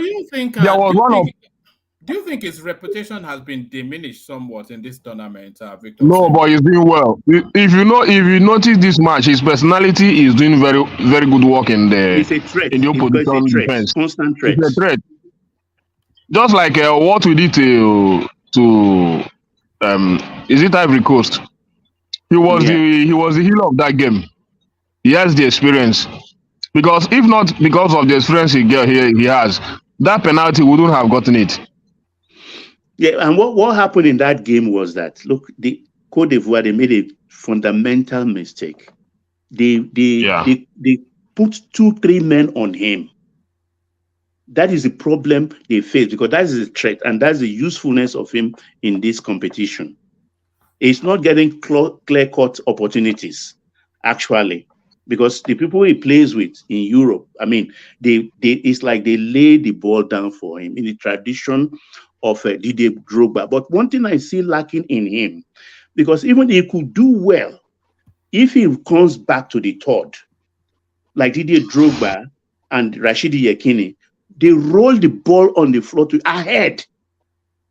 He has the speed, he has the legs. But there is one guy you guys are not noticing in this Ego team. That guy is the best in this African tournament. One is it Basil or some from defense? Which team does he play for? He played for Fulham. He played for Fulham in England. That guy is the best. And then there's one other guy in the midfield. I think Nwabali is the best player. First match is Bendidiot, one Sanusi. He controlled that midfield very well against Equatorial Guinea. That guy is the best in this tournament. You guys are not looking at him very well. He's the best in this Nigerian team, and even almost in this tournament. He's the best Okay, guy. one man is not a football person. So let's predict. My prediction: Nigeria 2, Cameroon 1. What about you, Ekene, and all the rest? Okay. I see So let's Nigeria winning. The only I see Nigeria winning Cameroon. Can just hold Yeah. on. Let's take that round then. So predictions for the Cameroon and Nigeria match. We started off with 2-1 Nigeria. We started off with Thomas to land on DG. So Thomas, I'm sure you're not there, but predictions, no. Solly, Nigeria v Cameroon predictions. Me, I cannot see. Random people are winning. I just hope Nigeria will win. It's hope I have. So what's your hopeful score line? And that's to the comment section as well. Predictions for the Nigerian Cameroon match. So give us a prediction. We go to Simba. 2-1 or 2-0 towards win towards Nigeria. All right, 2-1 Nigeria. So I'm writing it down. So you all have to come and account for your Simba. You're up next. A draw and then penalty shootout. And then who wins the penalty shootout? Cameroon wins. Oh God, Pansat, you are a patriot, Pansat. All right, I think we are Pansat just yet. Baba, I think you already gave us your prediction. Cameroon v Nigeria. No, I said Nigeria 2, Cameroon 1. 2-1 Nigeria for me. 2-1 Nigeria. Yeah, Pansat, we were taking predictions for the Cameroon-Nigeria game just for the fun of it. Okay, I'll pass for right now. Go ahead. What's your patriotism? It's right here. Believe me, you and I, we have complementing roles to play for the patriotic Nigerian. So if so you're not backing your country for a victory with so many Southeasterners in the team, so you can come here and gloat. No, I'm backing them. I'm cheering on for Nigeria. We're gonna win the game. Are we going to win the cup? We're gonna win this game right here. So we'll see. This is an important game. I'm looking forward to it. So we'll take it a day at a time. Overall, once this game, if they overcome this, reverse history, and then it's going to boost their morale. Once Nigerians are charged up, none of these teams have anything to do with us, as a matter of fact. You know, it's we're Nigerians. There's 230 million Nigerians. So just, I think it's even unfair to be pitting them against us, to be honest with you. So let's take it a day at a time, go there and win one for the Biafrans who dominate that team. So let's go. Baba. A victory for Biafra. Baba, you and I are on the same team this time around, right? We're on the same team. Right? I thought you said Baba was an Islamic fundamentalist. How can you be on the same team? Get out of here, Pansat. You know, it's the funny thing. We're all on the same team and we'll keep fighting one another. It doesn't make any sense. So if we win this match, the whole match, we have to do a show that will say to all Nigerians, this is the way we do it. This is the way we win. Everybody has to feel good about that country and do by merit. And imagine if we did it otherwise. So we shouldn't talk until let's go bring the cup home. If they win the cup, something from it. Will it be a Tinubu victory if they win the cup? Absolutely. Absolutely, in that sense. Because now we're talking nationalism, right? But what he ought to do if Nigeria wins this thing under his watch, he's supposed to say, you know, this is the way we win. Imagine if we do it the way we're picking our leaders or picking our political or our economic team, you do it by section. There's no way you're going to win a game if you just put Fulanis there to go and play. Let's say Buhari did that. If you picked and exclude Southerners, Yorubas, other minorities in the country, and you just pick a team based on might of the population who could rig the picking of the team, there's no way we don't have a chance.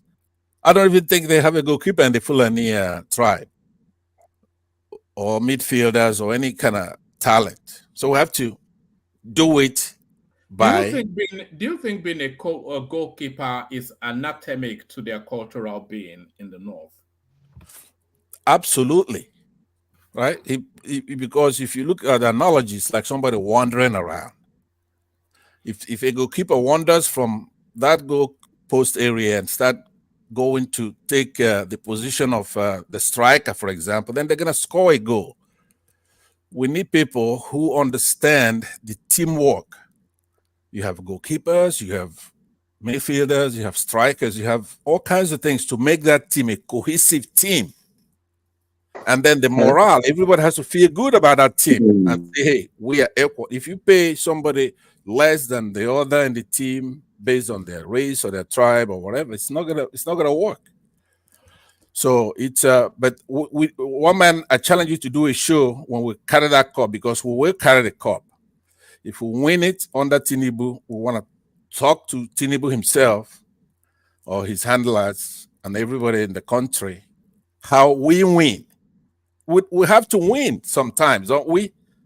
We're the giant of Africa, for crying out loud. We should really be winning most times. It's a real head scratcher. 100 and 200 million population, and we cannot even dominate the continent. Look at our geography, right? If you develop that country from desert to the sea, everywhere Nigeria is developed, right? Our musicians are doing very well. They are selling. I mean, I was at the beach. Was it last year or so? I was sitting at the beach and I see somebody playing a Davido song walk past me. And so I called her, and she's from South Africa, apparently, right?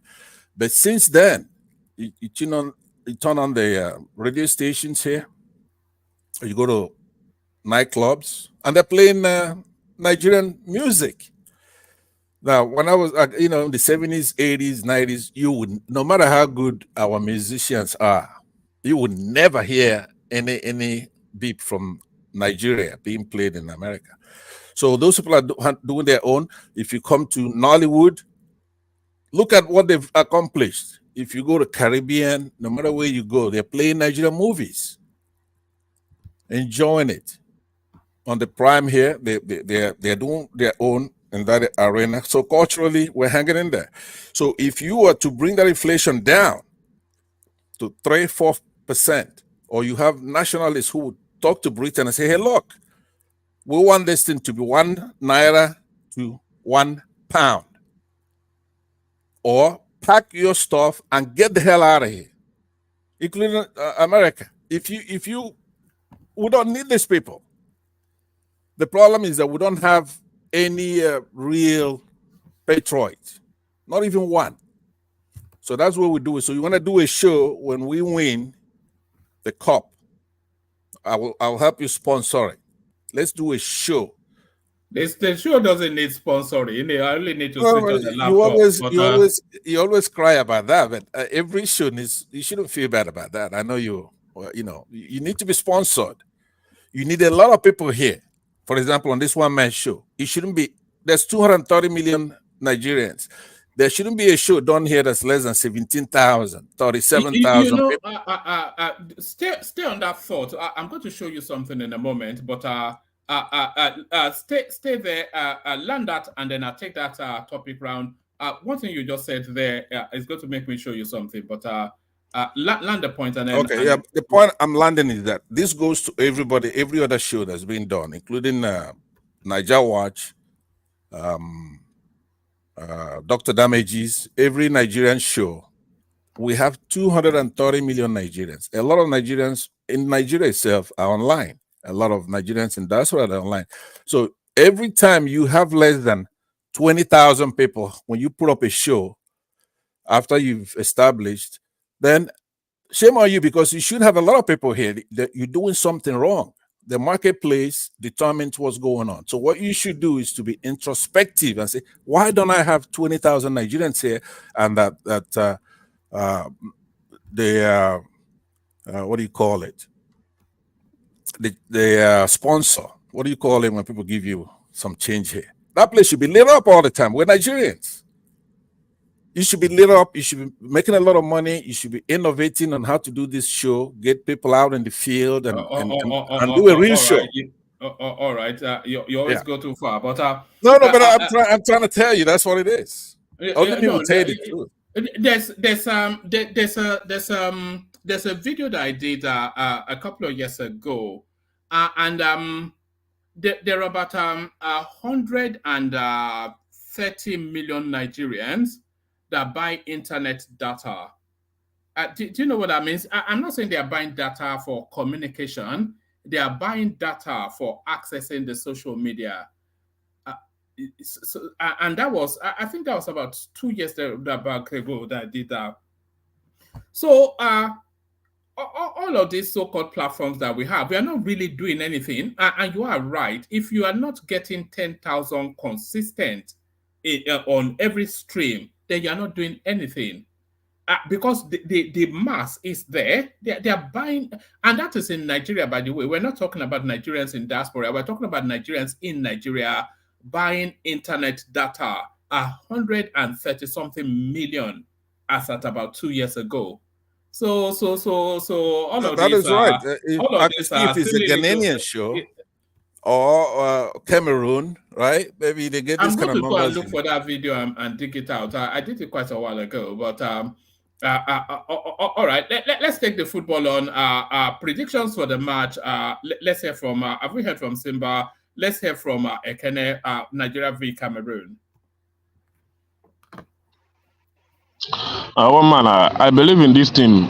It's just that in this tournament, Nigeria have the best talent, and that's why I love my country so much. Just look at what we have in that team. All of them are well-respected players in Europe. And you see their style of play, you know that they're not just African players. They play European styles and all that.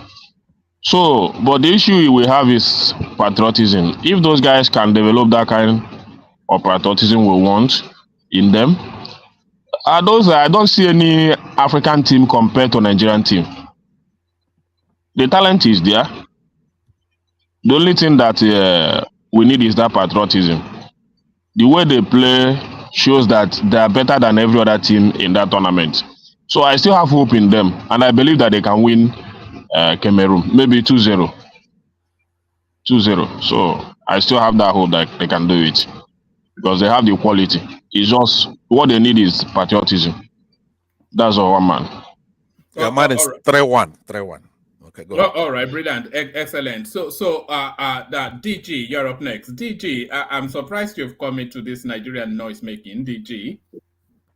Hey, thank you very much for having me. I think I don't like to disappoint you, but I think Cameroon is going to win for 1-0. Why is that? Mute that guy. Mute that person. Mute him right now. Should we have him short? Should we have him short? It's just football, okay, bro? I think there is something is wrong with Nigeria. Of course, they have the talent, but the Cameroonians are fighting like hell. So that's why I'm putting my money on the Cameroonian side. They're gonna win. Have you been following the tournament, DG? Since 1990, man. But are you following this one? Are you following this one? Yes, I've been following this one too. And who has impressed you so far in terms of? Cape Verde is impressed me. May God bless you, DG. In fact, that was the question I wanted to ask Baba, woman. That who is the surprise team of this tournament? I think it's Cape Verde. But yeah, Cape Verde is doing good. Years now, so it's not. I'm not surprised. I'm only surprised at Gambia. They know they are out, but I'm surprised at the fighting spirit. It's not even Gambia, Mozambique, all the teams. Baba, last tournament, hold on, they also DG. did well. Hold on, Simba, for DG. DG, I never knew they played football in Cape Verde. Never mind. I don't think I've ever heard their national team in any of these tournaments. So yes, I too was surprised. Because sometimes I want to put a bet on it, and when I see Cape Verde and I just say, okay, they get beaten, and then they cost me money. DG. Yes, exactly. Cape Verde is a small country, and they're doing good. This is football, I always support the underdogs. The reason why I choose Cameroon of Nigeria, We know Nigeria has talent, of course. We know they have big names, but I don't know. Whenever a game is on football, I'm a football fan. Actually, I'm an Arsenal fan. How can you be a Uh, football fan and a national fan? That's an oxymoron. Yeah, That's a I'm an Africa contradiction. from East Africa, bro. We love Arsenal. We don't know why. Yes, that's funny But actually. Most yeah, Nigerians follow Arsenal as well, or Man U. yeah, in Ethiopia, brother, they will kill you for if you support Manchester or Manchester City against Arsenal. They will literally cut your throat. So we love always to the underdogs to improve. What I'm saying is, we want Cameroon to win this game. When Nigeria wins this game, that means Egypt, Mohamed Salah now is out. So they are going to win the cup. And this is not good for Africa. I'm sorry, my brother, my Nigerian brothers, Nigeria has not. my Nigerian brothers of the panel. You can win all the time. Let the other Africans also have some joy. Has Equatorial Guinea surprised you, DJ? Yes, they did. Oh, Equatorial Guinea they did, man. They did. Algeria disappointed me a lot. Are they out now? I heard that their fans were going to attack them in the hotel. Yeah. They should be. Yeah. We know. We Africans. We attack losers. We want winners. And Senegal is doing good. Nigeria is doing good. But this game, I'm going to put my money on Cameroon, because Cameroon is the neighbor country of Nigeria, and you guys have beef, and they will put a fight, man. Even if they lose it, they will lose it when their heads are up. But I think they're gonna win it. They're gonna win it.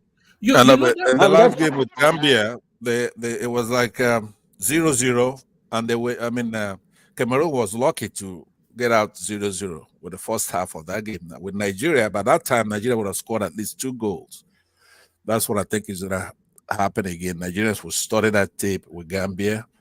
It was lackluster on this, even though they're 80 points ahead of Gambia in the rating. But Pansat, what DG is saying is that when these African countries play Nigeria, especially one that borders Nigeria like Cameroon, there's that extra impetus because they feel that they are already over dominated. You only have to go to their space.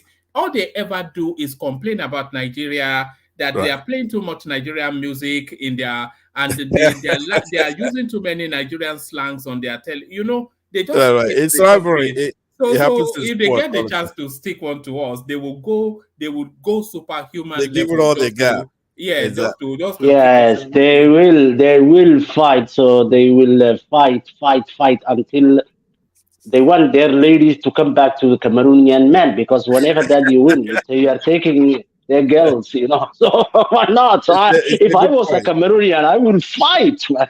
I would fight because I don't want a dusty Nigerian to win and take 10 of my Cameroonian ladies. It's true. So we know the last time we played with Cameroon, we won them. Hands down. It was Nations Cup too, you remember? It's not like we're sitting fat and and coasting. Right now, we're not happy. So I feel sorry for anybody who's gonna get in our way. We need some good news. And but if history has anything to do with football, any tournament that Nigerians beat Cote d'Ivoire in Nations Cup, anytime they beat Nigeria, went on to win the tournament. Yeah. Besides, it's not a constant. These players. What is a woman? No. I've not been following the tournament, so don't let me pretend. This year is different from other years. I believe that if you watch that Gambia game, if I'm the one coaching Nigeria, that's what I would consider. Sorry, guys. Do you want me to shut it? Do you want me to shut it down? Sorry, I was muted. Do you want me to shut it down, or are you happy to carry on? Yes. Well, let's vote. Carry on, man. This is the trending topic. Oh, I beg your pardon. I was speaking. Sorry, I was speaking to Kaizo's stream. Sorry. Carry on. Hey, but if you look at this tournament, generally, there are so many surprise teams. Okay, look at a team like Mauritania. When last did you hear Mauritania play football? To me, even if I want to take, I would rather take Mauritania in this tournament than Cape Verde, because if you look at the last tournament, Cape Verde actually even performed in the last tournament. So I'm not surprised that they continue in this trajectory during this this tournament. Again, but Mauritania surprised me.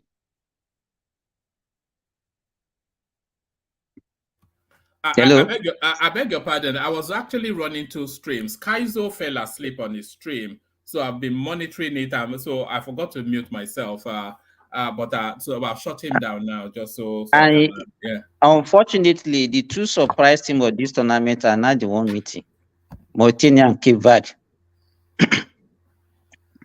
So one of them will be eliminated. Mauritania to be beaten because they're still practicing slavery over there in Mauritania. The issue is this: don't let, because if you are a follower of football, group stage is different from knockout stage.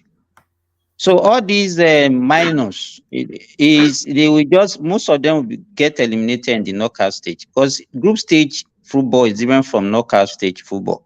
The way you approach it, the way you play it is different from group stage.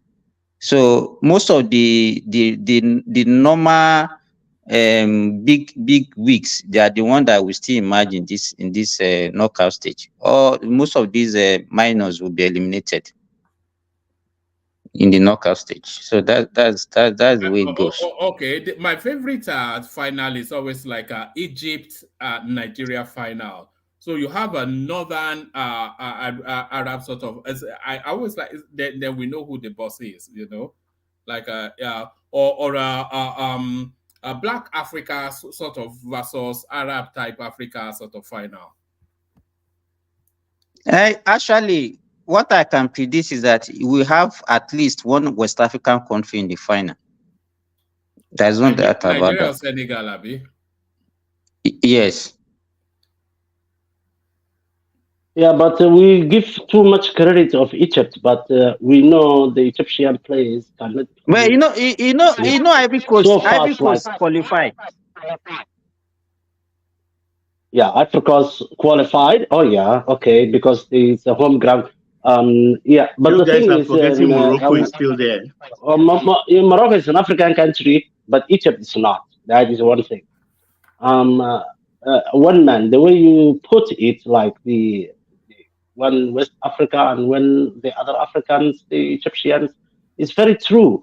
Egyptians, without Mohamed Salah, it's just an ordinary team. And thanks God, he's not playing anymore. So I think Egypt is not going to progress at this tournament. And the final will be to West African nations.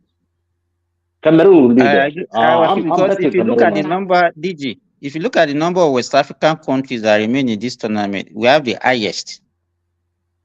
And then the Northern Africans is only Morocco.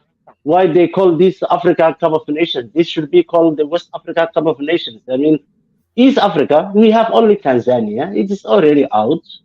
And North Africa, Algeria is out. We have Tunisia is out. Tunisia is out. We have Egypt and Morocco. Morocco is an African country. Yeah.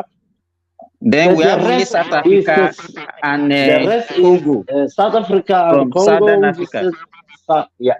And the rest is West Africa. So shout out to you, bros. You're the African. I'm sorry, but this is the reality. DG, we were just debating earlier on that ideally African countries should not have foreign coaches. So let it be indigenous or maybe CAF should even make that a rule. Let it be indigenous all the way through. Then whatever happens. But when you have some white person as the manager of your team, how can you truly claim that victory for your country? Yeah, it's true. It's true. Africa should not have a foreign. And one man, you are right. Just look at the history from. I said I've been following this to this cup from 1990. Every Africa, especially the Western African, you guys just like a white guy to be the head of the coach. Look at Egypt, man. They have like 7 or 6 stars on on their T-shirt, and all of their coaches are locals. None of them is from outside. Cameroon has had. No, I think Egypt has a foreign coach. And Egypt? Victoria is a foreign coach. No. I'm talking about Egypt. Egypt is the #1 in Africa, which has the most cups. 7. They have won 7 so far. 7. They have 7 stars. And look at their coaches. They are always Egyptian. And we produce lots of coach. You guys produce people who can be coaches for Africa. But still, you are going after this guy, this French, Belgian, sometimes Portuguese coaches. Don't you think that it might still be due to our mentality of this for these foreign teams that okay, we always think that anything foreign is the best? It has to stop, man. It's the time to. What of our football body? That you put people that don't know anything about football in our football body. They go there for corruption. So it's part of the problem. When you see people like our retired players like Okocha, Daniel Omokachie doing nothing after they've retired from football. Just look like Cameroon now, what Samuel Eto'o is doing in their football body. Those things are the things we are supposed to be doing so that all our players would be useful to them. But the thing is, if a good footballer cannot be a good coach, it doesn't matter that this person was a footballer. Look at the Mourinho. He was not a footballer, but he's a good coach. Coaches can be anyone, can be like from the fans, from the regular, ordinary people who love football and who knows how to manage. It's not necessary that they were like footballers before. Great footballers don't make great coaches. That's true. We have learned that in the Premier League in Europe. But it's not a fact now. They will still have great footballers that are good coach. Guardiola is there. What about this former French guy that coaches? Didier Deschamps. But he was a good footballer. Zidane was a good footballer, but he can never be a coach for France. And he applied to be a coach for France. They said him, no, you can't be. Look at that. He's not a Frenchman. He's not a Frenchman. And that is what I wanted to even say earlier, DG. If you look at the French team, how many of the French team players are actually French? They're all Africans, but they still play. They play for France. No, they are all French, but mostly they are black, but they are French. They are not Africans. Look at the Mbappe. Mbappe is a Cameroonian father, Algerian mother. He's born in France, and he may look like you and me, but he's French. This guy is French, man. We are not claiming them. They're French. That's it. What I'm talking about is the coaches. Right. Yeah, that's the way the coaches for the country. The coaches. They don't like people who were good footballers at their prime time, like Zinedine Zidane.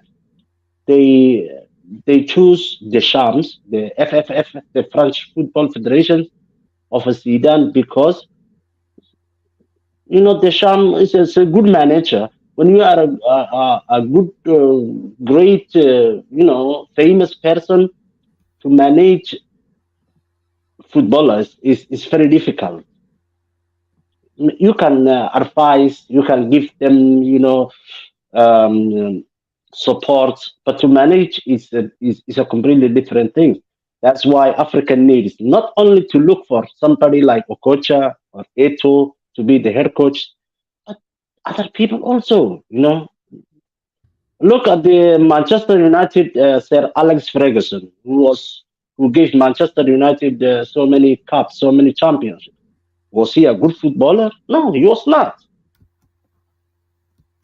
That is what we should be focusing on. Yeah, but DG, what you should be looking forward to tomorrow, the stats don't bite you.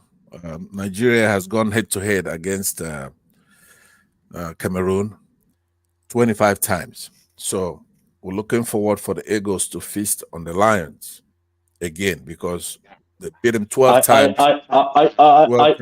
For the sake of tournament, I wish Cameroon would win. If Nigeria, when Nigeria is out of that tournament, people usually lose interest. It's really Nigeria that people want to watch.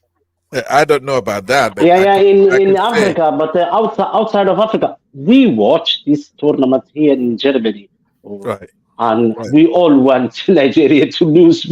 Even Nigerians want Nigeria to lose. No, Nigeria wants Nigeria to lose. But what do you have to know? Definitely, I got two colleagues here with me, and they say, you want Cameroon to win because people like underdog. The thing that you don't, because the emotions. Those are Nigerians. Here, They're Nigerians.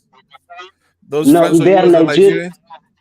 They're Nigerians. Both of them. They are Chon and Daniel. Both of them are Nigerians. And they want Nigeria to lose? No, they want the tournament to progress. That's one thing. It doesn't matter Nigeria wins or loses. They want in Europe. Europe is not so that famous. This African Cup of Nations in Europe.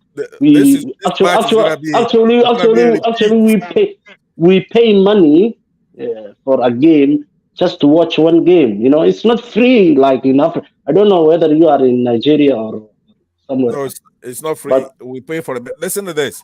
In 2019, AFCON, in the second round, also, this is going to be a repeat of what happened in that match. Aside from the 3-2, it's going to be 3-1 this time. So you are hoping against hope, because there's been 8 draws and Nigeria has beat them 12 times.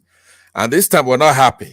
We're a much bigger country, and our position in Africa is being challenged left and right. So it's time for us to reclaim our place, and you're going to be very proud of us. You are the biggest. I mean, when you look at World Cup, China is the biggest population on Earth, but they don't even qualify for the World Cup.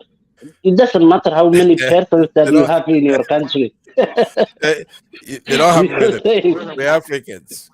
So, but anyway, we look forward to a good match. We look forward. Either way, it's a good match. That's what an African 1-0 for Cameroon. That's right. Good luck. All right. All right. Let me take it to this space, and let me take it to Simba as well. Simba, I'm glad you are here because, of course, you live in Saudi Arabia. So explain this. Saudi Arabia to open first alcohol store in its capital exclusively for diplomats. So what are you making of that? All that puritanical, Spartan way of life that they've used to intimidate people for so long. Now the Saudis turn alcoholics. What says you, Simba? Okay, thank you, one man. Saudi Arabia is a very big country. It's like three times the size of Nigeria, and they are divided into regions. So we have we have the Eastern region, we have the Western region, we have the Mecca, Medina axis. The Mecca and Medina axis is actually the religious axis of Saudi Arabia. Saudi Arabia, they are trying to diversify their economy away from oil. And they have what they call Vision 2030 that the Crown Prince started from 2015. So what they wanted to do is to also encourage tourists to come to their country, like what Dubai is doing. And you also know that they are also contesting to host World Cup. So they don't want anything that will stand as an impediment to their chances of hosting the World Cup. I think 2030 or 2032, that's what they are fighting for now. You know, I think there was a time on this platform that I mentioned that I went to a mall where I stay, and during the Christmas, I heard in the mall they are playing Christmas carol. I was shocked. Then there was a time I was in Riyadh, in the hotel in Riyadh, and I heard them playing our own this lady music. So they are trying to liberalize their economy to encourage visitors to come to their country. So I think that's what they are trying to do. But I thought the rules around things like alcohol, drugs, and debauchery, I thought that was non-negotiable. So has the whole thing been a con all the way through? In fact, when I saw this one yesterday, I was shocked because one of my colleague mother that came to Saudi Arabia sometimes late last year had an issue. She came in through Ethiopia Airline. She was served an alcohol unknowingly in a can, and she was coming to actually see one of her grandchild here. So she thought it's a juice. So she didn't actually take it during the flight. She put it in her bag. And when she got to the airport, it became an issue for her that she imported alcohol to Saudi Arabia. But what I can say is that things are changing fast. The Crown Prince is trying to actually liberalize the economy to encourage people to come to Saudi Arabia. So that a lot of things is changing now. So that's what I can say. You are right, brother. But people from outside of Saudi Arabia, especially people in the West, they think Saudi Arabia is ruled by only one family, which is the Saudi family. But that's not true, my friend. If you just see the history of Saudi Arabia and how they were formed, how they were established, and how they behave, it's being ruled by two families. One is direct, and we see them on TVs, in news, and that's called the House of Al Saudis. The other one is the House of Al Sheikh, which is the people who are responsible for the religion grounds. And these Al Sheikh guys, especially the people, the doctrine that they mostly 98% of Saudis goes to is from the Wahhabis and the Salafis doctrine of Islam, and they are very, very, very strict. And they survived two wars, World War I, World War II, and they still surviving. But what this Crown Prince now is doing is actually the right direction. He's not going just to do to issue a statement and say now alcohol is free, but he is doing this type step by step to modernize Saudi Arabia as a nation, because let us face it, they are a nation, it's a big country, and they have potentials. Yes. Do you think the Crown Prince is trying to launder his image off the back of that Jamal Khashoggi thing? Do you think that is what the Western media is feeding us? It's propagating. Yeah, it's a okay. DG. So let me just give me some. Let me say, people have this palpable fear about Saudi Arabia. You need to come to Saudi Arabia for you to have an on-site experience of the way Saudi Arabia is. Most of the things that the Western media propagate about Saudi Arabia are not actually true. You think that whenever you are in Saudi Arabia, you are caged, you are restricted, and all those things. It's not that true. Believe me. So you need to be there to know. So why do people come to Saudi Arabia when you think that you lose your freedom, you don't have anything to do with your life? No, it's not true. Everything that you've seen in Western world, I bet you they are here in Saudi Arabia, even if not better. Yes, you're right. You're right. People put Saudi Arabia's, the media put a lot of propaganda against Saudi Arabia's rule. But I wish in Africa we should have a king like this, man. The guy is building a city now called a turtle city. It's oh God. They Yeah, are so rich. but that's you know, whenever people think of the crown prince of Saudi Arabia, the abiding image is that Jamal Khashoggi narrative, and they can never escape that what he did to that guy.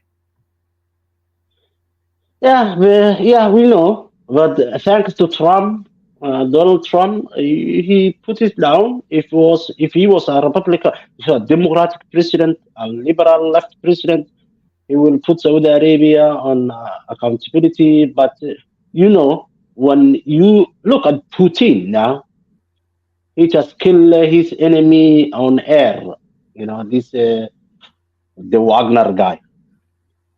When you are in power, of course, and you have a responsibility not only for your time, but the generations that will come, definitely those people who are going to, you know, do something bad to your agendas, you gotta compromise them. This is the nature of politics.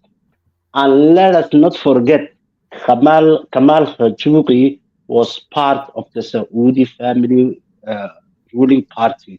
He was a journalist with them. He was in bed with them like 30 years. He was writing for them. Then he was bought and brought to America to write for Washington Post. Come. And he's coming to Turkey, to United States Embassy, and applying, certificate marriage for his wife. What? He was an enemy of the state to begin with. When you take something from the royal family and you ate and you enjoyed it, and later on you do some rebellion, of course they're gonna kill you, man. This is how the kings and queens but they did it in the most gruesome manner. You know what they did? It doesn't matter. It doesn't matter how was he killed. The guy was already. Let me tell you this, DG. You know what they did to Jamal Khashoggi is the abiding. If people, the one thing that people fear about the Arabs is that extreme cruelty. That they have that capacity for. But what about one man? What about Russia? What about Russia? Look, the Wagner guy who tried to do a coup in Russia. That was just a plain shot down. Now this guy was chopped. Well, he was chopped to bits alive. Well, that's a good message, man. If I'm an African, I will do just the same thing, because what I'm saying is you can sacrifice one person just to achieve the biggest goal. It's okay. It is. It's very okay, One person for 100 million people. Why not? Yeah, but what was his crime? It was critical of the administration that they were too high-handed. And what was but that as I said, he was part. If you look at the history of Khashoggi, he was part of the Saudi media. He knew a lot. And then he's going there to Washington Post, which is completely right papers and doing everything they can do, anything that they can do, not to Saudi Arabia or any nation in the Middle East or Africa to improve. Washington Post is far conservative bullshit. So the people who bought him, was not in favor of that side of that region. So of course, it should be compromised. And the reason why they could kill him in Washington, but the reason why they do that in the embassy in Turkey is to give message, man. It's not just a killing. You have to give your enemy, inside enemies, a message too. Don't do that. Look now, his children has accepted what we call a diya in Islam. A diya is like when one of your family members has been killed, willingly or not unwillingly or accidentally, you take compensation. The family took the compensation, kissed the king's ring, and said, "Let us move on." Yes, I So was surprised that his children sold out, so they took money. Although they were and held, it's, no, they no, were no. held They they were don't held need money. captive. They were held It's the captive culture, in man. They didn't let them leave Saudi Arabia though, so I'm not quite sure. The woman is still fighting. The state Are is you still there? fighting. Yeah. Yeah, but this is the culture, man. The children realize that okay, their father he was good, he was killed, but okay, why not? I mean, So take the money, Abi. yeah, look, you are talking about the culture. People who will kill themselves. These people will have a suicide belt and they will blow themselves just to get a victory against the enemy. So they know what killing and living and life is. They know what's the target here. So it's not only the money. You know, I don't blame the children too. They're good. They realize what is on stake here. All right, brilliant. All right. Let's bring Ekene into the conversation. We've not heard enough from Ekene. Ekene, Come on. Alpha. Adele. What did they happen? You know, Kuku they sleep. You know, tomorrow is another shop day. Tomorrow is tomorrow is environmental. I don't sleep there now. I mean, today is environmental. Before we go out, They still they do environmental. yeah, every Thursday now. Oh, is that just Every for, or is that for the whole of Lagos? every Thursday of the year. Every day, every Thursday of the week. That's for the whole of Lagos. Yes, the whole of Lagos. Do people actually do environmental, or they just stay indoors and watch television? No, normally you would do environmental now because that Thursday is the day there. Maybe all those patrol team, if they see your shop dirty, they will lock it. They see anywhere dirty, they will lock it. If your gutter is dirty, they will lock your shop. So that's how they do it. So that Thursday from 8 to 10, you will not activity will not start until it is 10 a.m. Both banks and everything.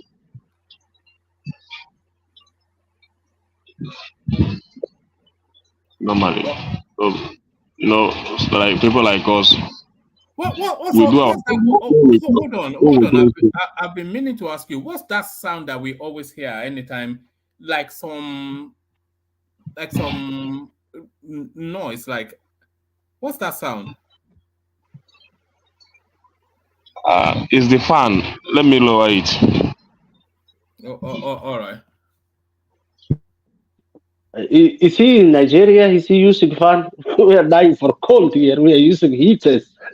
No, it's in Nigeria, clearly. You know, we're global. You know, we have people in Japan, we have you in Germany. My God, I'm freezing. My wife just told me to go outside and smoke cigarettes. I'm freezing, and this guy is using fan. Oh gosh. Do you still smoke cigarettes? Sometimes, yeah, I do. You are not vaping now. You've not gotten into vape. No, I smoke. I smoke the normal cigarettes. All right. Very few people still smoke cigarette. Everybody is vaping now. No, I don't do vaping. I smoke actually LM, just like every 4 hours. What cigarettes? Yes, or 5 hours. And you drink coffee as well, Abi? Energy drink, coffee. Yeah, I'm off today. I'm not working, so that's the recipe for a long life, right? Yeah. Look at this guy. And the fun. I remember I used to live in a hot country called Djibouti, and the fans were necessary, and I miss it. And my friend is just now saying, let me switch the fan off." When was the last time I switched the fan off? It's crazy. You cannot sleep without fan, or even during learning season safe. You must on your fan. So I don't think unless if they are once there is Are you in North You know, Nigeria where the desert is? It's the same with me actually. I cannot sleep without the fan on. Even here. Hey, you are in England, aren't you, one man? Yeah, you know what I do? I have the heater on and then I have the fan on as well to Yeah, that's crazy, man. How much money did you pay for the heat, for the electricity? It is, isn't it? Well, I can't sleep without the fan. That's just it. And how much money did you pay for electricity? And it's a lot of money.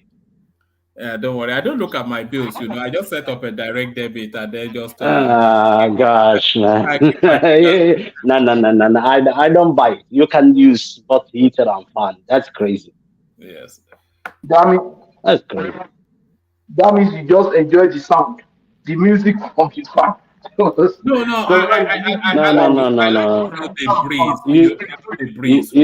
You are trolling. You are trolling. Nobody can use both heater and fan. Yeah, you're joking, man. No, and I cannot sleep in a silent. I have to have the radio. It has to be on BBC or something. Otherwise, it just. Yeah. Well, just listen to the Quran, man. Just make your Alexa read some Quran, and you can sleep as a baby. That's what I do. I don't know anything about the Quran, but I like the rhythm. When I went to Istanbul. And then I went to Sultan Ahmed, the Blue Mosque, they call it. The music and the color, it was something out of the Arabian Nights, it was really quite a delightful experience, yeah. Oh, yes. That mosque is very, very beautiful. I was just at the Christmas, and my niece is in Turkey, and I visited her, and we went there. It's just if you beautiful, man. It's just amazing. If you visit it at night, it's quite a magical experience. The Blue Mosque. Yeah, you heard the Arabian Night, the Alf Layla wa Layla. We call it Alf Layla wa Layla. That means the 1,000 nights and a night. You read that book? It's a crazy book. And of course, actually, yes. It actually, according to us, it's a Muslim. My father used to read that book with me, and he told me, "Don't believe it. It's just literature. It's just poems." But it's very sexy, homosexual. Oh fuck! People are doing children. That's a crazy book, man. I don't know why. I don't know why you recall from homosexuality. It's quite common practice amongst the Arabian space and especially within the Muslim religion. No, not only the Arabian spaces or the Muslim, the elite spaces, and it doesn't matter what religion they have. I'm not going to defend the Muslims, but every elite, the rich people, when they are so tired of pussies, they will go for small children. That is crazy, man. It's not that. And please don't go to small children. Otherwise, we can trigger YouTube. But I was watching this documentary. I think around Iran or something like that. And what was coming through was that they want their women chaste. So if a girl is to get married, she has to get married as a virgin. So for them to be able to observe that, they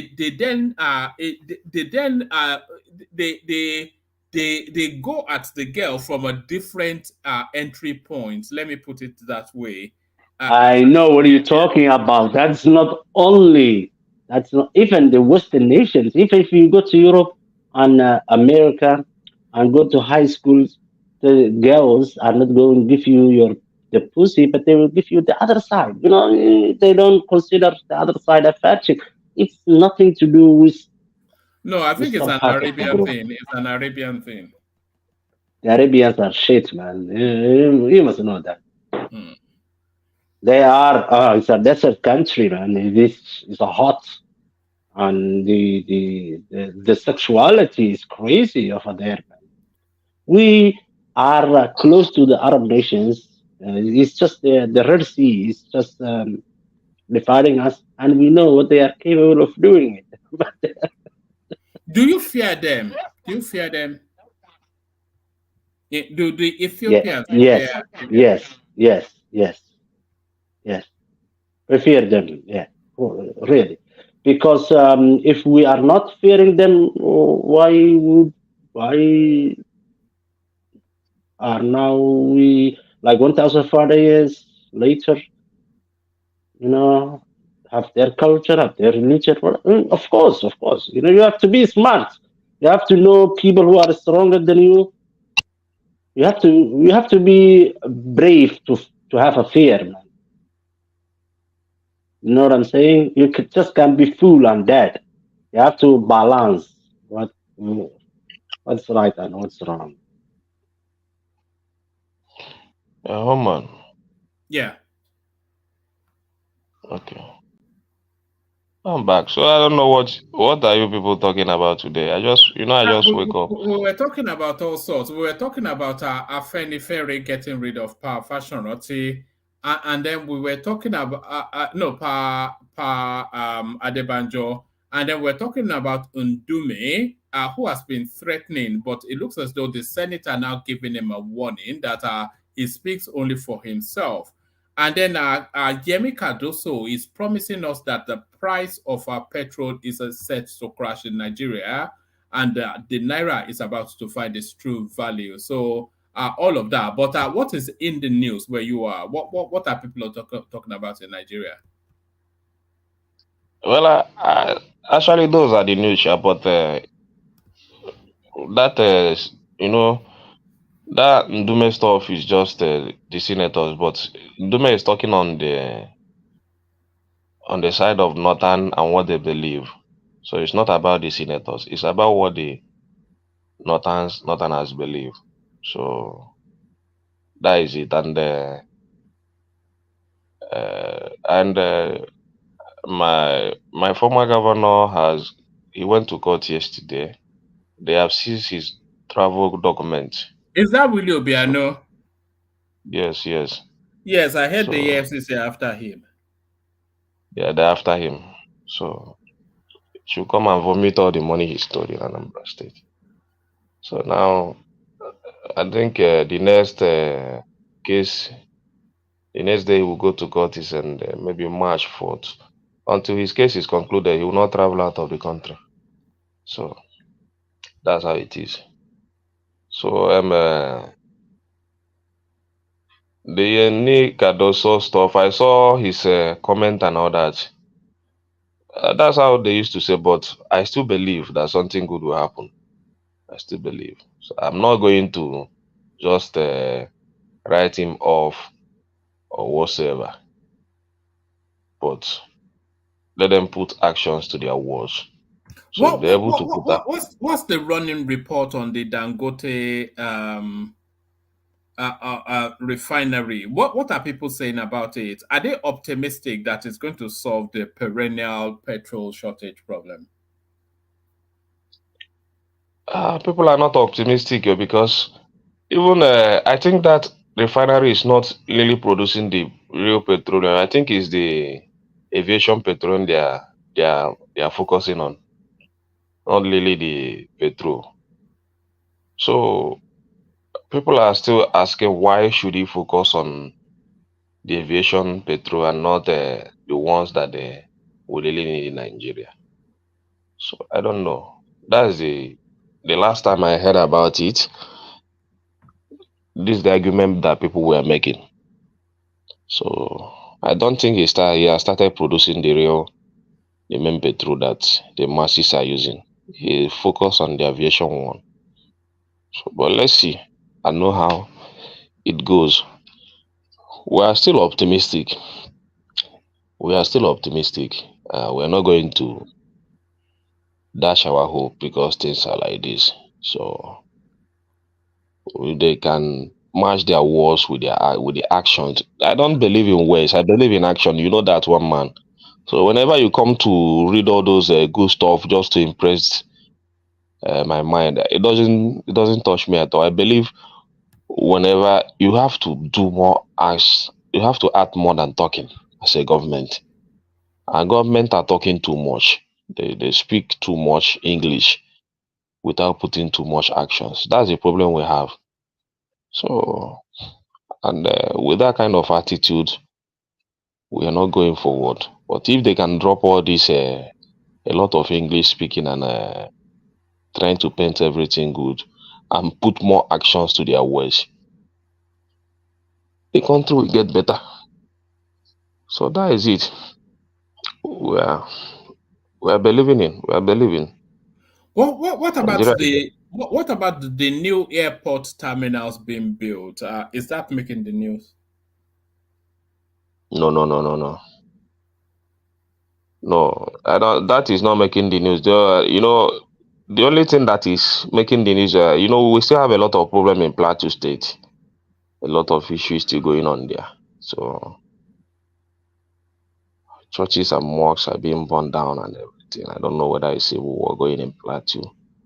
A senior member of that community came on the media space a couple of days ago, and is telling us that it's nothing to do with ethnicity or religion. It's essentially about mining. And as soon as they chase those people off the land, they bring in the diggers and start to mine. Yeah, that is it. I think that is what is going on there. I believe that story very well. I believe it, but that's why the government needs to come in. All these our natural resources, they're not making very good use of it. They're only focusing in oil, but all those things that are supposed to be bringing in some revenue for us, and they should come in and know how to manage it instead of using. I don't know. The government. That's why the government really needs to step in that place and put a law so that all these things, those killings will stop. I don't know why it's difficult for them to do that, but I believe that's the right thing for them to do. So if that is the case, that is the problem, that should be the burden of the federal government to wade in that environment and see how to sort that matter out. But I don't know if they continue to live it in that manner for the masses to continue jostling and hustling for who will control the resources. I think that problem will continue to linger, and it's not good for the society and the people of Plateau State. A lot of killing has happened because of that issue. So they have to do more.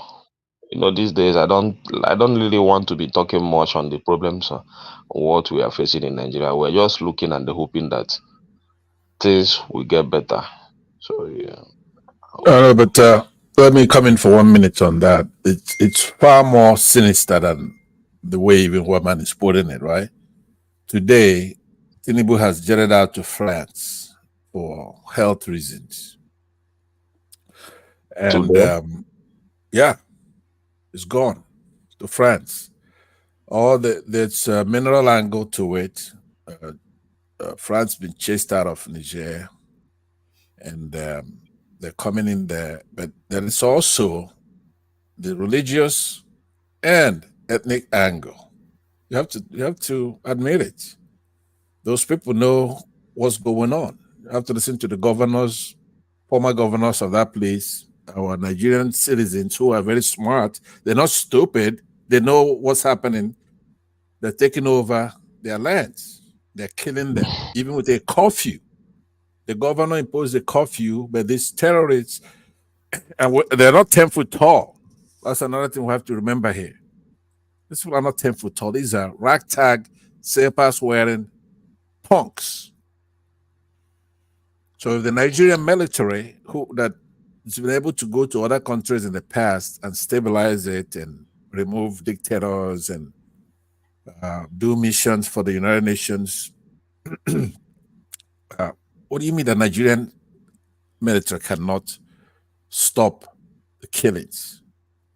I mean, of course, the Nigerian military, Well, their ability. even I believe if that is a problem, maybe some elite are involved in that because ordinary masses cannot just be going there and be fighting for natural resources. Some elites must be sponsoring it.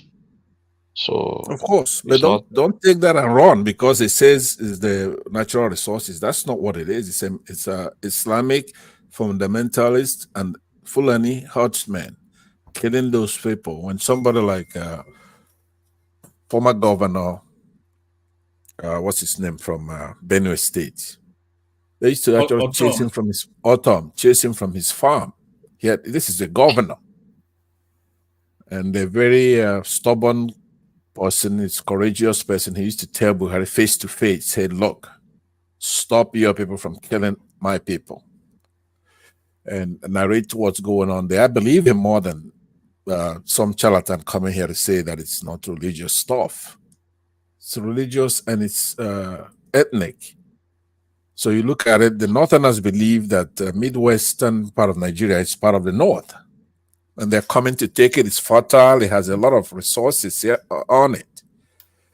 So what behooves me is why the Yorubas and the Igbos and the Ibibios and the Benis and all these other people, I know that this Benue Plateau, they've erred in the past by helping commit genocide on our people. But that was a different generation. I think it's time for us to galvanize and stop these people from being massacred. You know, this is no time to promote any propaganda. We really have so if they have solution for it as a mass, we should have done that. But for now, that's I don't know what to say again. But the security agent, even when you invite most of these top personnel to talk about how to tackle it, even this Ndume in that his interview, he confirmed it that the security personnel we have in Nigeria don't have the manpower to tackle the insecurity in Nigeria. He said it. And the way you ask him several times, he continued to maintain that stand that Nigerian security personnel don't have the manpower. Don't have the training. He's a smart guy, but he's a liar. See that guy? When he say no, that when a senator comes up on a national television and tell you we don't have the manpower, we don't have the personnel and all that to tackle insecurity, who am I to speak? It's their duty. They know if they say the security personnel don't have the manpower, what am I the one to provide it? Yeah, what I'm saying though, he's a liar. He's a liar and a bad actor. I don't even understand how we operate in this nation.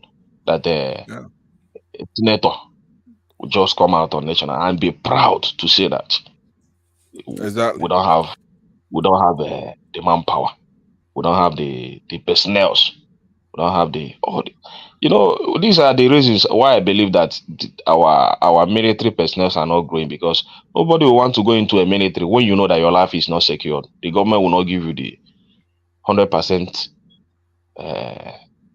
security apparatus and all that and the materials you need. You go there, you buy your clothes, you buy your shoes, with all those. He even confirmed it that even their salaries are too poor. A military man earning is it 45,000 and their daily allowances. He just the way he described it is so irritating. But let them appoint a chief of army staff that is from there, right? Chief of police, security people that are from there, or from the southeast, or from the south, right? Put some people in charge who are not part of a cabal. If you can't do, if you're serious, that's the way to tackle stuff like that. Bring a brigade. So if you're not among the cabals, or if you're not thinking towards their direction, I don't think you get an appointment. And that's why our government. I'm offering a solution. That's why I'm offering a solution that is a low-hanging fruit. That's how it should be, but you know, it's very difficult to happen that way. So once you don't have the same mindset with them, you will not be part of their government functionalities and all that. So that's what it is, and that's how we are in Nigeria. And I don't pray that things continue like this. I pray that things get better. So, one man, do you watch this show? Me, this guy from is it Ogun State or I don't know, that PDP guy. What did they do? Which show? Prime time. Yeah, tell me about it. In Araiti. Okay, well, the guy was talking about the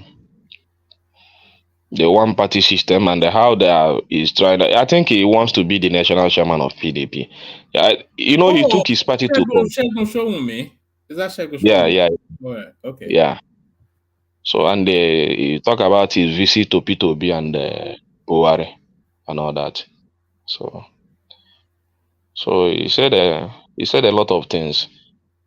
He said that getting close to Buhari made him want to, if anybody speak evil against Buhari, that he can even kill that person. That Buhari is not the way people portray him, and all that. It's just that he still speak about the incapacity of our, just like Tinubu now jetting out. The only thing that most of the time these presidents we have in this country is that they're not too healthy enough to carry out Nigerian functions. So that's how he explained it. They're not too healthy enough. They come at their later age. So when they want to perform, it's very difficult for them to perform. So he's giving all that and talking about how to bring in the Southeast into the politics of Nigeria. And that's the reason he visited P2B.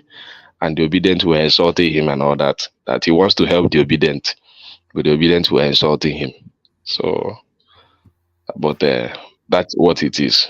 But he still wants the Southeast. That Southeast must be given an opportunity in the Nigerian politics and all that.